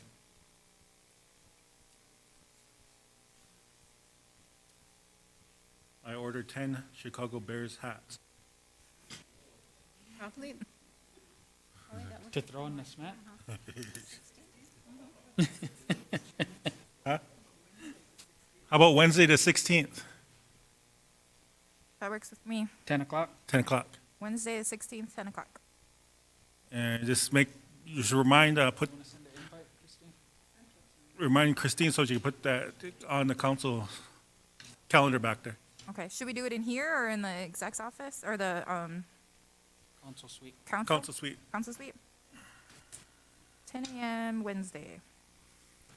And the good news too, I don't know if you heard earlier, I know you were at your meeting, council went on record to have our for-profit guests wear masks, face masks too, so. That's really exciting. Thank I you, know sir. that a lot of casino employees were worried about it. Like, as much as we try to protect ourselves, the employees weren't wearing them, so it was kind of had them freaked out, and they were peeking over the plexiglass and all that kinds of stuff. So Yes. that'll be really good news for a lot of people, and I certainly appreciate it. Well, yeah, that's something you get to tell everybody. All right, have a good day, guys. Thank you. Thank you. We got Allison, we got lunch break. You want to go right into emergency management, law enforcement? Alrighty. June on deck. Working through lunch?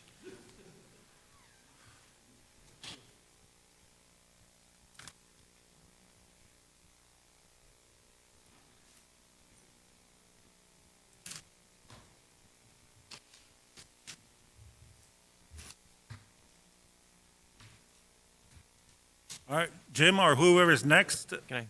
Chairman, good afternoon, thank you. I've got two items. On Friday, we emailed out to you 3 quotes that went through procurement. And there's one minor change on there. We were able to get 1,000 face shields donated through the Great Plains Tribal Chairman's Healthcare Board. So when we adjusted all of the 3 quotes, I put the number at the bottom, taking that number off. So I'd like council's motion to accept the lowest number after removing the face shields that were in fact donated. Sure. If that isn't in front of you, we got 3 quotes. One from Oyate Products for $35,510.25. Go Cohesion out of Prior Lake, Minnesota, $28,958. And one from Business Essentials for $30,121.60. So the Prior Lake quote, less the face shields, would be the lowest number of those 3.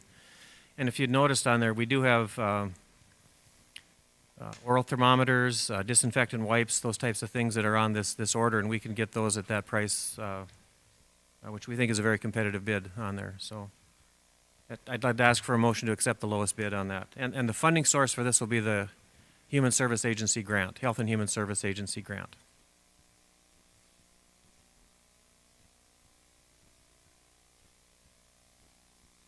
Questions? Any questions or comments, council?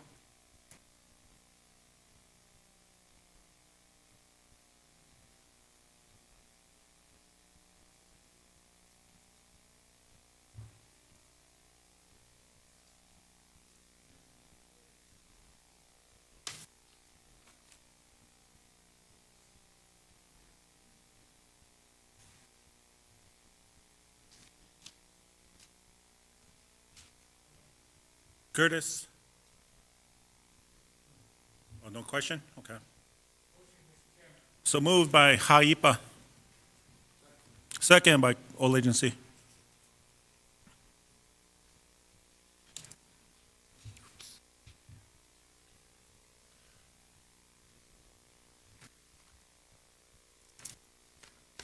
If there is no question, I'm going to call for a vote. Question by Iagapta.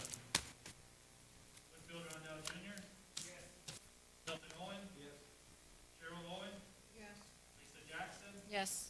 Louis Johnson. Francis Crawford. Chris Bissonette. Tribal Vice Chairman. Tribal Secretary. Mr. Chairman. Thank you, council and execs.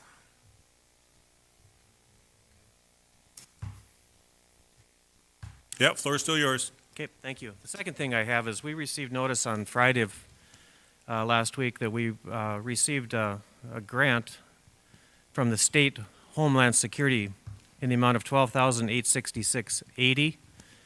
Gary and I have been looking at upgrading a lot of the communications equipment, more notably the radios that go into the law enforcement vehicles.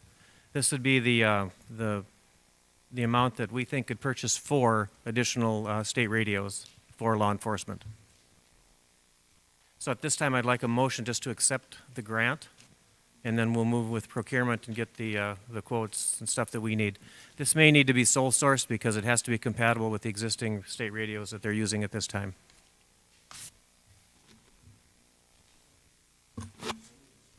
So moved by Lake Traverse. Second by Haipa. Question by what agency? Francis Crawford. Curtis Bissonette. Winfield Ondell Jr. Milton Owen. Cheryl Owen. Lisa Jackson. Yes. Louis Johnson. Travel Vice Chairman. Travel Secretary. Chairman, motion passed. Thank you, members of council and execs. Chairman, council, thank you. Thank you. All right, Gary, the floor is yours. I passed out two bids that I have from Watertown Ford. One was for a Durango for $37,288. I don't know if you want to do one motion at a time or One motion at a time. Okay, yeah. We sent this all. We already came through procurement. Procurement sent out the bids, and Watertown was the only ones that got back with quotes for us. So, she just reminded me to just do a sole source letter, which I did to the chairman and requesting it, and that's where we're at.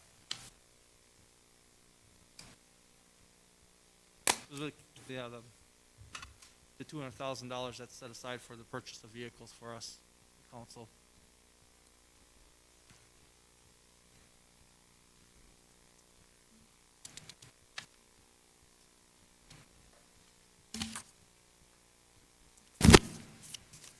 This one, right? This one? Yeah, right. I know. Gary, which one are you recommending and what is the amount? Well, there's two different, the Durango's the only one that I got. Okay. The only quote for the Durango out of Watertown Ford, and that's us. And then the Watertown Ford, I had the 2 pickups for each for $37,358 for 2 pickups. One for emergency management and one for law enforcement. Okay. I didn't know if you needed separate or because they're 2 different vehicles. So the funding source is that the CARES? That $200,000 that was set aside for 3 vehicles for us, yep. Motion to approve, Mr. Chairman. Motion to approve by Iagapta, second by Tokunawa. Question by Haipa. All in one, Lisa? Lisa, is this for the Durango? Yeah, should we do them separate? Do it all at once? Yeah. Same funding source? Yeah. So I'll do it all together. Same companies? Okay, all at once? Okay. Lisa Jackson. Yes. Louis Johnson. Francis Crawford. Curtis Bissonette. Winfield Ondell Jr. Milton Owen. Cheryl Owen. Yes. Travel Vice Chairman. Travel Secretary. Chairman, motion passed. Thank you, members of council and execs. Anything else, Gary? No, let's get something for me. No, that's a report that we like. Motion to approve the emergency management and law enforcement report. Second. There was a motion by Lake Traverse, second by Haipa, question by Iagapta. Francis Crawford. Curtis Bissonette. Winfield Ondell Jr. Milton Owen. Cheryl Owen. Yes. Lisa Jackson. Yes. Louis Johnson. Tribal Vice Chairman. Tribal Secretary. Mr. Chairman, the motion passed. Thank you, members of council and execs.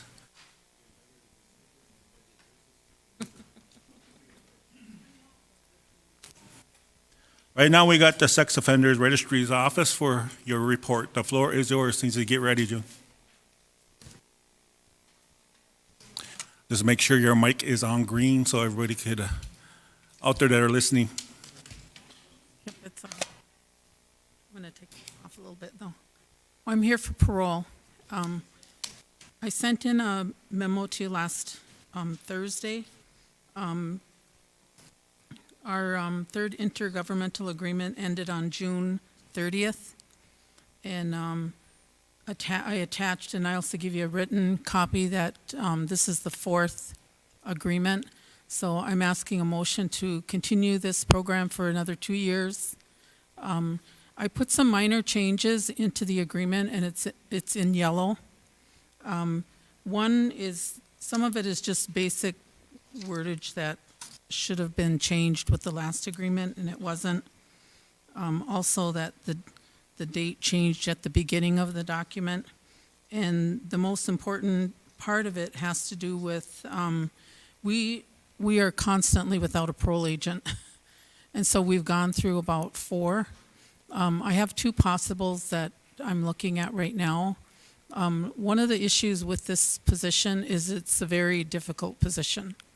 And so the individuals that I had in the past all quit because it's very difficult. You have to multitask, and a lot of people can't do that. And so they're really good in one area, maybe supervising the parolees, but they're not good in the paperwork or the computer portion. And you have to be able to do both. And it's a position that requires beyond 8 to 4:30. And so sometimes you get a call at 1 o'clock in the morning from law enforcement that there's a parolee that's been picked up. And so people just don't like to do that. So I have 2 possibles right now. I haven't hired. This position's been open for about a year now. And I've had a couple applicants. I think I've had 4 that I turned down. And it's just because we've had a lot of security that have applied, and it's just never worked out. And so I need somebody that has experience and is willing to do this job, because it's really hard.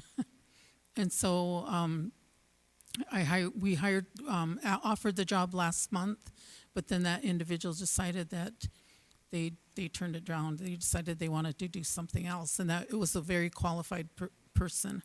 And so right now, I have 2 possible applicants. And so I'm hoping that I'm going to be able to hire. But one of the issues, one of the things that I wanted to change was that in the event that that we don't have a tribal parole agent, that a parole agent is hired from, or not hired, but actually is working this caseload form from the Department of Corrections. Right now, we have one that's doing that, but I had to send a memo to the chairman last year to ask for that to happen. But if we have it in our agreement, then we automatically do it. She doesn't make any decisions without either me or the wellness team. And so it turns out, it's worked for us, but she's greatly overworked. So she's got a huge caseload. So that was the only thing that I asked for the change.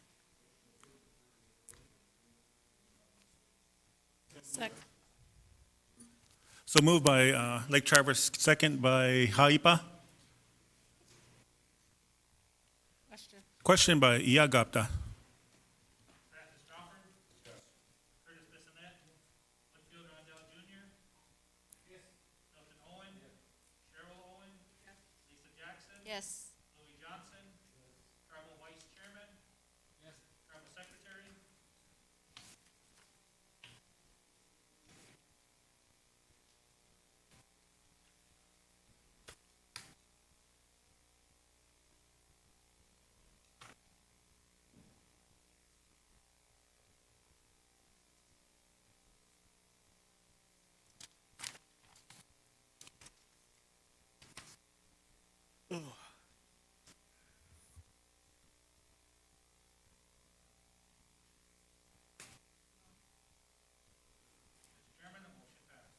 Thank you, members of council and execs. Thank you. Is that it? Jay, that's a good report. Motion to approve the paroles report. Second by Old Agency. Question by Tokanawa. Francis Crawford. Yes. Curtis Bissonette. Yes. Whitfield Rondell Jr. Yes. Milton Owen. Yes. Cheryl Owen. Yes. Lisa Jackson. Yes. Louis Johnson. Yes. Tribal Vice Chairman. Yes. Tribal Secretary. Yes. Mr. Chairman, the motion passed. Members of council, too, just remind you to give you a heads up, we rescheduled DCA for tomorrow for 1:40. So moved. Second by Iagapta. Thanks, council. Members of council, we are adjourned.